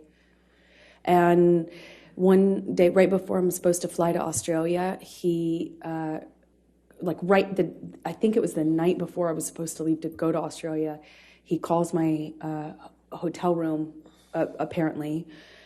I had a sense that the phone was ringing. I think I was in the shower at the time, but not much time had passed, and I get a knock on the door, and it was someone from the hotel that I was staying at. The hotel staff had been sent up to the room because Johnny... Objection calls for hearsay and speculation. I'll sustain the objection. So don't tell what the staff said. What happened next? Then I start communicating with Johnny. And when you say started, I mean, was he on the phone? Did you call him? What happened here? He called the room and then my cell phone, and then once I was on the cell phone, he was accusing me of not being in my room, so he called the room, and I had to prove that I was in the room because by answering the phone. And we had a lengthy kind of circular conversation about where I was and why I didn't answer the phone. Why I didn't answer the phone immediately. He didn't sound like he was connected to reality. It just didn't seem like, to me, it seemed like a previous pattern. I was unsure what to make of it because he wasn't right in front of me, but he was accusing me of what it seemed like is having, I guess, an affair or a reason to not be in the room that I got a sense from him was... cheating or that I was hiding something, and why I wasn't answering the phone, and hence why I got the knock on the door. That was right before I left. So before you headed to Australia, what, if any, requests did you make of Mr. Depp for him to get you MDMA? That's ridiculous. Why is that ridiculous? Because I would never, since that time I learned my lesson the hard way on the plane to Russia, I would never do MDMA with him. I'm asking for a problem in that case. Like that, I would never do that. Okay. So you flew to Australia and met with Mr. Depp, right? And I'm going to... Can we pull up defendants 1809? And Your Honor, these are some of the pictures that Mr. King, you may recall, was testifying earlier, said he had on his phone. Okay. And then those were given, so. So I don't have these, is what you're saying. Okay, that's fine. 1809. Correct. I'm just going to show you a few pictures, Amber. Do you recognize, and I realize you didn't take this photo. I'm going to move the admission of it, though, Your Honor. Any objection to 1809? No, thank you, Your All Honor. right, 1809 in evidence, you can publish. And let me pass one up and give one to the other side. We tried to, given the strangeness of this. May I approach, Your Honor? Yes. Thank you. I appreciate it. Amber, do you recognize this photo? I do. And could you tell the jury what this is? That is the driveway leading up to the house that Johnny was renting while shooting Pirates 5. Okay. And then I'm going to make this, try to make this a little faster, and I'm going to go 1810. I'm going to, Ms. Bretterhoff, if you have a series of photos, if you want to Yes. show council what they are, maybe we can get them entered all together, and then you could just yes, go on with your questions. yes, in fact. And these are all, I will represent, ones that we got from Mr. King. All right, if you want to take a look at them. And, Your Honor, if I may just approach, I'll give you the whole stack. Okay, that's fine.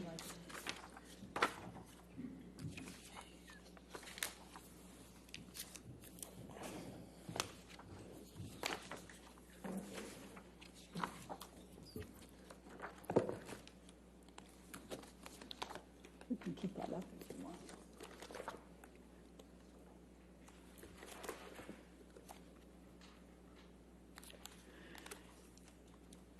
By the way, Amber, do you see those kangaroos in there? When I was pulling up to the house, I saw kangaroos as well. And this was a pretty big driveway. It was a I pretty don't think I ice. have any objection. Sorry. No objection to any of them? I don't believe so, Your Honor. But make sure you look through them all, too. I just want to make sure, because Thank I'll you, go ahead Your and read them into the record once you have looked through them all. And then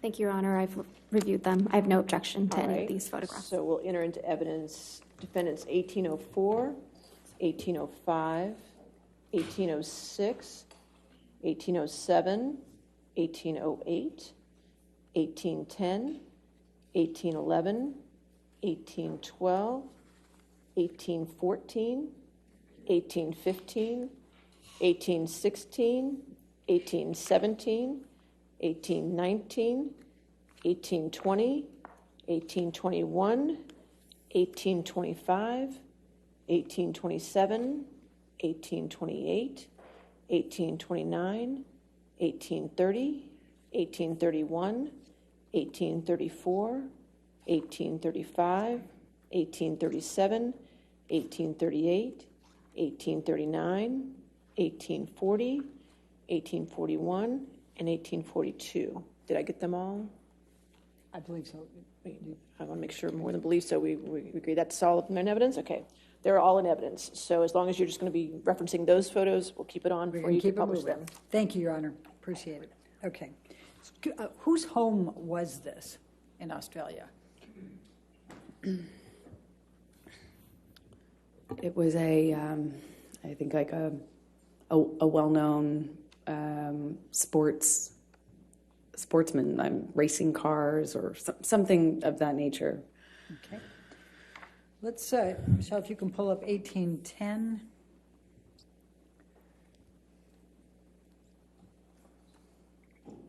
Is this another picture from that home? Yes, that looks like it's the view from the bathroom. Okay. And then let's go, Michelle, if you can pull up 1811.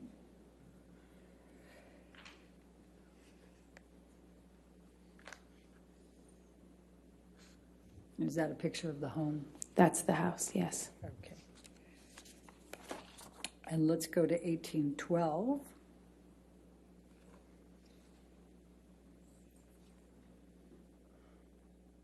And that's, That's a view from the living room. It opened into a lagoon. okay. And then let's look at 1813.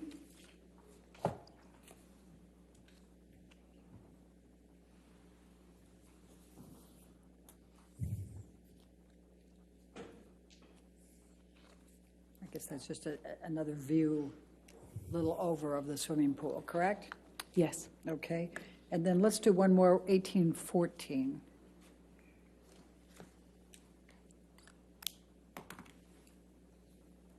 This is inside the house? Yes. Okay.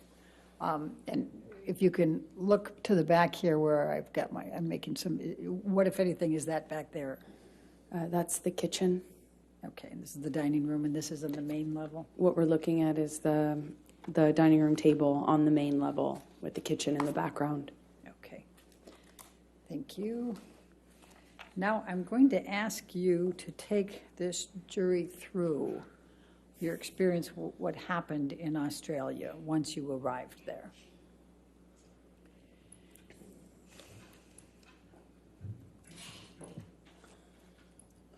Well, I was nervous because of the conversations that I had with him before I left, and then in transit, I stopped in Dubai and spoke to him too. So I was a little nervous, but he indicated to me that he wanted me to come. He said, I miss my wife at the end of the phone call that we had in the airport.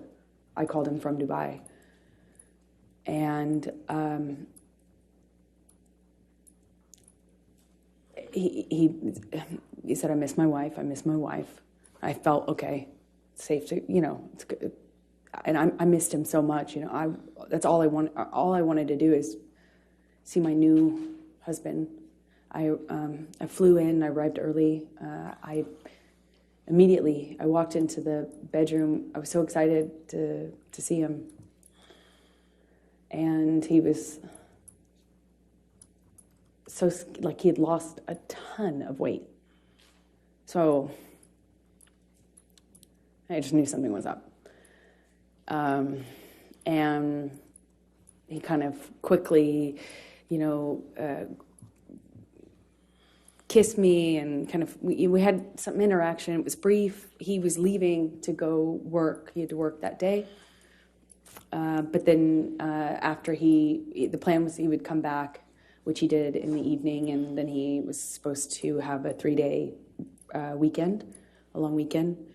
So he comes back that evening, and the chef had kind of prepared some things for the fridge, mashed potatoes, I think spinach as well. There were some steaks in the fridge, but he had kind of prepped some of the sides. And I was looking forward to having this kind of, our style at-home date. We'd just been, we're a new married couple. We hadn't seen each other for basically a month after getting married. And I start dinner and am happy to see him. And at some point early in that evening, he pulls out a bag of MDMA. I asked him what it was, and he told me it was MDMA. And I was surprised because at the time, that was, there was no question mark as to how I would respond to that, or so I thought. It's like, why would you even think that that's okay? He had already gotten clean and sober. I was, touch and go. But for the wedding, he was drinking Beck's. I think at some point he did have wine on the island, but it wasn't an issue, right? Just moved ahead. So I was surprised that he would even pull out this bag and well, frankly, not hide it from me. And he kind of seemed to suggest that we should do it together. And I was like, absolutely not. Like, I just got here. I want to see you. I want to spend time with you. It was the exact opposite of what I expected and what I wanted. And it just seemed delusional at the time to me that he would even suggest this to be something that I could participate in with him. If you had been through what I had been through at that point, it's crazy. And at some point, he drinks in front of me. At first, I think it was like a Malbec or a wine or something. And I remember we hadn't, like, it kind of started an argument. And that was upstairs in that room that we just looked at a picture of, by the sunflowers. That's more or less where we were standing, just closer to the kitchen. And we get in an argument, and I shove past him, just stomp off. And he grabs me. We have an argument about me walking away, and am I walking out of this? And in my head, I was like, I actually wasn't thinking of leaving yet, but that would later be going through my mind. We had a brief interaction, and I don't remember the exact sequence of things. I wish I did. I have a lot of flashes. It gets a little bit more confusing from my ability to recall everything in a linear way a little later on as things got crazier. But for this part, the first night, what I distinctly remember is at one point, I don't think I had gotten very far, or maybe I came back into the room, but when he shoved me, I went flying across these parakeet floors. I mean, just skidding across these floors. And I remember thinking it just looked so easy for him to throw me around like that, I just slid, screeching my skin against this beautiful wooden floor. And we had another argument that was a spin-off from that. It was just kind of this on-off sort of thing that I remember eventually in this interaction, he shoves me up against the fridge. He has me by the throat, and he just was holding me there by my throat. And I wondered if it was the drugs. I wondered if it was him. It hadn't, in my recollection, hadn't been that long. He has me up against the throat, just kind of bashing me against the wall next to the fridge. We're kind of moving in that area. And at some point, I'm in his face. And I don't know if he had let go of my neck or loosened my grip, but I remember slapping him across the face, screaming at him. He's screaming at me. I got my hand free when he tried to grab me when I walked off. I stormed off. I slammed the door upstairs. I don't know if it was in that instance or if it was in a later one that I eventually barricaded the door.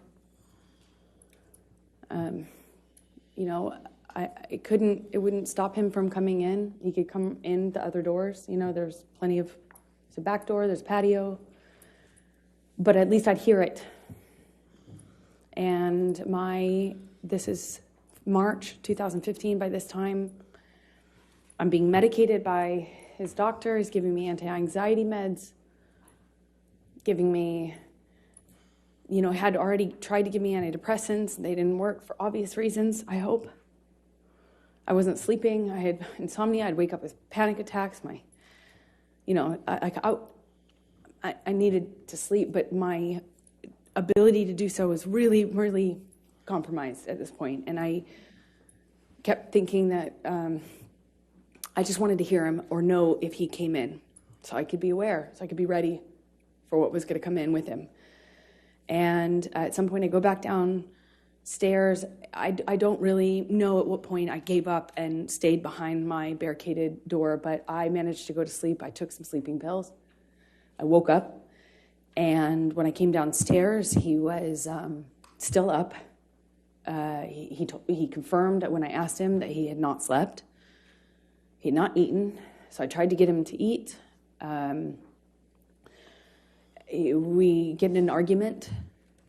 He was accusing me of Eddie Redmayne, and by this point, he thought I was working with Billy Bob Thornton on the movie I had just shot, but I had already worked with him a year earlier. But he was very upset about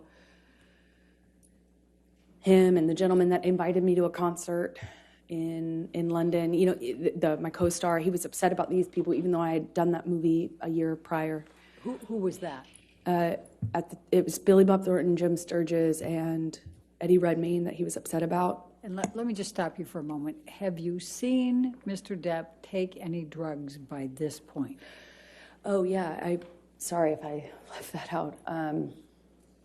That when we had the argument about the MDMA, he suggested to me that it wasn't on the no-fly list, like it wasn't on the no list. That was his argument. That was his defense. Like, this isn't the. You didn't say I couldn't have this, and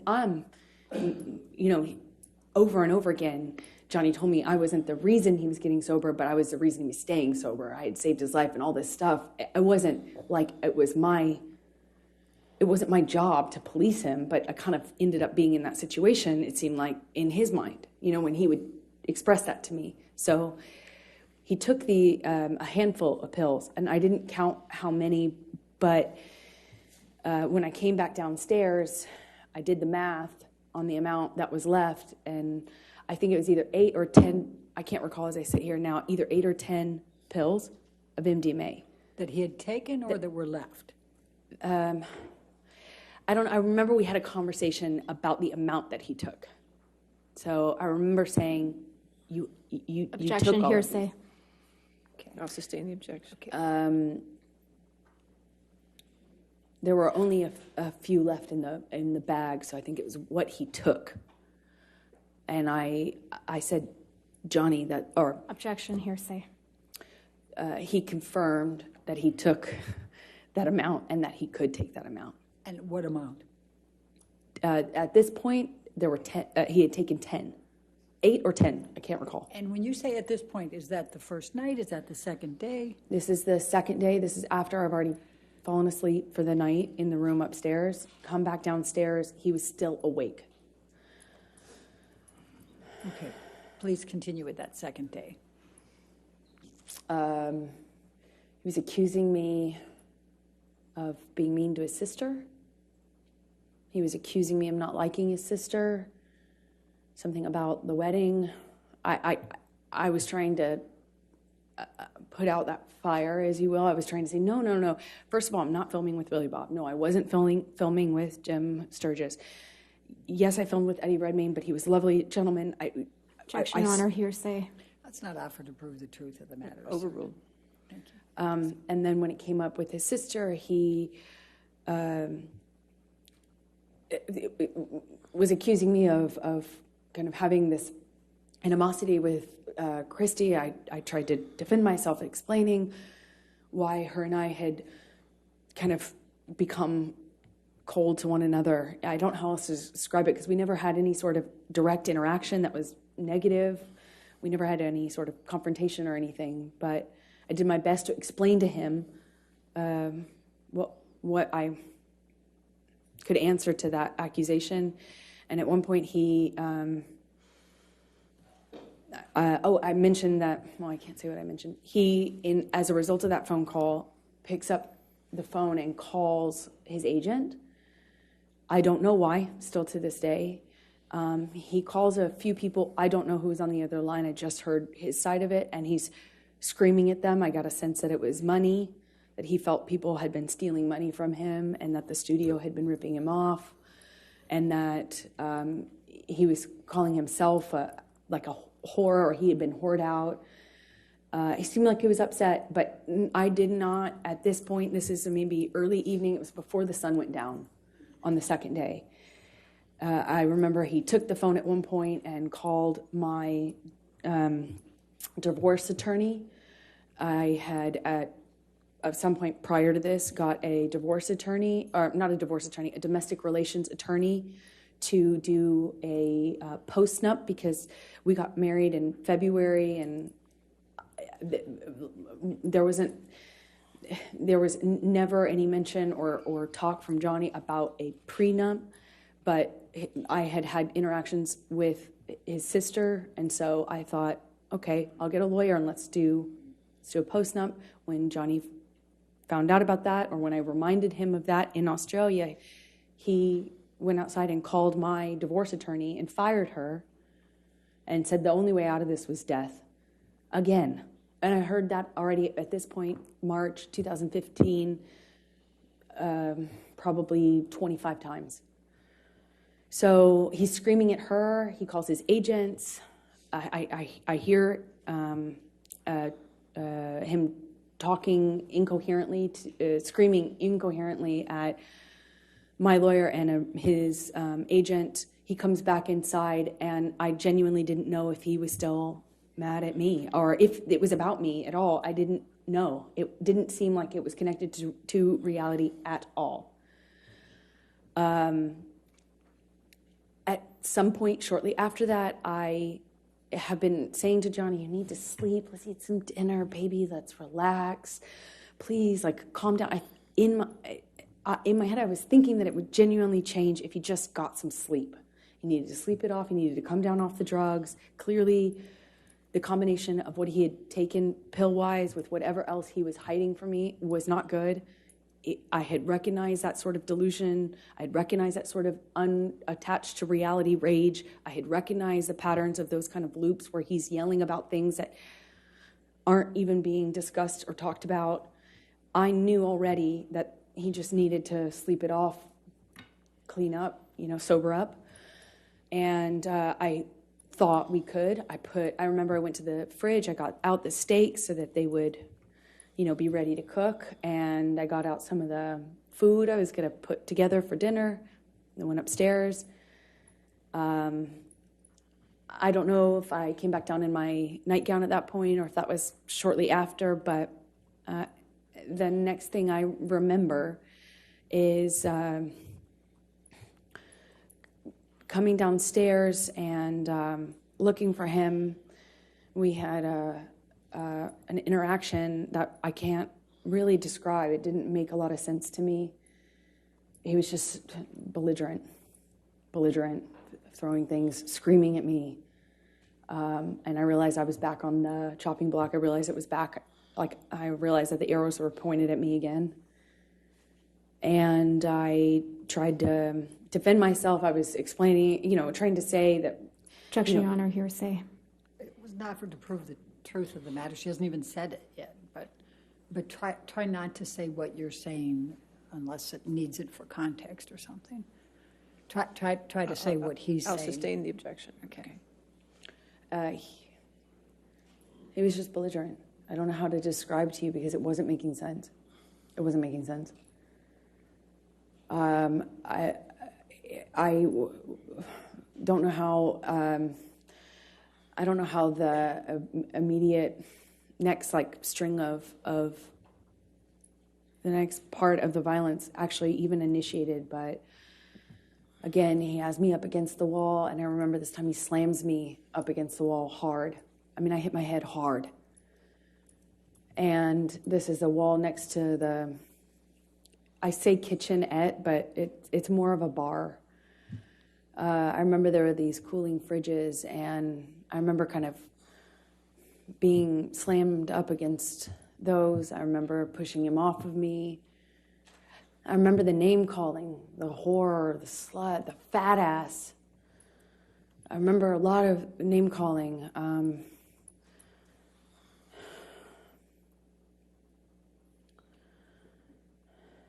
I said...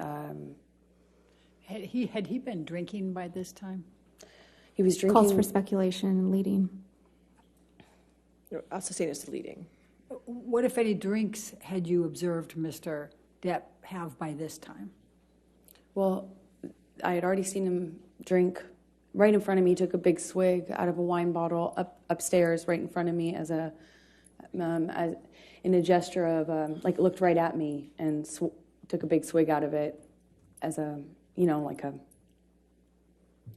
show for, like, did it right in my face to make a point. And then when I came downstairs, he was drinking from the bottle. I don't know what kind of liquor. I remember there was another bottle open, and I was wondering why he was drinking both. But at some point, he had me up against the wall next to the cooling fridges, and I remember slamming my head up against the thing. He had me by the neck, squeezing my neck, and it got really nasty. It went from like, oh, no one likes you, no one likes me, everyone warned me about you. That's what it was. He started to tell me that everyone had warned him about me, and that he wished he had never married me, wish he had never met me. No one liked me. It sounds childish, but I remember feeling really hurt. And then at some point, I shoved him hard to get him off me. And he shoved me back, and he said, "You want to go, little girl?"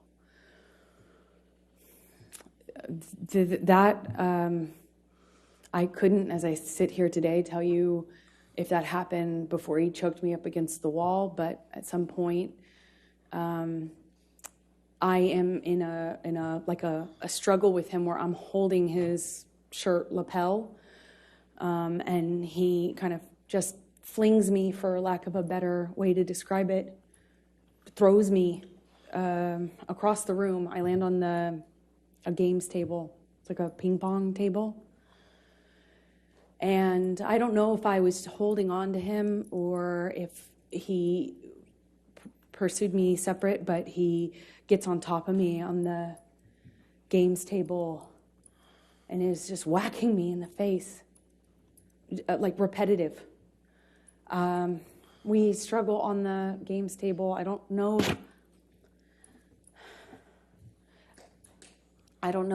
how we get up. I don't know if he pulls me up. I wish I could tell you, but we were in this struggle down in this games room by the bar.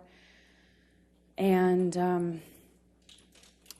we had this conversation about the drinking, or argument about the drinking, and he holds up this bottle to me, and I'm saying, did you drink this whole thing? Something stupid, focusing on this detail, and he is telling me that I can't control him anymore, and that if I really wanted to try, take it. And then he's like taunting me to take the bottle from him. If I really want him to stop, why don't I take it from him? Go on. Kept saying, "Go on," and kind of gesturing with the bottle towards me. And like he does that 2 or 3 times. I reach for it, he'd revoke it, kind of laugh at me. And he's holding out the bottle. I think like maybe the 3rd time or so I get a hold of it. I pick it up and I slam it down on the ground right in between us. There's a tile floor, a white tile floor. And I smashed the bottle on the floor. And that really set him off. So stupid. Sorry. It was like a light bulb switch went off. And he starts screaming.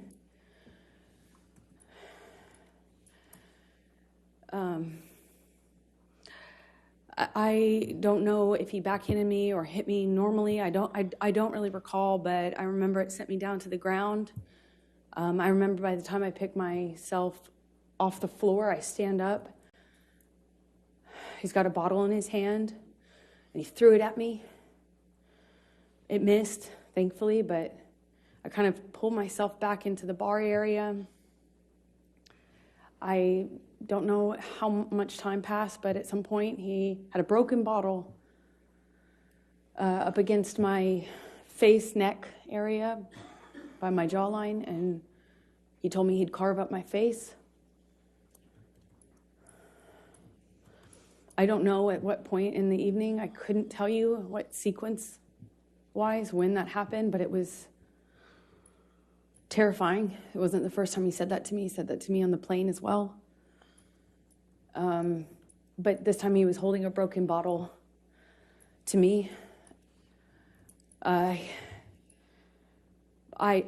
honestly don't remember if I threw anything in his direction. I don't think I did. I just remember him having me by the nightgown. I remember him flailing me, throwing me around. I'm flailing. This is after there were some bottles broken on the floor. I think this is actually after, again, forgive me, I wish I could remember the sequence, but it's flashes. He's throwing these bottles at me. I remember retreating. There were also cans, like soda cans, beer or soda cans, and they're coming at me one after the other, and I keep pulling myself into the bar area. There's a bar behind me in like a, I don't know, like an L shape. He's standing in the only way you can exit, so I'm kind of trapped in front of this sink, surrounded by bar on 3 sides with him in front of me-ish, kind of front off to the left, and he's throwing these bottles one after the other, and I can feel glass breaking behind me. I remember feeling one of them go by my head really fast. I mean, a real velocity. I remember being terrified. I remember I couldn't move. I couldn't go anywhere. I eventually, he ran out of things to throw. I think that's how I moved myself towards the exit. And I believe that's most likely when we got kind of in this struggle by the bar area, because I remember my feet slipping on the tile as he was slamming me from the wall to the countertops. At one point, he has me up against the wall, and he's punching the wall. He had my, nightgown, and it kind of ripped it off my chest. I remember at one point he's teasing me, taunting me that he has my breasts in his hand. My nightgown came completely off. It was ripped off of me. So I was naked, and I'm slipping around on this tile and trying to get my footing. And I remember slipping on this tile.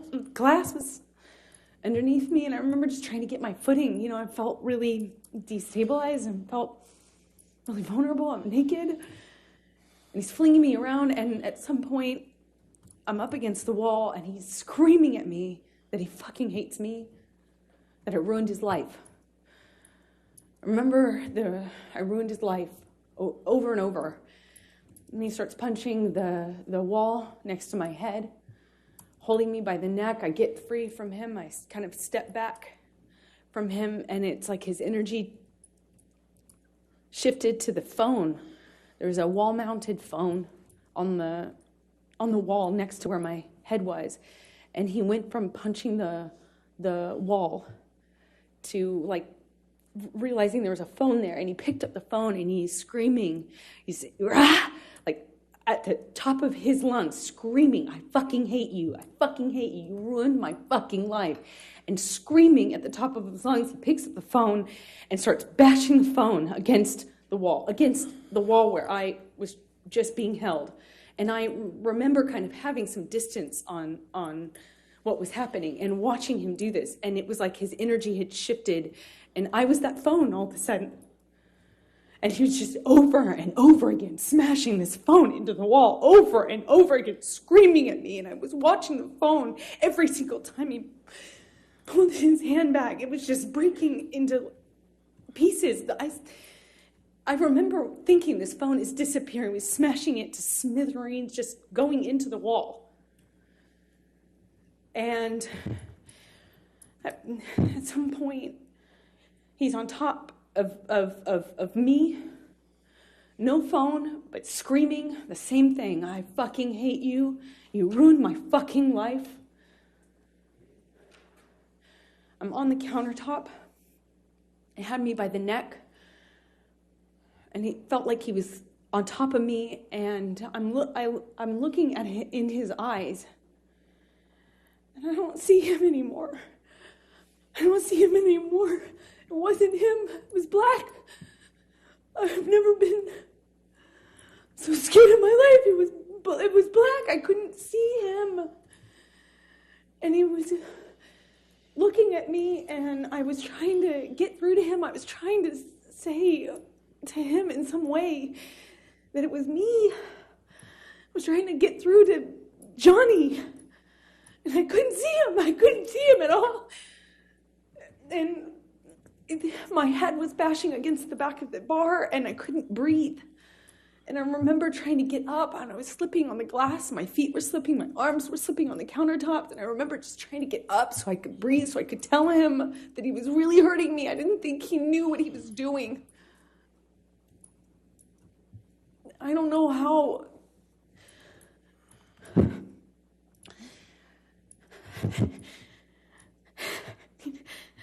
Sorry.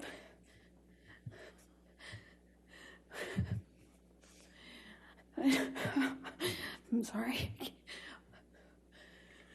I couldn't breathe. Please. I don't know.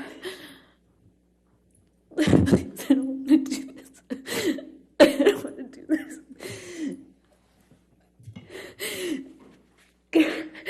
I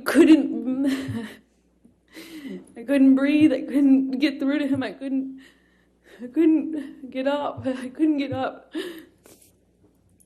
And I don't know how that ended. I don't know how. I don't know what happened next. I don't want to do this.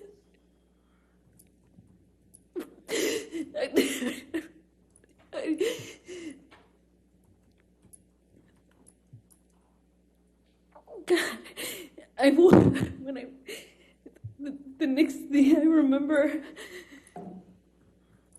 I was bent over backwards on the bar, meaning my chest was up. I was staring at the blue lights, and my chest was on this, my back was on the countertops, and I thought he was punching me. I thought he was. Oh, sorry.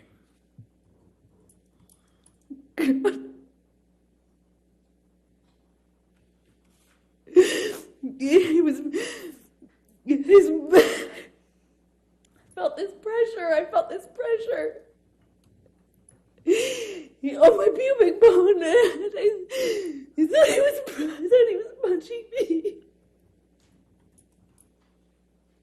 I just saw his arm. I could feel his arm moving, and it looked like he was punching me. But I could just feel this pressure. It was like it kept hitting him. It didn't feel pain. It was just a pressure on my pubic bone, and I don't know.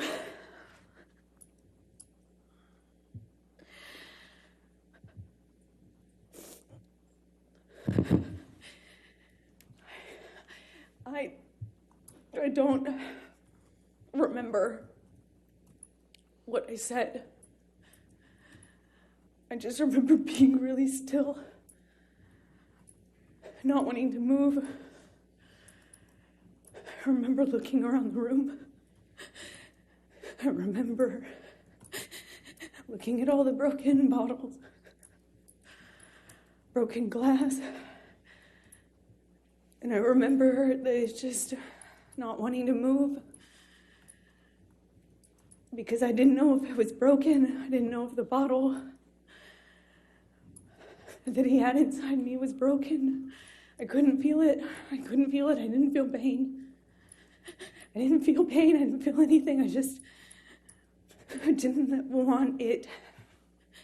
I looked around and I saw so much broken glass that I didn't know if he would know. If he would know,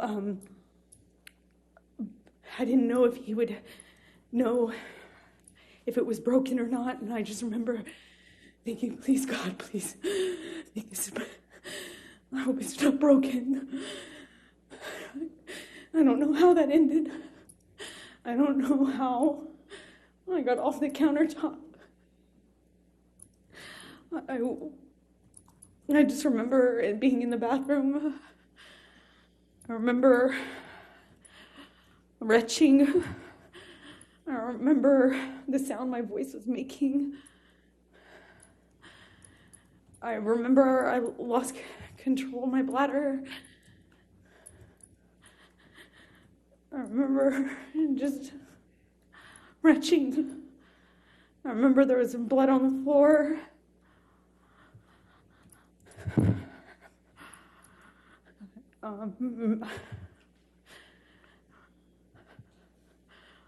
I got up at some point.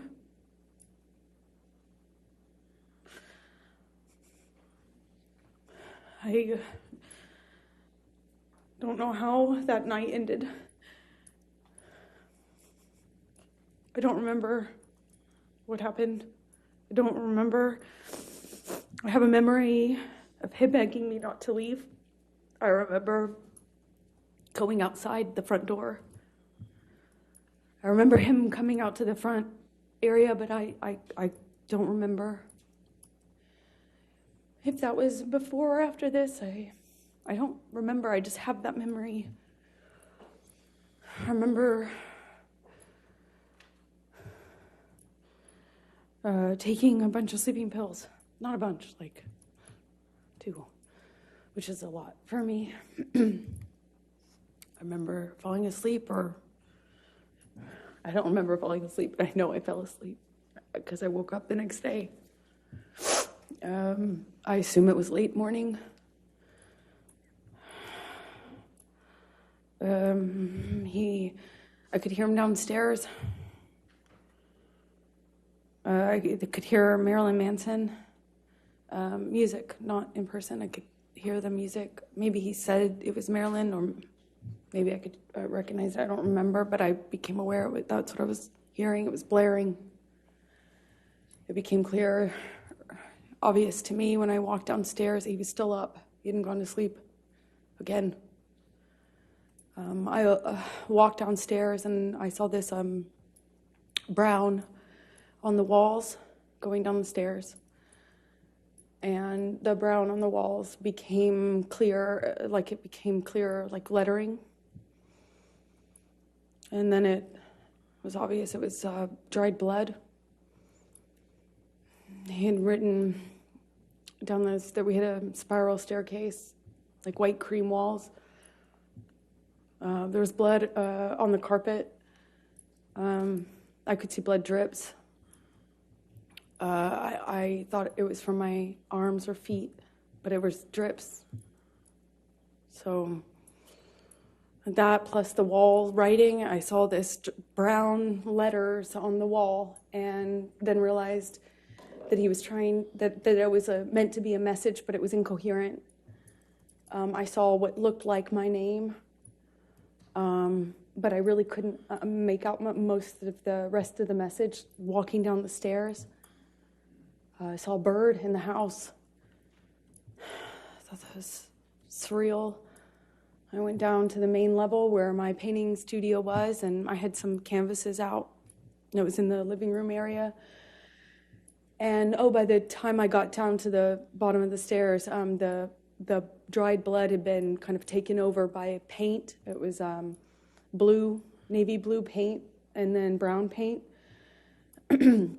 And then it was on the walls, on the lampshades, pillowcases of the sofa cushions. There was blood.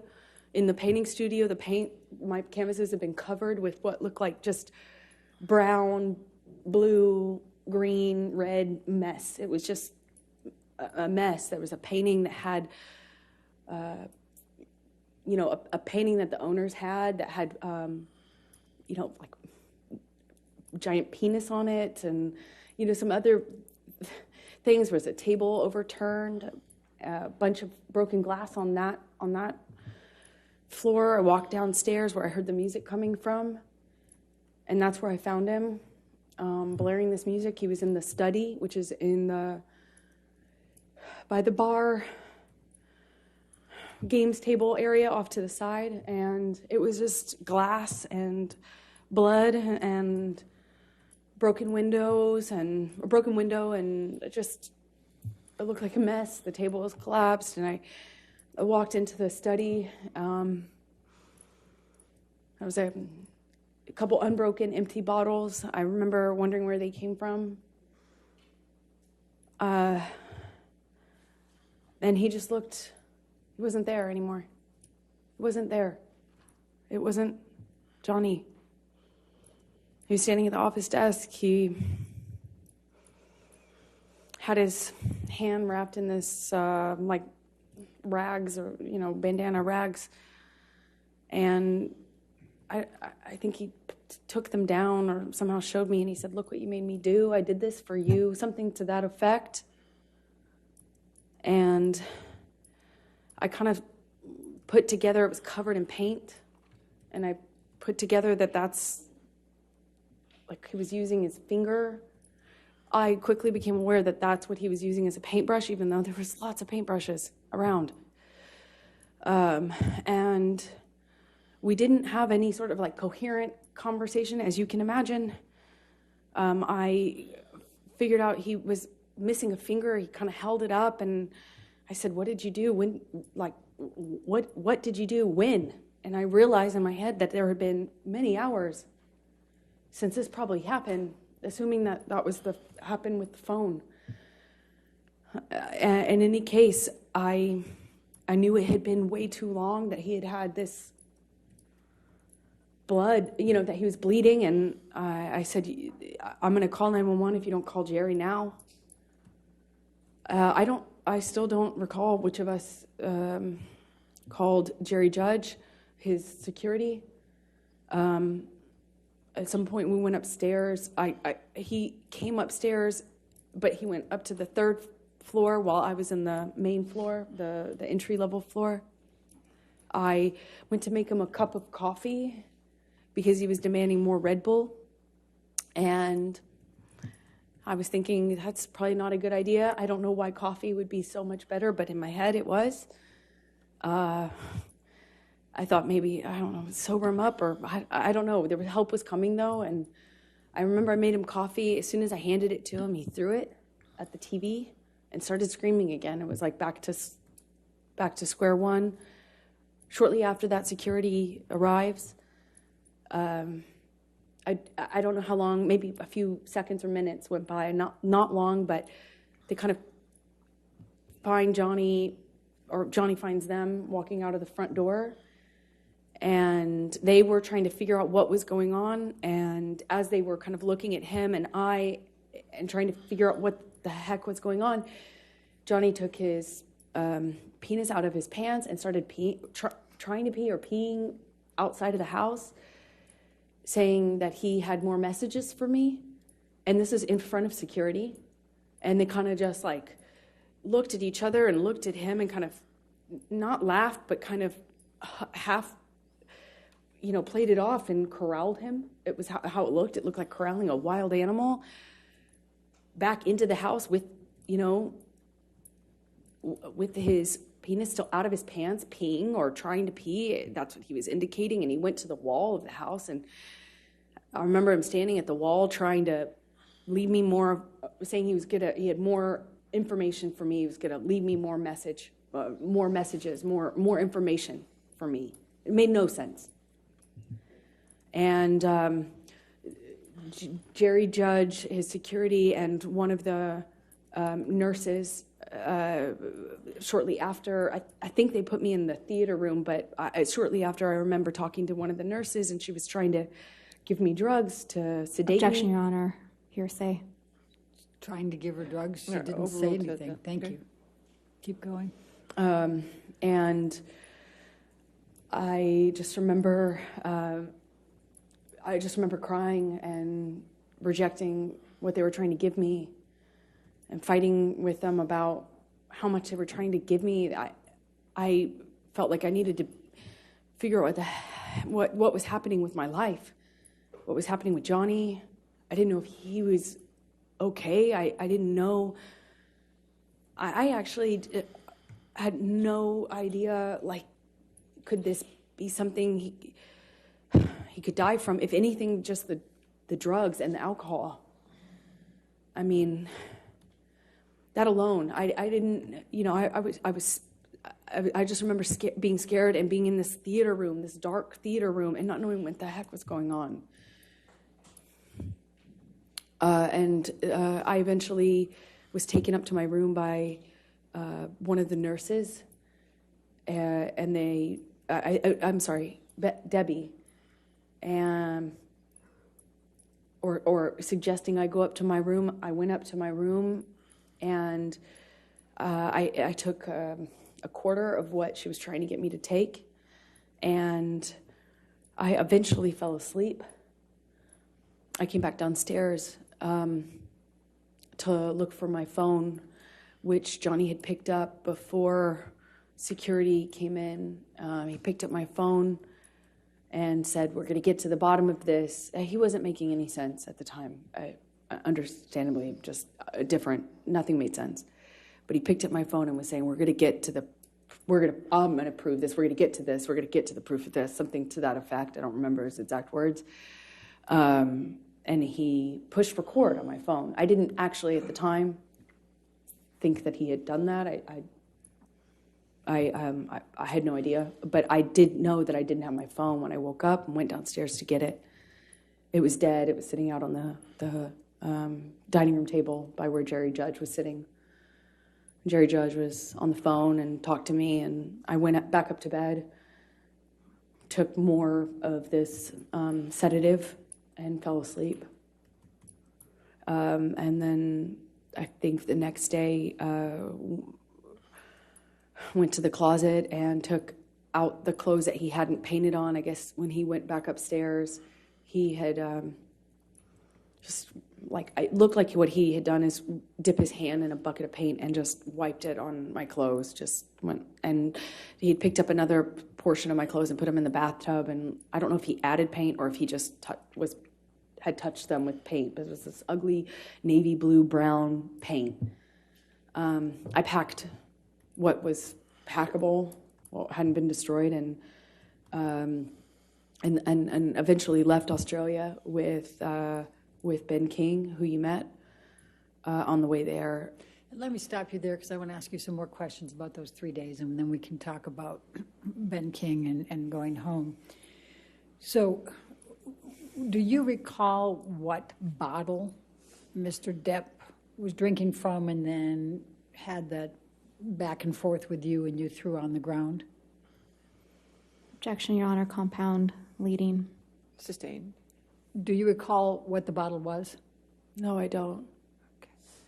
Do you recall whether it was wine or liquor? It was liquor.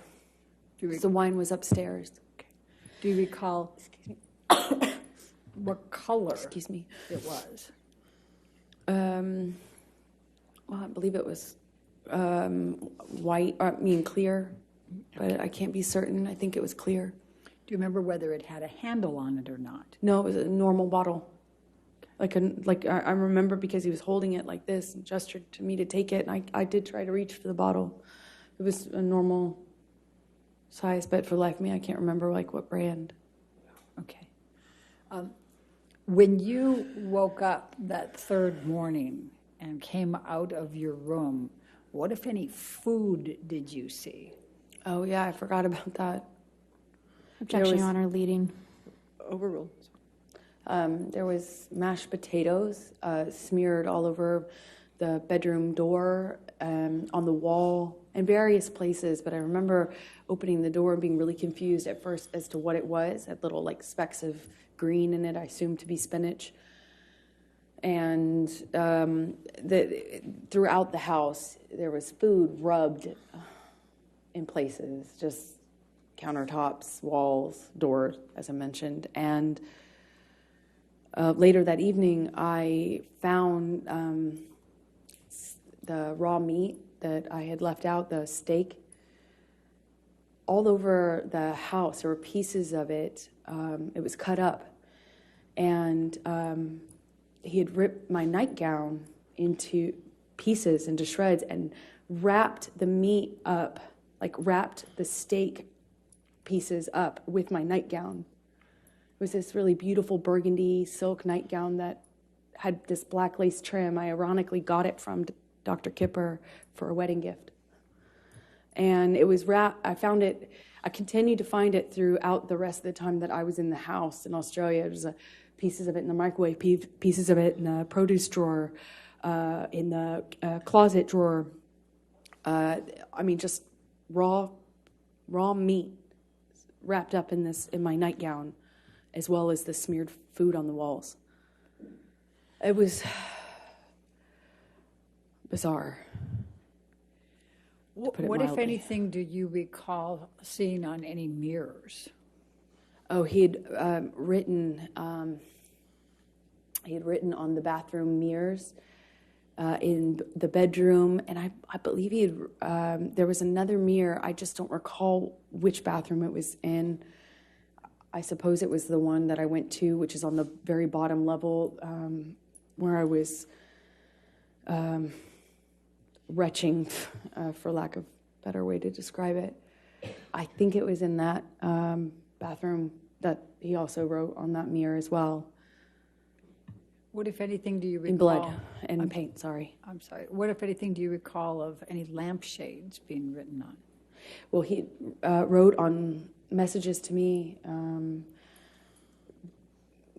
things to the effect of go-getter, horror sort of thing, that sort of language. But calling me easy, calling me a slut, calling me, like just things about ego and what a whore I was. But it was hard to make sense of it because it was clear he was just out of his mind. It was, he wrote on a back of a pillow in blood. And you can tell because it dries like in this ugly brown color. He wrote on the walls going downstairs. Like it took in fact, you could see where it looked like he had run out of blood because the messages became, the markings became clearly letters. And the letters kind of became, like I could see where he had clearly run out of blood or it wasn't bleeding enough and went and got paint. And then it became paint and blood. You could see both. You could see where he went back with it.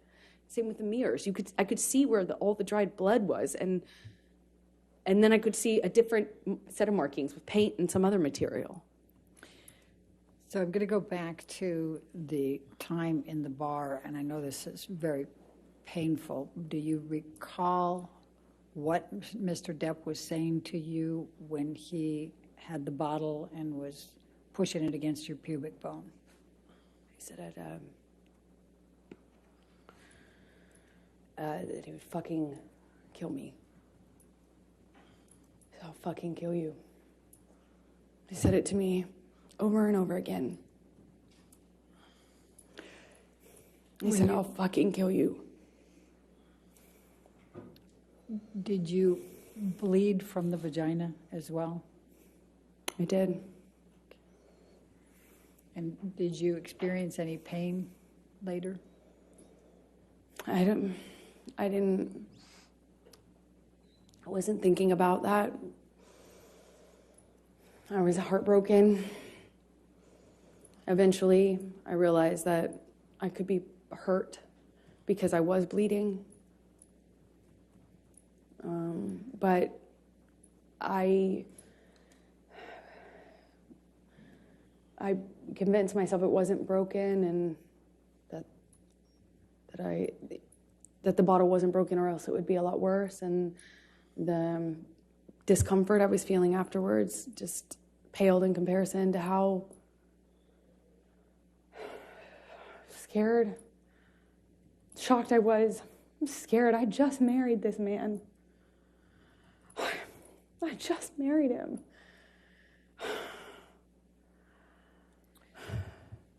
And forgive me for asking this, but I need to just make sure the record's clear. You were penetrated up the vagina into the pubic bone, is that correct? Objection, Your Honor. Leading. Sustained. What, if any, penetration was there in your vagina with the bottle? I can't believe I'm so sorry. to do this. I am so sorry.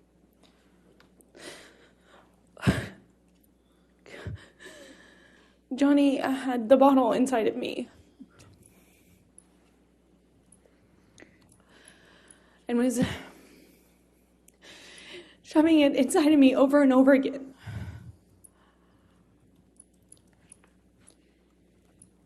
Did you experience any cuts on other parts of your body? My forearms were cut. My bottoms of my feet were sliced up pretty good. Did you have any other bruising or swelling? I had a bruise across my jaw, I suppose, from one of the many times he clocked me in the face downstairs. I think I just didn't make a record of anything else. I'm going to ask you to turn to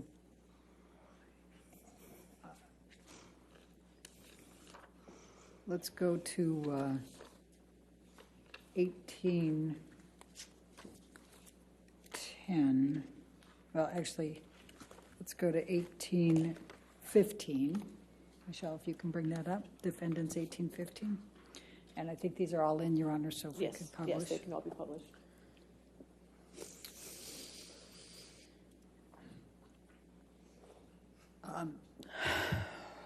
Is this the game table? Yes, it is. Okay. And is this, based on your testimony, is this where you were you on top of this table? Yeah, that he briefly got on top of me and was pushing on my throat, actually, at some point when I was on the table. I had forgotten about that. And this, though, looks like it is after a lot of the stuff was cleaned up, because it didn't look quite like this. Okay. And did the table collapse? Yes, it did. Objection, Your Honor. Leading. Sustained. What, if anything, happened to the table? The table collapsed underneath me when Johnny threw me into it and got on top of me, or fell on top of me. I honestly don't know which one. If we could look at 1816, please, defendants.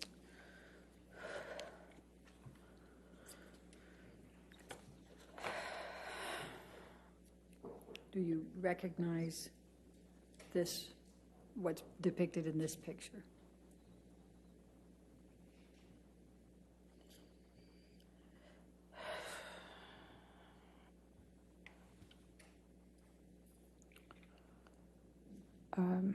Yes, What is it? it looks like the bottles that were by Johnny on the desk when I came down that last morning, and he was still up, still drinking. If we could go to defendants 1817.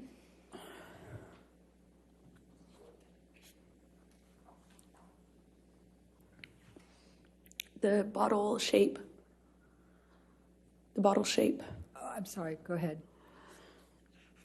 I don't, I have not, Go back to 1816, please. Your Honor, I had confused. Is there a question? I was You want to ask a question? What more do you recall?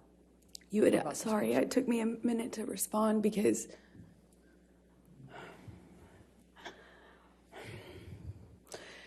it's hard. It took me a minute to respond because I had not remembered seeing the bottle that Johnny was using on me.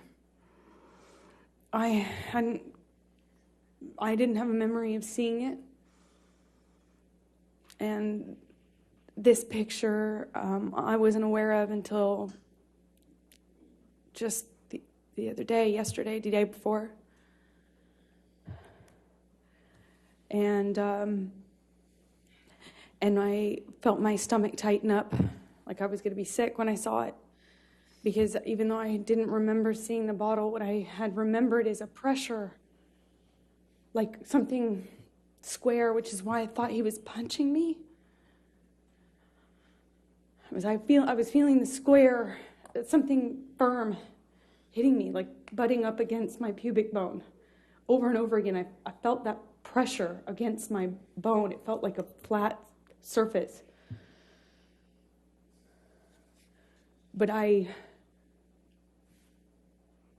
when I realized it was an object or bottle and not his fist, which is what I thought, because his arm, I could see his arm while he was holding me down, saying he was going to kill me, but I thought he was, his arm looked like he was punching me. And I hadn't seen this bottle. I didn't know. And then this came out in Ben's evidence because he didn't share it until this date. Objection, Your Honor. Sustained. And so I recognize it. All right, now let's go to defendants 1817.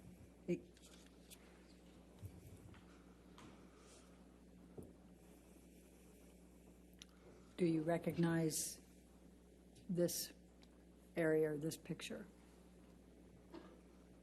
Yes, it looks like one area of the bar. Obviously, this is sometime later because all the liquid is dried up. It was quite slippery. I was slipping all over that tile. That's how I know. Okay. Looks like a lot of the glass has been cleaned up almost. Okay. And then let's go to 1818. Actually, I think I'm that's... sorry, which? Yeah, I don't have that. That's not in evidence. Yeah, that's a duplicate. Let's go to 1819. My apologies. Okay.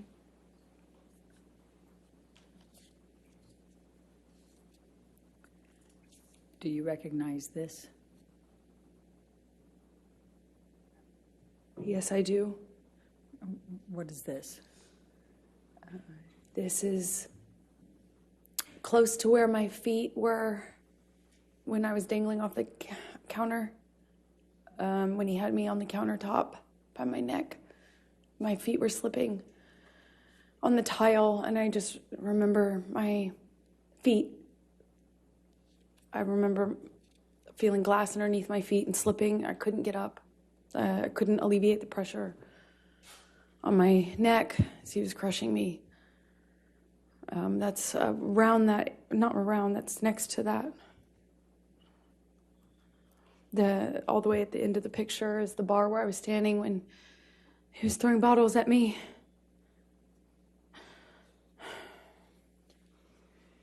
Can we go to 1820?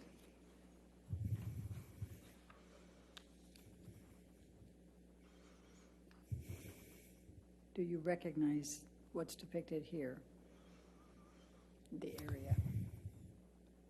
Yes, that's to the left would be where the wall-mounted phone was. Right to the left of that. To the right of that is the little L-shaped bar that I was telling you about, where I was trapped. And when you say to the left of the wall, I'm what do you sorry. mean? Is it off the picture or on the picture? so if you're looking at this picture, imagine up and to the left at person height, at site height, was I don't know if it was antique, but it kind of looked old-fashioned, like an old-fashioned heavy. It looked heavy. I didn't pick up the receiver, but it looked heavy when I was watching it break. You know, it looked like these like really heavy glass. Excuse me, it's really thick, heavy, not plastic, but like a Bakelite or something heavy material on it. That's my best guess. So that would have been to the left, and then to the right would have been the very end of the bar that you just saw a picture of. All right, let's go to 1821, defendants.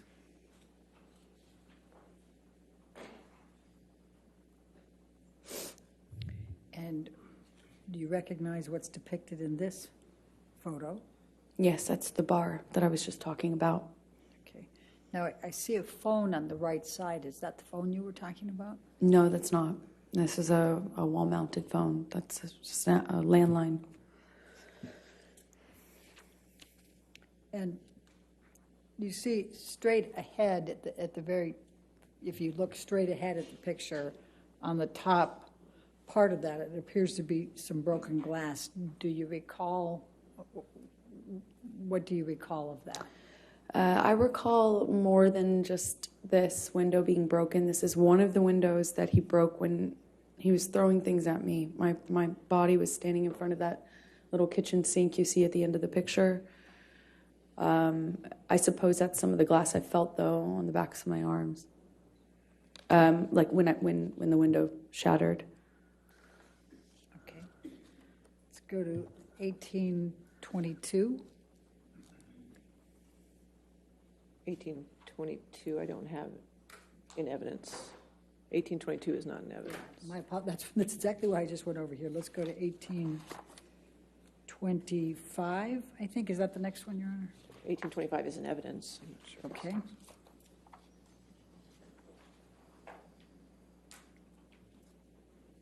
Do you recognize this picture?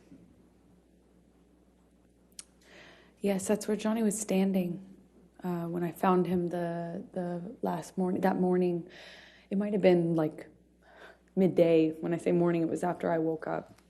It was certainly not early morning. And he was standing at that desk, behind the desk, with the Manson blaring.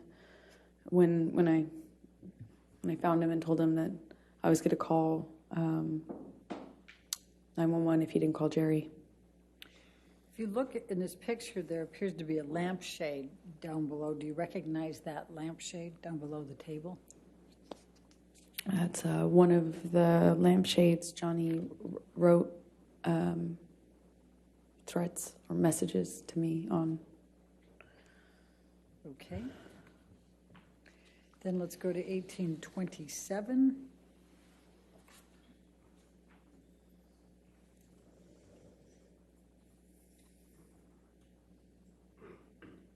Do you recognize this? Yes, I do. That's my painting studio. So when I walked downstairs and saw all the blood on the walls, I walked into this room first. That's where the stairs empty into this room, kind of my painting area. And those are the canvases that he repainted. And do you see, if you look by the white tablecloth table to the right of that, do you see a lampshade there? Yes, I don't know if that's the same lampshade or another one. Okay. Then let's go to 1828.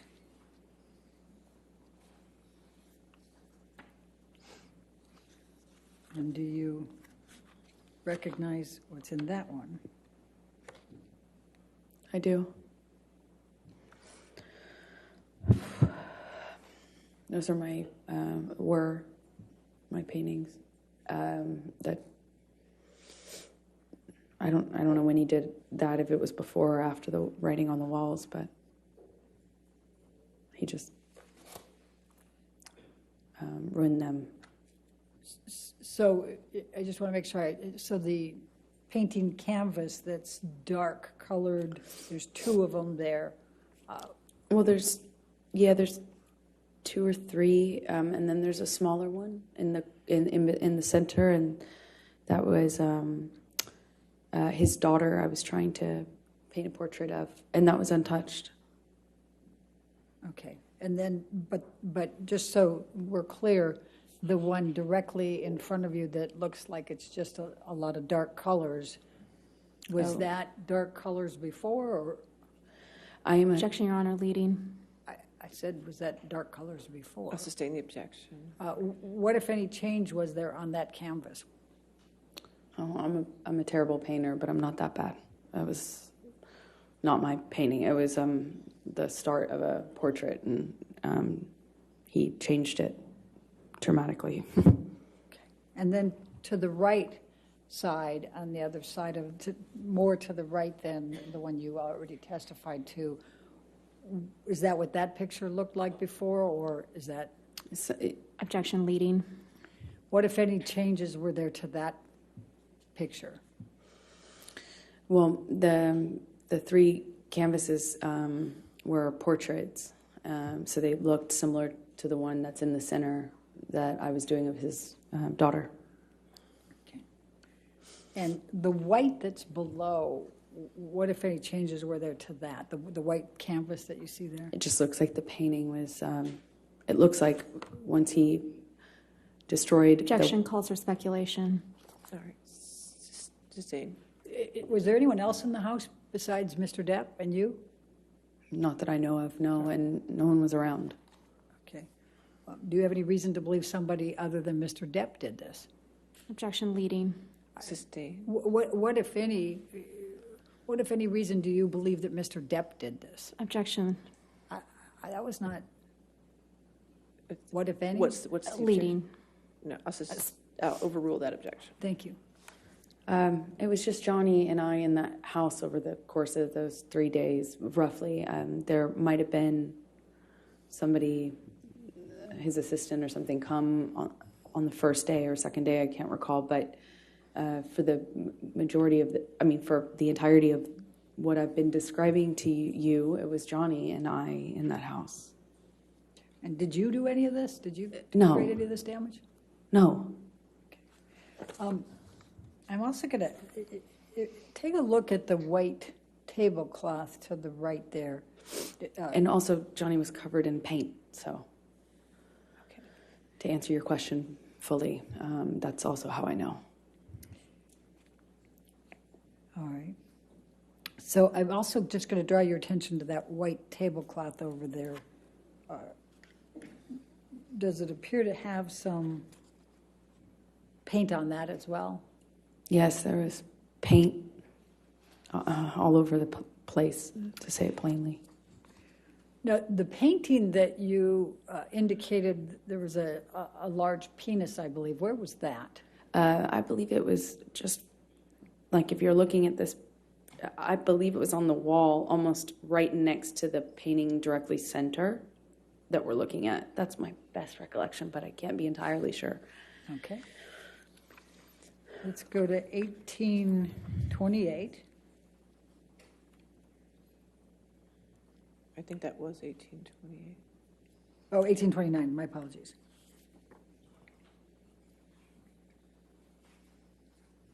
And do you recognize this photo? Yes, I do. What's in it? And what was this? This is one of the lampshades that Johnny chose as a medium to leave me messages in blood and paint. Okay. Let's go to 1830.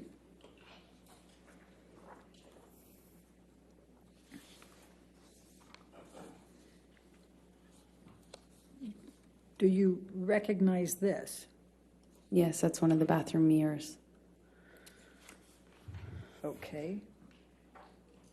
And if you could just look to the left, and I'm going to go ahead and circle it over here.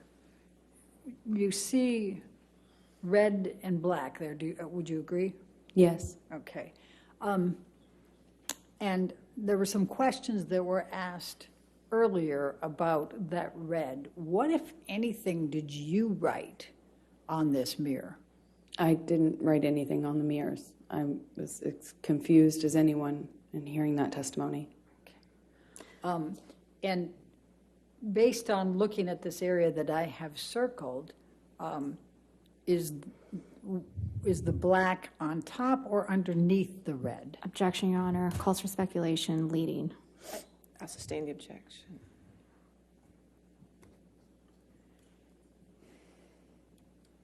All right, this might be a good time to take a break. Why don't we go ahead Okay. and take our afternoon break? Amber, we were talking about this right before the break. It still has my highlight. Which color is underneath the other? Objection. Calls for speculation. Based on your perception, which color is I'll underneath? sustain the objection. All right, let's do this. Let's bring up defendant's 375, which is already into evidence.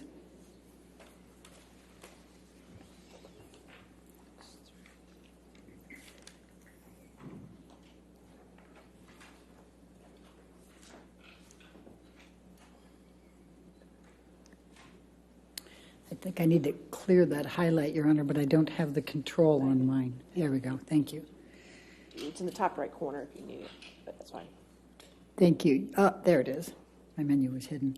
Amber, I'm going to ask you to take a look. This is the picture that we saw earlier. And do you see the area that's written in red here? Yes. Okay. What, if anything, did you have to do with the writing of that red? Nothing. Do you, before this trial, did you know who Carly Simon was? I might have heard her music, but no, I didn't. Okay. Did you know what songs Carly Simon wrote or sang? No, you had to tell me. Thank you. All right. And then if you can just remember this picture, again, the red area there that I've circled, and then I'm going to ask Michelle to take this one down and put 1830 back up.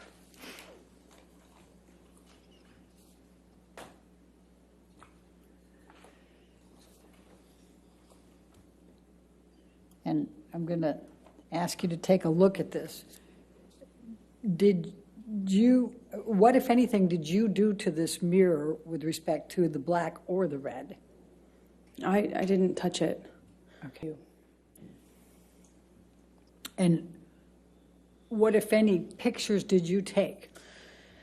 I took a picture of it was the picture we had right before this, is the one I took because it was in the bathroom where I found my clothes in the tub and stuff like that. Okay. And let's go to 374, please.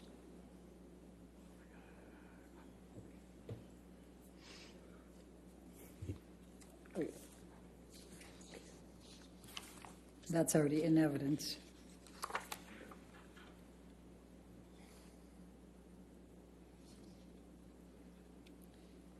Is that the picture you're referring to? Yes, it is. Okay, and I'm sorry, I just want to make sure that I understand. What else was in this bathroom where this mirror was?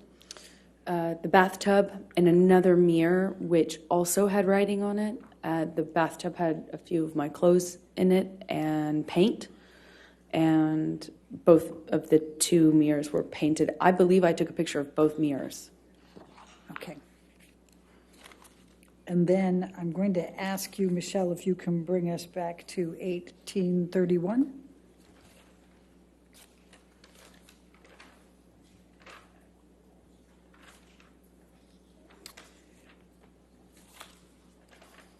And did you take this picture? No. Okay. And do you see in the mirror there, can you see the bathtub in the back there? Yes, I can. All right. Was that the bathtub that you're referring to? Yes, it is. Okay. And that had your clothes in it? Objection, leading. Sustained. I'm sorry. What, if anything, did it have in the bathtub? A few of my clothes with paint on them. Okay. You can see I think that's what I see in the corner of the mirror. Okay. And then let's go to 377 for a moment. That was in evidence already.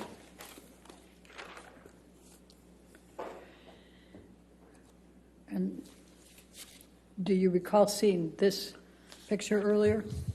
I do. Okay. And now let's go to 1829, please.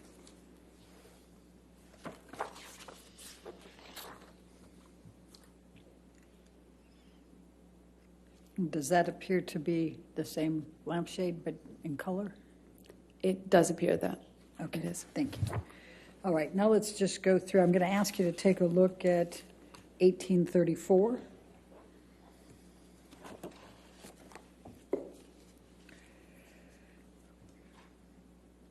And what does this depict that you can recall?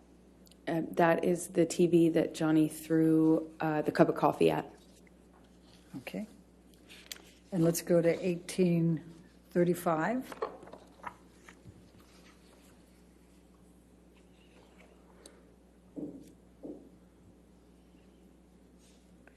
And what does this depict? One of the sofas in the living room next to the kitchen with blood on it. Okay. And then let's go to 1837.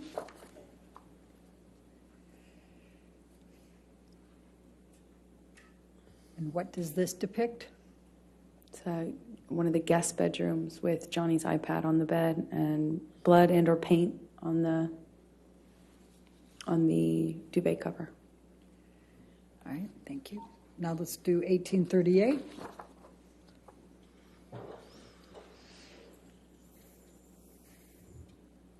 And what does this depict? A lampshade or a lamp that has been robbed of the shade. Okay. Let's go to 1839.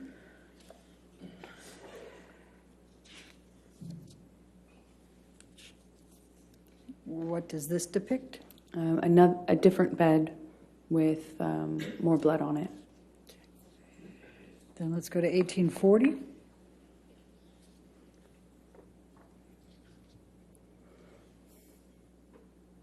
And what does this depict? Blood on one of the guitars that Johnny was apparently trying to play. Okay. Then you didn't try to play the guitar. Objection, Your Honor. What Calls if for any- speculation. I didn't even get the words Overruled out. At this point, your question. Go ahead. Okay. What, if any, effort did you make to play a guitar? I've never played the guitar. Okay. Let's go to 1841.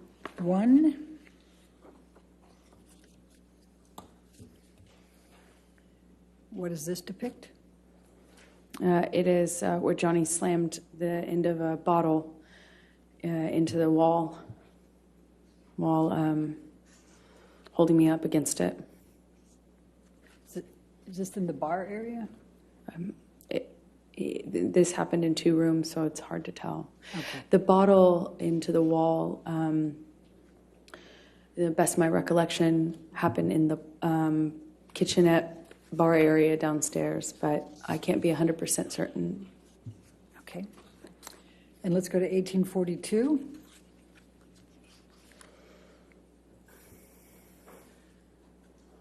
What does this depict? Another broken lamp. Okay. And then I've just got a few more left. 1805.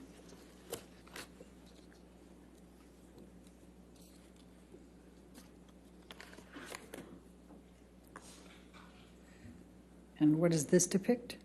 Wine spill. It looks like the remnants of a wine glass being thrown. And it looks like broken glass. Do you recognize where this was in the house? Well, it looks like a bedside table, but I can't be certain. Okay. Let's go to 1806.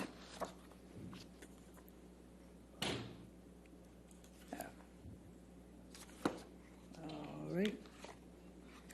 Let's let's skip that one and let's go to 1808.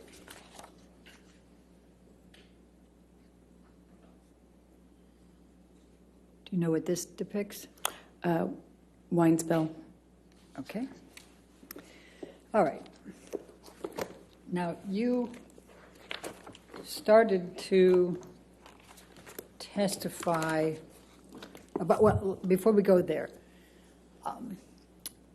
in these pictures, would you say they accurately depict the damage that you saw that third morning? No. What else, how were they not accurately depicting? Well, if you can believe it, this is it seems significantly cleaned up. There was much more damage, specifically broken glass. On the countertops, there was a lot of broken glass. I could feel it cutting my arms when I was trying to get up, and I could feel it underneath my feet. So I don't know when these pictures were taken, but there's been some cleanup. Okay. Now, you indicated that that Johnny had turned on your iPhone and recorded. Is that correct? Yes. Did there come a time that you discovered a recording on your iPhone from Australia? Yes, much later. There was this 5-hour-long recording, and naturally I didn't know what that could possibly be, because even though Johnny and I recorded each other often as part of our, struggles to figure out our relationship, this one was, 5 hours was unusual, and that's when I discovered that there had been this recording of the end of that Australia incident, if you will. And did you listen to that recording? I have heard it, yes. And does it accurately represent what was depicted in that recording? Yes. Objection, form, lack of foundation. You want to approach? I'm not sure. Remember, you testified that you made arrangements to return home. Can you describe, let's take you to the point you left the Australia house to go to the airport and were accompanied by Ben King. Could you tell the jury what transpired during that period of time? So I left Australia shortly after that. My understanding was Johnny was in the hospital for his finger, and Ben King was going to accompany me, and on the way to the airport, Johnny calls me, and we were just crying on the phone.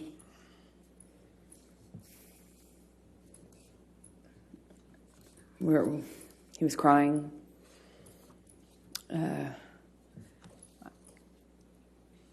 He asked if it was, if he had killed it, meaning the relationship. It was, I don't remember the exact words that he used, but it was kind of asking me in that way: is it done? Is this over? Did we kill it? Did I kill it? That sort of thing. I don't remember what I was saying to him, but we hung up as I went into the airport. I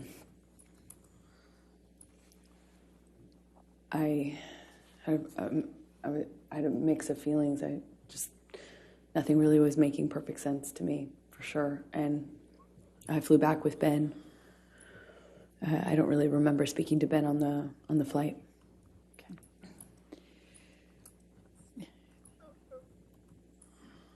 Do you, when Mr. Depp was, what you testified on what Mr. Depp said to you on the phone ride, were you on the phone with anyone else, or was it just Mr. Depp you were on the phone with?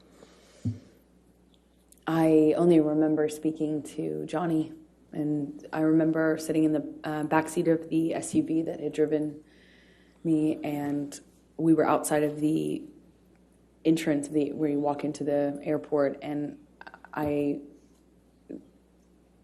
even then felt torn about leaving. I obviously didn't want to stay, but I was in such shock and Objection, Your Honor, non-responsive. I don't know how that's non-responsive. We're going to ask you a question again. Okay. Please tell us how you felt at that point and what Mr. Depp was saying to you. I remember Objection, Your Honor, asked and answered. She was in the middle of responding to it, Your Honor, and Your Honor said, It was ask a a different question, but I'll sustain that objection if you want to ask a question. Okay, how did you feel at that time? I felt destroyed. Like my heart was broken. I didn't know what to do. I thought maybe if I left him in Australia, I thought maybe something would happen to him. I thought he might die or kill himself, because that certainly seems like the trajectory he was on. He told me he had put a cigarette out on his face before, the Friday before, and combined with all the, when I was in the bedroom and he was in the hospital, I found, and I was packing my bags and stuff, I found all these empty bags, Coke bags, dime bags with white residue on them. In them.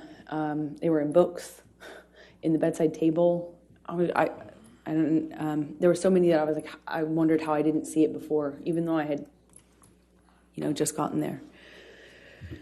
So I was worried he would die, and I was worried that we couldn't come back from what happened. I was worried that there was just no way to turn this around. There was no going back, but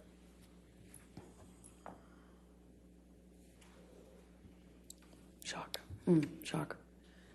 So you flew out of that airport. Did you have a stop anywhere before you went back to LA? Objection, relevance.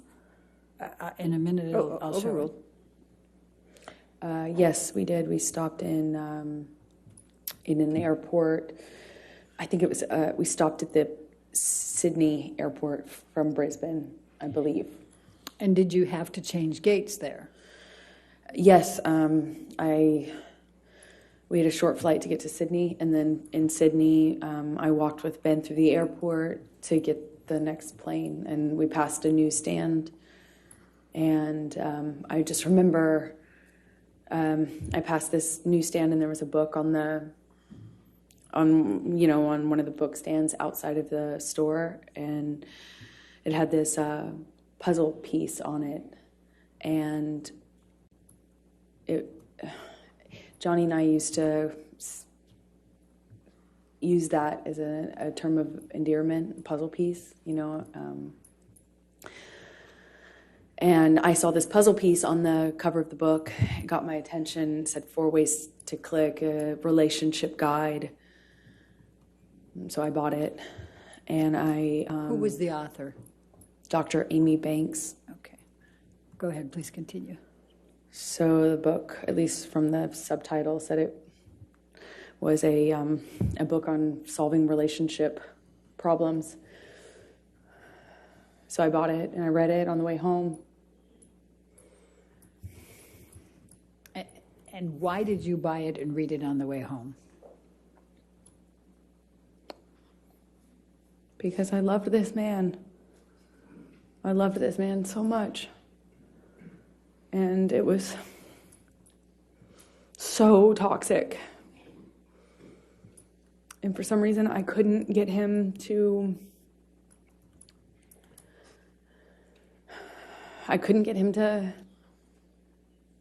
not hurt me. I could... And it seemed like I was hurting him. But we loved each other so much. At least I loved him so much. And I didn't know what to do. I didn't know what to do with this relationship. It was awful and toxic, but it was so important to me, and I loved him so much. I would have read 1,000,000 books. So when you got back to LA, how long before Mr. Depp came back? A few days. Johnny came back within a few days. He went to his Sweetser house, the main house, which was what we did. You know, if there was a problem between Johnny and I, we weren't under the same roof once, you know, the fight had either paused or ended, depending, but he would go to Sweetser and I would stay at the ECB. And so he went to Sweetser upon landing, and there was some conversations with the medical team, you know, doctors and stuff, and I just remember feeling concerned for his life because things had changed, and without saying what they said to me, Objection, Your Honor, hearsay. She said without saying. She's characterizing it. Well, I'll overrule for now. We'll see where we go. I became really, really worried that Johnny was not going to live through this, that there would be infections or problems and things, and he wouldn't stop using coke, and he couldn't get the surgery he needed because he wouldn't stop using coke, and they wouldn't put him under because of all the coke. So, Objection, Your Honor, hearsay. All right, I'll sustain as the Foundation. last part. Okay. All right, next question. So when did you next when did you next see Mr. Depp after you got back from Australia? I saw him a few days. I don't know how long it was, but it was at the doctor. I think my best recollection is it was in the doctor's office or around that he needed a procedure. Did there come a time that you reconciled after Australia? Yes, because it almost felt like it went away so quickly because there was this surgery that he needed, and there was maybe he had more than one surgery, but it was, you know, like it became very, very about getting Johnny through the next step. You know, getting Johnny home, getting Johnny off the coke long enough to get the procedure done, and then after that procedure, getting another procedure done. And it was just these small steps, and before you know it, we were kind of back in it. With the prospect, of course, of him being done with all the drugs and drinking, because that's what necessarily had to happen for him to have this surgery. So that made me feel a little, you know, a little bit more secure and kind of coming back into this relationship with him. Okay.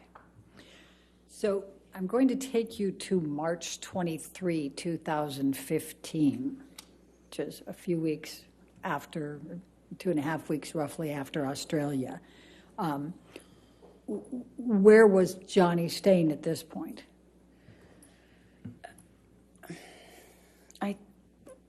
I think he was staying at the Eastern Columbia, at the ECB.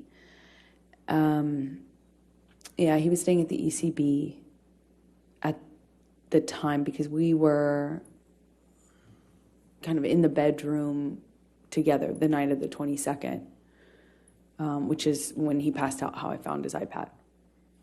I'm sorry, when you... I found his iPad open. He was texting someone with it open. He passed out, and I saw what he was texting. Please tell the jury about that. He was texting this woman that he had had a relationship with on and off, kind of at the beginning of our relationship. So I recognized the name, but the date was right after the wedding. I saw it. He had gone to her house after we got married. Like, upon touching down in Los Angeles, I think it was the next day, he went to this woman's house that he has this sexual relationship with. And What did you do as a result of seeing that on the iPad? I freaked out. I immediately, confronted him about it. I was, you know, I didn't care in that moment if he did kill me, which is likely in confronting him at that stage of our lives. I didn't even care anymore. At this moment, he had already ripped my heart out. You know, it's like I've just been through after having been through what I went through in Australia. Just weeks prior, I see this. It was like,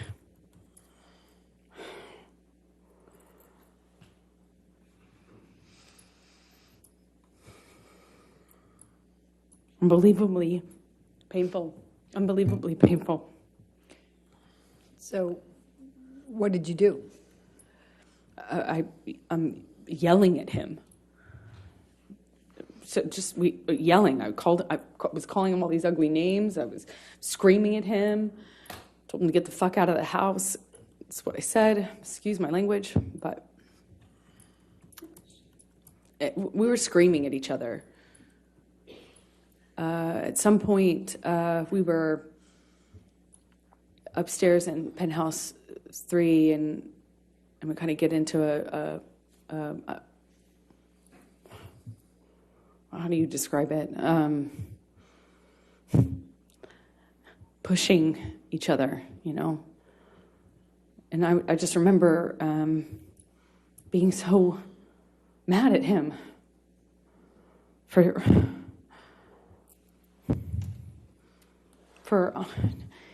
cheating on me and doing so in this way, like right after the wedding. And then right after my wedding, go to see him, and then Australia happens, and it just felt like everything came crashing down, and I was so hurt.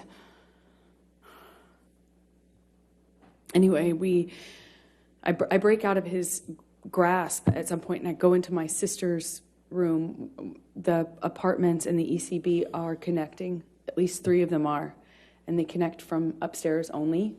So you could get from Johnny and I's apartment into the neighboring apartment where Whitney, my sister, was staying at the time. And then you could go from that apartment into penthouse 5. Again, still on the top floor. So I went through Johnny's office, which is how you access the door that gets you into Whitney, the neighboring apartment where Whitney was, my sister. And I went in there and woke her up crying, screaming, saying, "What am I going to do? Can you Objection, Your believe Honor, this?" Hearsay. Sorry. All right, I'll sustain. I know that was Dafford to prove the truth of the matter. I'll Asserted sustain. In any event. All right. Sustain the objection. Okay, so you went to Whitney's. Don't tell the jury what you said to her, but what happened next?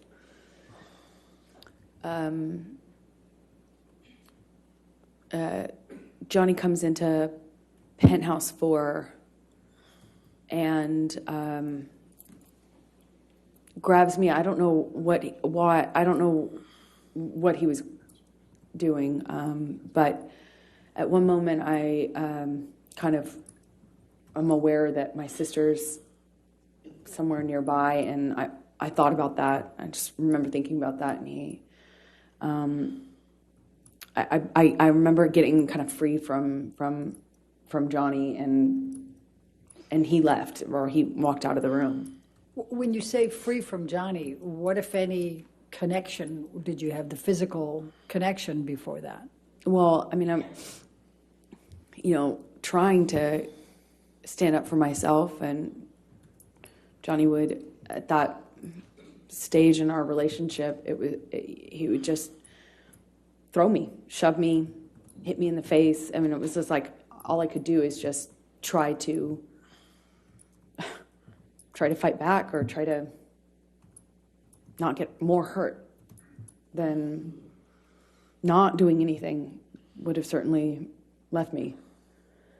I don't really recall specifics. I remember at one point he had his uncasted hand in my hair, and I was looking at the carpet. I don't know what happened immediately after that, but I remember he left. He was out of the room for a while. I don't know how we got into, I think I heard him in P5. Again, this is the neighboring apartment of that. So there's P4 in between, and P5 is the corner. And that apartment was empty, basically. And so the I used it, the top bedrooms, the bedrooms on the top floor as my closet, and I had all these clothing racks and shoe racks and stuff like that in there. And then it had another level, the mezzanine, which is it hung over the rest of the bottom floor. And I use that as my office. And the bottom floor is, of course, the living room with just some sparsely decorated, just some big couches and a low table. And I I hear him in Penthouse 5. And on the lower level also is another painting studio, like painting area of mine. So I go in there because I hear him, and he's screaming, but I don't know why. I don't know who he's. My understanding was he was screaming at me, but I wasn't in that apartment.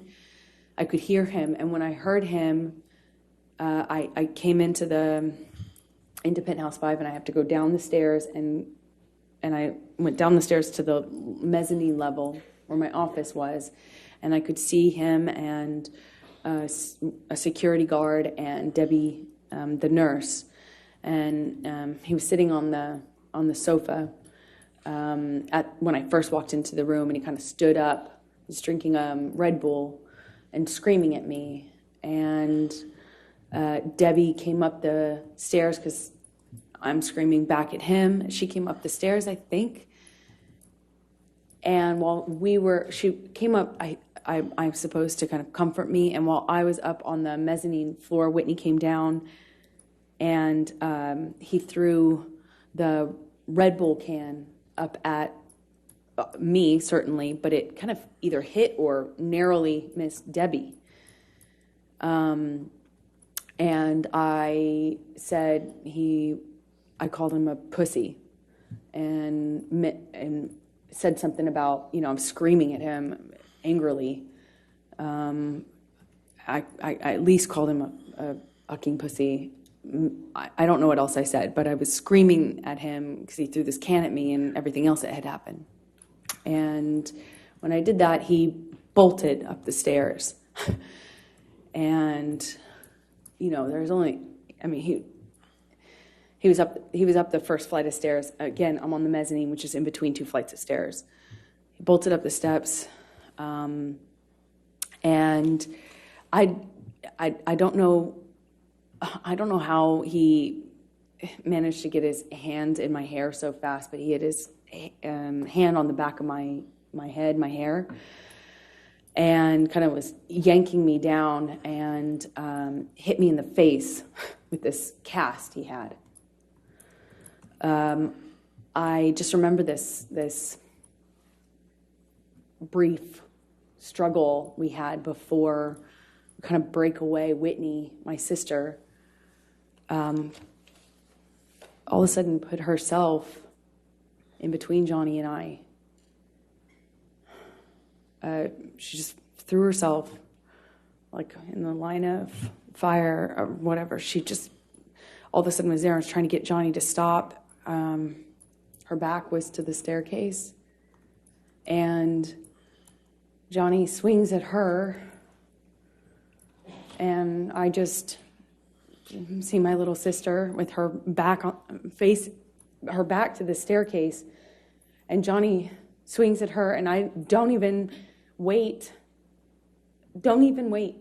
for any other, I don't hesitate, I don't wait, I just in my head instantly think of Kate Moss and the stairs, and I swung at him.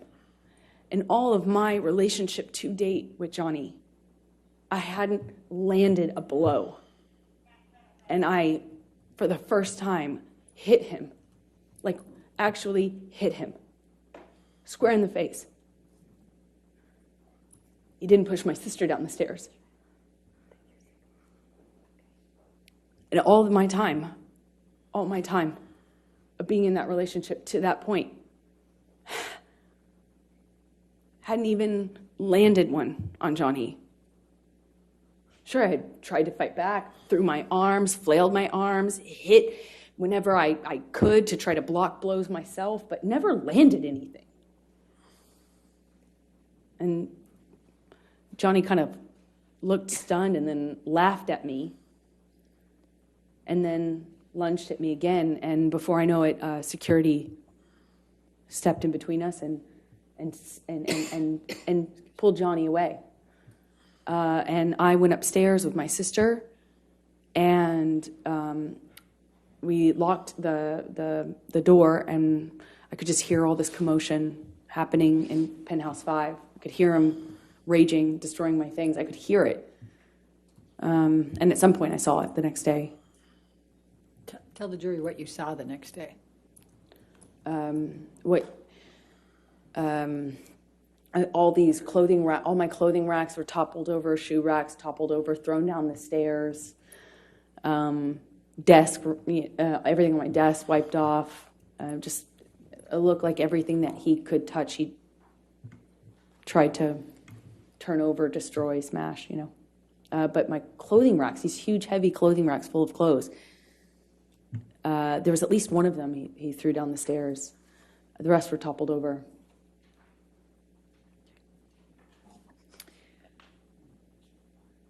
Amber, I'm going to fast forward to December 15, 2015. Were you and Mr. Depp together at that time? Yes, we were. Did you have a fight that night? December 15th, yes, we did, but I don't recall. I don't recall what started the argument. We had periods leading up to that were really beautiful and really good, and then periods that weren't. Well, let's talk about the December 15, 2015. What do you recall of your fight that night with Mr. Depp? I remember him chasing me in the kitchen. I remember throwing something in his direction to slow down his momentum. I remember him screaming. I remember him getting on top of me at some point, toppling me. Mostly at that moment downstairs, he was hitting me in my face. Again, this is another example of when I wish so much I could tell you an exact sequence, but I can't. It's flashes. So I'll tell you what I do remember. I remember at some point trying to flee upstairs, and we had he got a hold of me and I got free, and I managed to get all the way up the stairs almost. I was on the last flight, and we'd had some interaction where I think I said something to him on the stairs.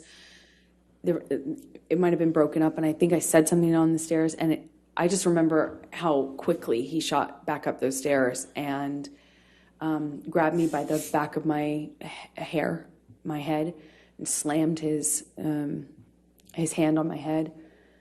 And I went down on the stairs, and he overtook me. I remember him so well. I remember his boots and the sound they made. I remember him grabbing my hair, my head, and kind of dragging me up the stairs the rest of the way.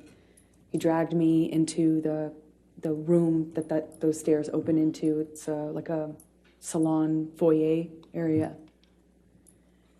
And we had this argument that kind of, was a shoving match that I was losing. By the second or third shove, he sent me toppling over this chaise lounge, like a little low-lying sofa seat. And I hit my head on the brick wall. There was an exposed brick wall. I remember I stood up, and I remember Johnny asking me if I wanted to go. And he did that thing where he's challenging me. He said it in that way, challenging me to stand up, get back up, and when I did, he said, "Oh, you really want to go now, tough guy?" Shoved me back down. "Oh, you really want to go, huh? Oh, you're so tough." I stood back up again. This time he hits me in the face. I stand back up and look him right in the eyes. And it was just a really still moment. I'll never forget it. Really still. I stood up and he said, "Do you want to go again, tough guy?" And I just looked right at him, just looked right at his face. And he balled up his fists, leaned back, and headbutted me square in the nose. Just right as I stood in front of him. I was a foot from him. Just slammed me right in the nose. Instantly, searing pain. It's one of the few memories I have in this long relationship that I actually remember the physical pain in that moment, just searing. And I remember thinking, you have your hands free. I had time to think. You have your hands free. You could have hit me with your hands. Why did you headbutt me?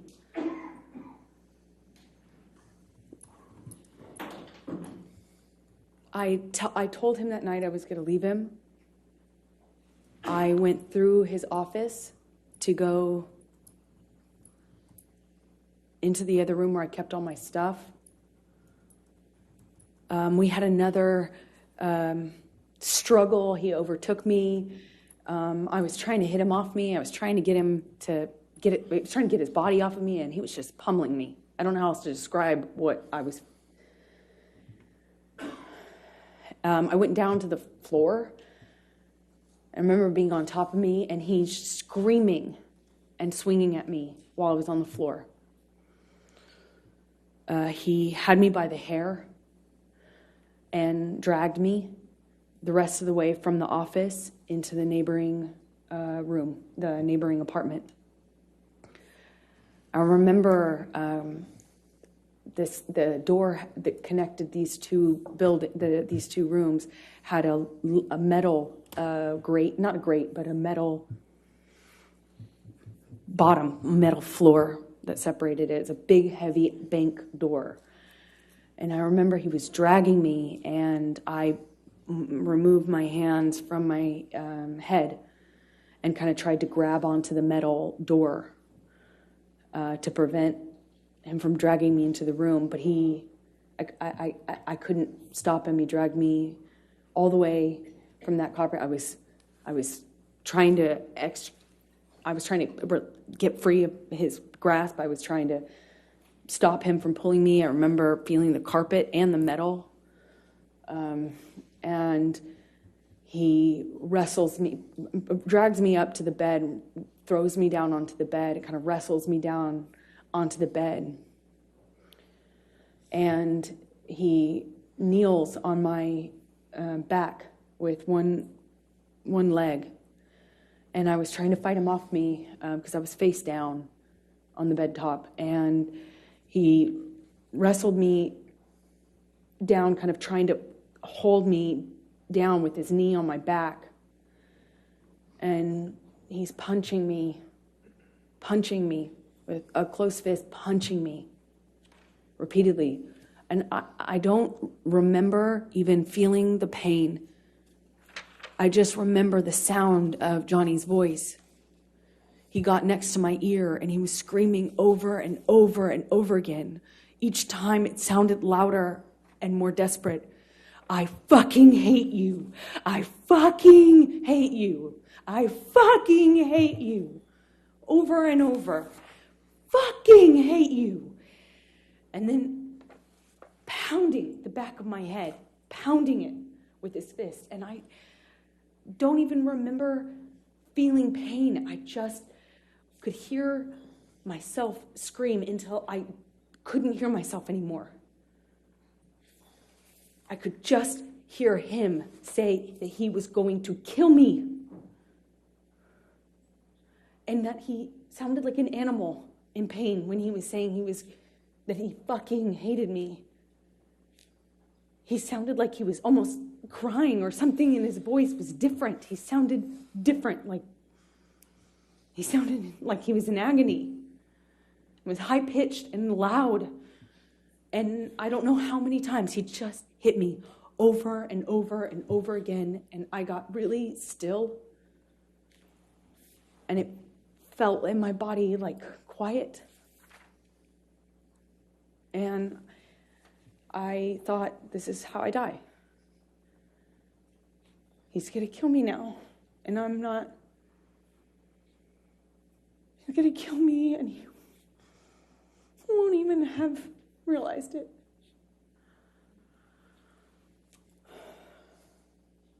I couldn't breathe. I remember trying to scream, and I couldn't scream. I was suffocating in this pillow top with him holding me down, punching me over and over, and I don't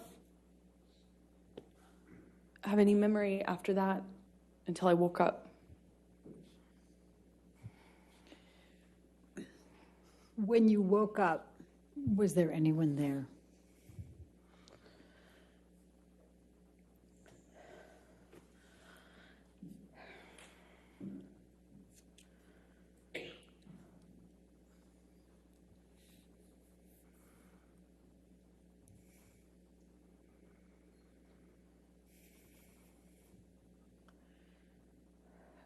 I remember hearing my best friend's voice. I felt like it came, felt like it was like on a speakerphone, like it came from everywhere. I just heard her voice in a weird way. It felt like it was coming from two directions.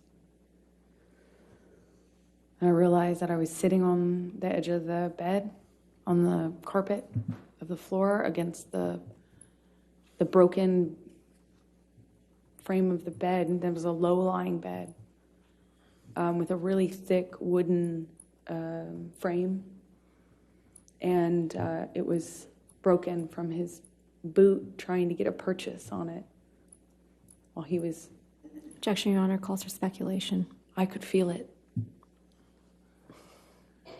Overruled. Thank you. Please continue. I was there for it. And while he was on top of me, I could feel that. I could feel him trying to get balance. I could feel him slipping. I could hear it. I don't know how I got off the bed.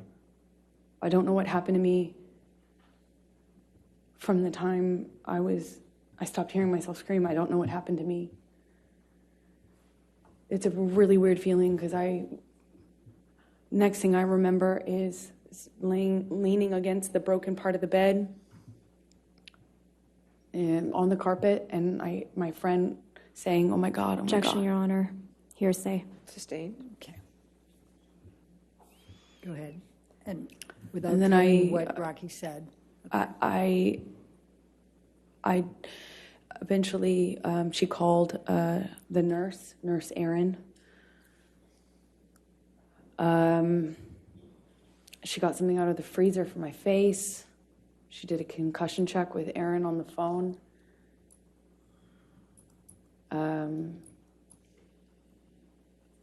I thought I probably had a concussion, and certainly thought I had a broken nose. There was blood everywhere, blood all over those pillows.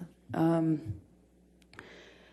head was bleeding from the ripped out hair, chunks of hair on the floor all over the place, actually. It was just all over the apartment.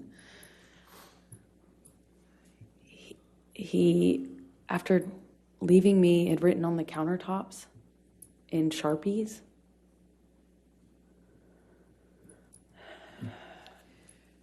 Michelle, I'm going to ask you to bring up Defendant's Exhibit 510.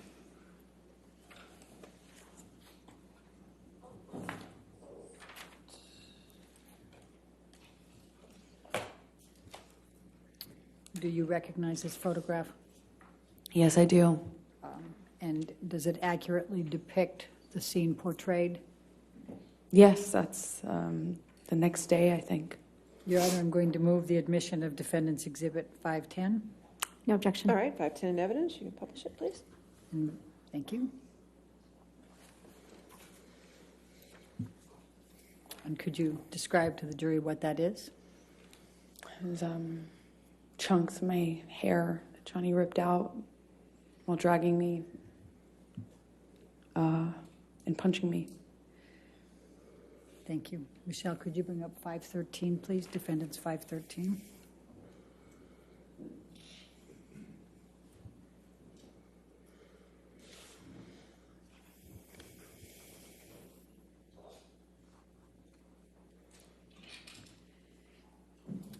Does this picture accurately depict you and the scene portrayed? I think this is a couple days later, but yeah. Okay. I'm going to move the admission of Defendant's 513. No objection. All right, 513 in evidence.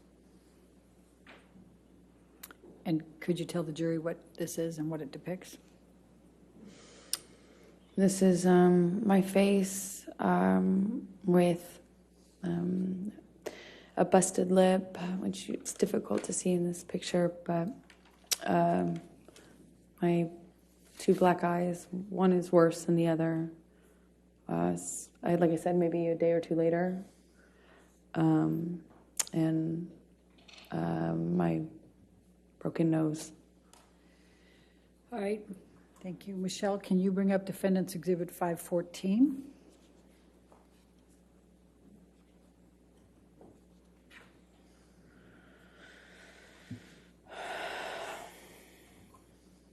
Does this accurately portray the scene depicted? Yes, that's my face sometime after. Your Honor, I'm going to move the admission of Defendant's 514. No objection. 514 in evidence. You can publish. All right. If you could just briefly describe for the jury what this one is. That's my face.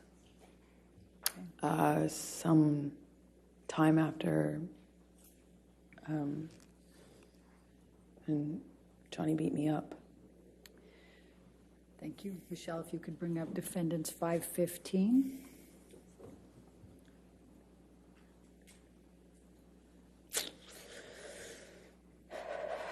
Does this accurately portray the scene depicted? Yes. Going to move the admission of Exhibit 516. No objection. 515 or 516? 516. I'm sorry if I misspoke. You said 515 before. It's 515. 515. No objection to 515? Okay. No, Your Honor. 515 in evidence. You can publish.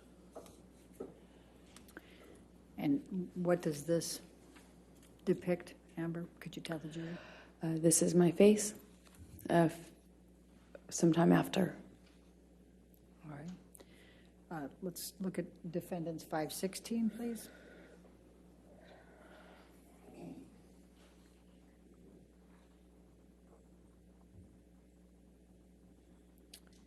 Does this accurately portray the scene depicted? Amber? Yes, it does. This I'd is maybe. Wait, let me move it first. May I move Sure. the admission of Defendant's Exhibit 516, No objection. 516 in evidence. published to the jury, please? Okay, Amber, go ahead and explain what it is. I think this is maybe that night or the next night after Johnny left me on the bed. Let's go to 517.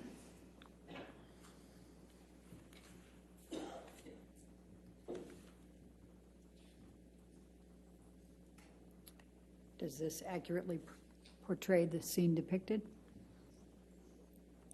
Yes, it does. Move to admit Defendant's 517, Your Honor. No objection. 517 in evidence. Amber, please describe for the jury what this portrays. That's my face after this incident. And what's portrayed on your lip? Well, he busted my lip when he punched me. It's bleeding in this picture. It kept reopening. You know, it's a mouth. The lips move. Go to 519.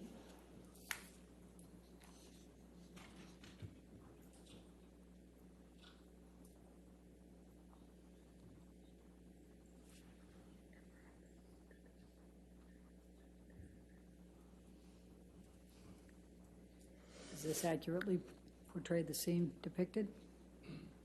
Yes. Move the Yes. admission of 519. No objection, Your Honor. 519 in evidence.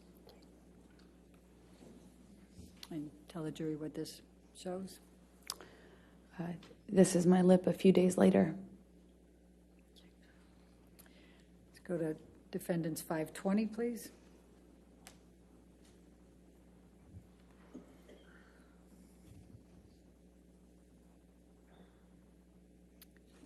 Does this accurately depict the scene portrayed? Yes. Move the admission of defendants 520. Was it 521 or 520? 520. No objection. 520 in evidence. Published. Can you please tell the jury what's depicted here? That's my scalp with a chunk of it missing from when Johnny was dragging me by my hair. Let's go to defendants 521, please.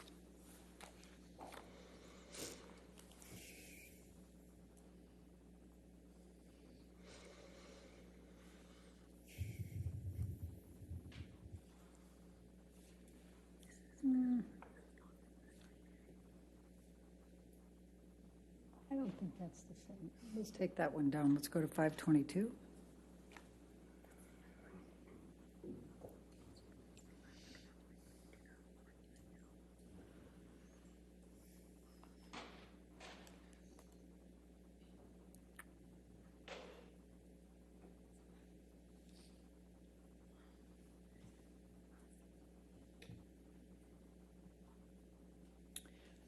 Does this accurately portray the scene depicted? Well, it's a few days later. Okay. Move the admission of 522, please. No objection. 522 in evidence. And what shows there? My face is healing. Okay. Let's go to 523.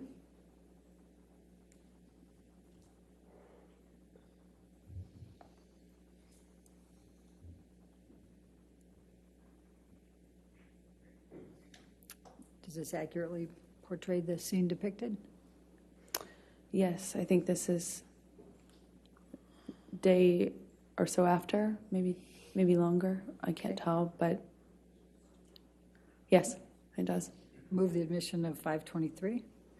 No objection. 523 in evidence. And I'm just going to draw your attention, Amber, to an area up here. What, if any, bruising did you sustain in that area? Objection leading. What, if any? I'll sustain the objection. Okay. It's What, if any, bruising did you sustain? I'm Same sorry. objection. I'll sustain the objection. Did you what injuries did you have? I had bruising on my temple, my chin, my neck, the back of my head. I had swelling and pieces of, my scalp kind of ripped, torn. They were gross, pussy. But this is of the bruising around my temple from one of the blows, several of the blows, I don't know. Let's go to 524.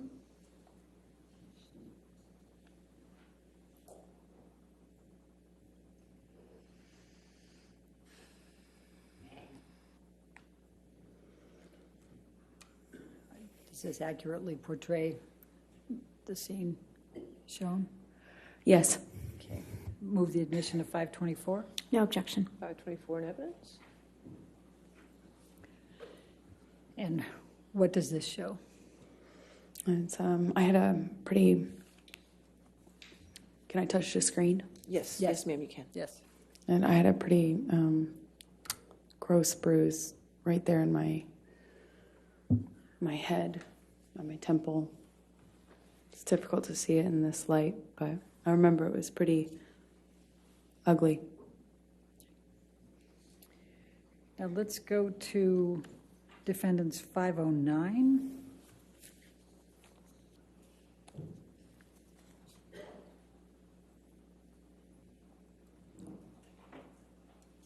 Does this accurately portray the scene depicted?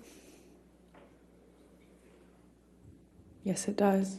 Your Honor, I move the admission of defendants 509. No objection. All right, 509.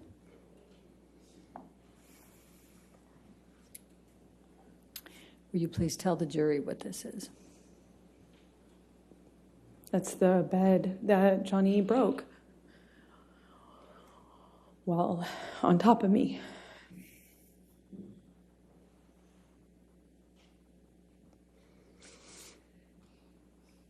All right, let's go to defendants 511, please.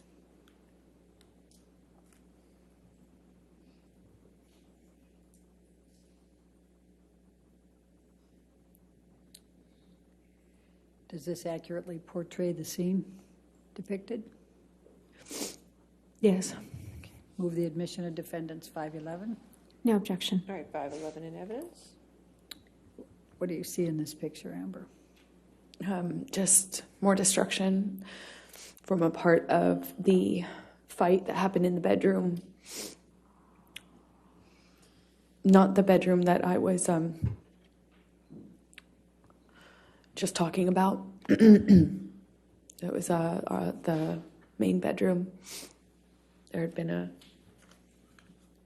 part of the fight that happened in there too. Let's go to defendants 512, please.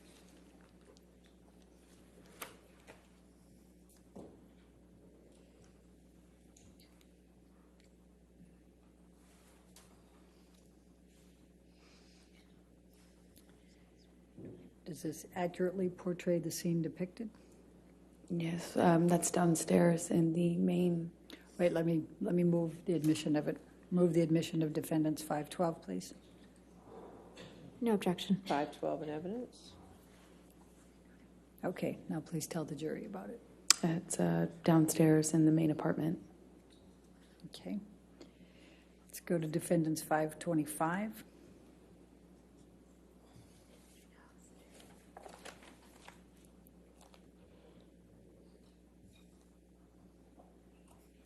And does this accurately depict the scene portrayed? Yes. Move the admission of 525, please. No objection. All right, 525 in evidence. And please tell the jury what this is. This is Johnny's graffitiing on our kitchen counter that he left on his way out, I suppose. All right. And I think defendants 526 is already into evidence. Could you just bring that up? Yes, 526 is in evidence. Right. All right. Now, Amber, as of December 15, 2015, what were your plans for Christmas that year? Well, up to this point, the plan was to have our families join us. We would go with the kids and celebrate Christmas together, as a married couple. And we would all go to Johnny's Island. And he had invited my best friend at the time, Rocky, and her family, meaning her mom and her fiance, and my parents, and my sister, and we were all going to go to this island I've told you about that Johnny has in the Bahamas and spend it together. And that was the plan leading up to this. And what, if anything, changed as a result of this night of December 15, 2015? After they saw my face, no one wanted to go to the island anymore with Johnny. They wanted me to leave him. Did you have to appear, were you scheduled to appear on the James Corden show on December 16? That's right. I was promoting The Danish Girl, the film I had done earlier in the year in London before going to see Johnny in Australia. So I was promoting that film that had been completed, and they asked me to make an appearance on a night show called The James Corden Show. After this happened, and I did the first concussion check with Aaron on the phone, I got worried that I wouldn't be able to hide the bruising and swelling. But I iced it all night, and the next day checked in the mirror to see if I could get away with it, meaning hiding it, so I could make an appearance. And I gambled and thought maybe I could pull it off. I had my hair and makeup team come, and they worked around it, meaning worked around the lesions on my head with the hairspray, because that stings, and worked around the bruising by covering it with heavier makeup than normal bruise covering makeup.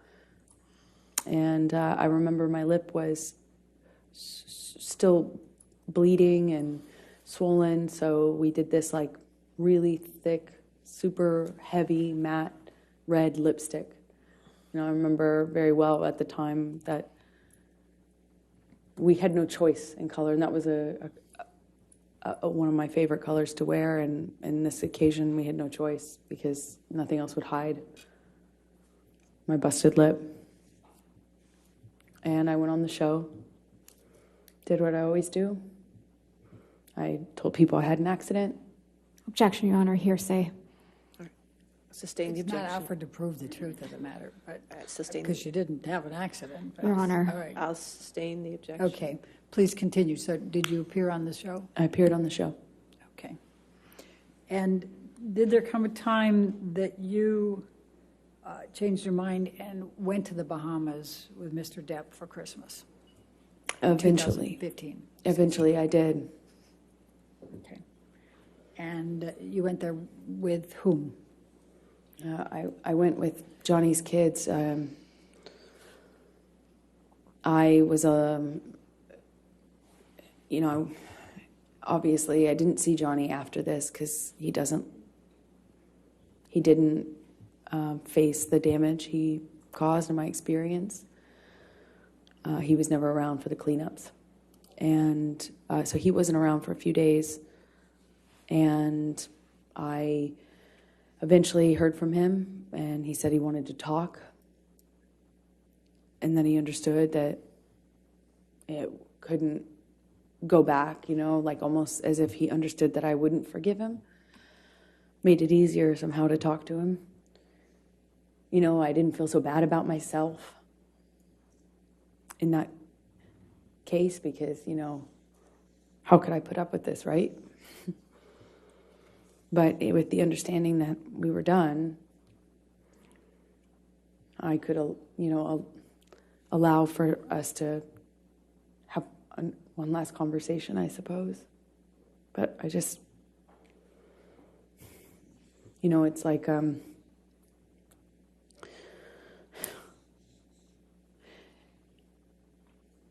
I was heartbroken by the idea that I would spend my first Christmas as a married couple with his kids and everything on the island. I was heartbroken at the idea of missing that. And,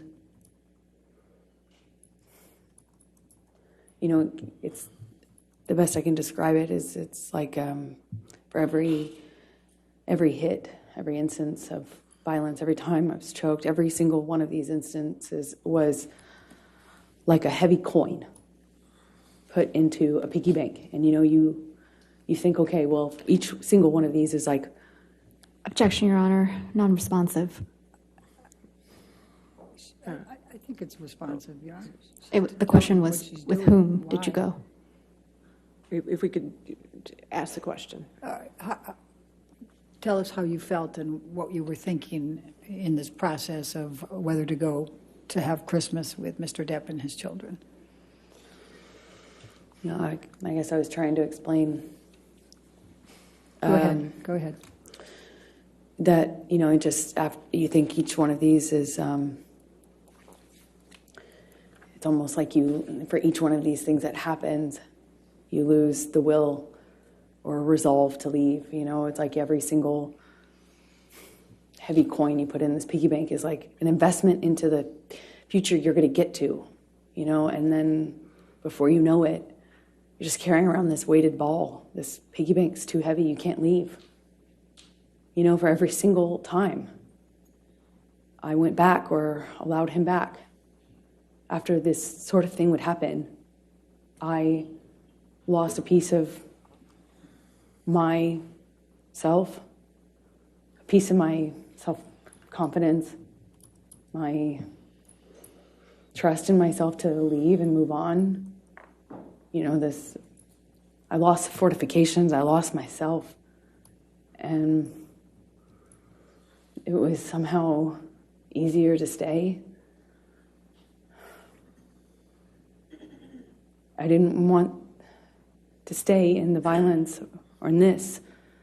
I wanted to stay with Johnny, the good Johnny that I loved. So I put another one of those coins in the piggy bank of investment in hope and future, and I forgive him. It wasn't even that simple. I just decided to believe him that it would never happen again, clean and sober once again. This time was the last time because it couldn't be worse than this, right? It couldn't be worse. And part of me thought that maybe it just needed to get this bad to get, you know, like now we can't go back. There's no way this could happen again. So I went to the island after a few days of talking with Johnny, arguing with Johnny, talking with Johnny, negotiating that it was going to be clean and sober. I wasn't going to drink anymore. He wasn't going to use anymore. He'd never lay a hand on me again. He'd rather die than do that, is what he was saying. And I was scared. My friends were scared, but I decided to go. After a few days of having the plane and the kids waiting, not knowing what was going on, they were at Sweetser, the main house, kind of just waiting to go on this Christmas vacation. And eventually, I got in the car with Johnny, and we picked his kids up and left for the island. So let's go to the island for the Christmas holidays, and what, if any, arguments did you have with Mr. Depp at the island over the Christmas holiday? Towards the end of the trip, the trip itself was pretty nice, but towards the end, he started drinking again, started with wine, and we were on the couch in the main house, a cabin. It's like a one-room kind of cabin. And we were sitting on the couch, and Johnny, what I perceived as nodding off, I don't still know what it was, but he was kind of passing out or nodding off or something like that. And I'm sensitive at this point to the clues that I can pick up on to know what pattern of behavior I'm dealing with, because they made a huge difference in my life. So if I knew what he was on and what he was doing, I could react accordingly. So I'm picking up clues. I'm sitting next to him, and he's nodding off, and every single time he kind of like nods off, he dumps this glass of wine on my lap. And I say every single time because it happened like 3 times. First time, whatever. Second time, I'm like, Johnny, are you all right? And I probably say it like a little weighted. And in my head, I'm just wondering what he's on. Does this mean he's on the Roxy's again? Is it nodding off? What's going on? What am I going to deal with? He just had promised that it was clean and sober. We had this horrible thing happen in December. I thought we were moving forward. And the third time this happens, I jump up. I already changed my pants twice. And I jumped up and I shouted at Johnny, like, what are you doing? Or, Johnny, you spill on me again, something to that effect. And I get up, get up off the couch, and Johnny's son says, Objection, Your Honor, hearsay. Your Honor, not offered to prove the truth of the matter. It explains what's coming. Give you a good approach, I just don't know. Amber, please continue. Jack says, are you okay or can I help? Something to that effect. And I pointedly say to Jack, but really to Johnny, like, thank you, Jack, to make a point of the fact that he hadn't offered to help me or even acknowledge that he'd been spilling wine. First, he's drinking wine. Second, he's spilling it all over me. And third, he's spilling it because he's nodding off, is what I assume. So I kind of say this in a pointed way at Jack, thanking him for offering. And I get up, go to the closet, take off the pants that have just been ruined. And Johnny comes into the closet right after me and slams me up against the side of the closet. And just with clarity, while holding my neck, he said he'd fucking kill me if I ever spoke to him like that in front of his kids again. If I ever embarrass him, and he just shoved me at embarrassed. If I ever embarrass you, if you ever embarrass me again in front of my kids, I'll fucking kill you. And I don't recall who told Jack to leave, or I don't really recall having an awareness of where he was at this point, but I leave the closet, go into the bathroom, which is right next to it, and he comes barreling into the bathroom behind me. Before he does that, I said something snarky to him, don't fucking ever talk to me like that again, or I hate you, or something in response, just something, so that I felt like I wasn't just being a punching bag. And I kind of get over to the bathroom, but I didn't even have the door shut before he was in the bathroom with me. And I don't know if he used my body to shut the door or if he just shut it. But again, bangs me up against the wall. But this time he just grabbed my vagina, like,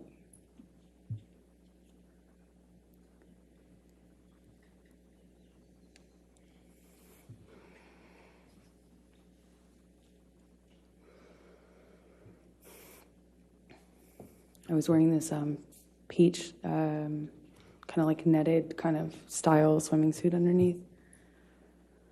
That's what I had on from the waist down, and he just grabbed me.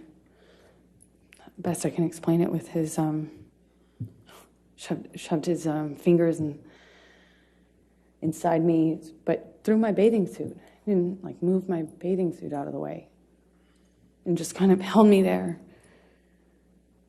and asked me if I was so fucking tough. If I thought I was so fucking tough.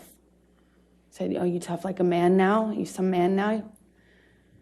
Just kind of taunting me while jerking me around. And he kind of seemed to do this thing where he was smiling, just like teasing me. Like, "Oh yeah, you think you're so fucking tough, now what? Now what?"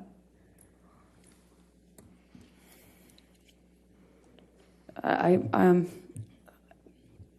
don't know what happened after that. I went back into the room, or he went into the room. I don't know who went into the main room first.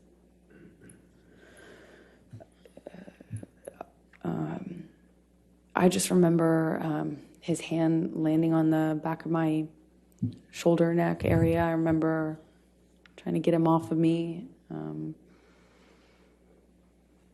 I don't know. I don't know what the next thing that happened was, but I do remember I knew I needed to get away from him. At some point, I ran. I ran out of the back door, ran out onto the patio. At some point before I ran, he swung at me, but I don't even remember how much of an impact it made. But I remember running. I threw something in his direction when I was getting away from him. I ran down the deck, ran out into the kind of like parking lot area, this gravel parking lot area outside of the house. And that's my estimation of when Johnny reached me, grabbed me by the hair, swung me around. I remember he hit my face at least once, but I'm not quite sure in what sequence. Was it before I broke away or after? I don't remember. I just remember the lights of the ATV coming up. The island, two of the people who worked on the island for Johnny, CJ and Tara, they pulled up in the ATV. I remember the headlights. I remember separating from him, or them kind of running up and saying something and separating us. And I didn't see Johnny for the rest of the evening, is my recollection. I just found him the next day, passed out in the cafe that was close to the house. Is that the end of? Yeah, this is a good breaking point, yes. All right. Okay, ladies and gentlemen, you can just stay there for a moment. All right, ladies and gentlemen, we're going to be breaking. Again, this is the time that we break for a week, okay? So I won't be seeing you until May 16th.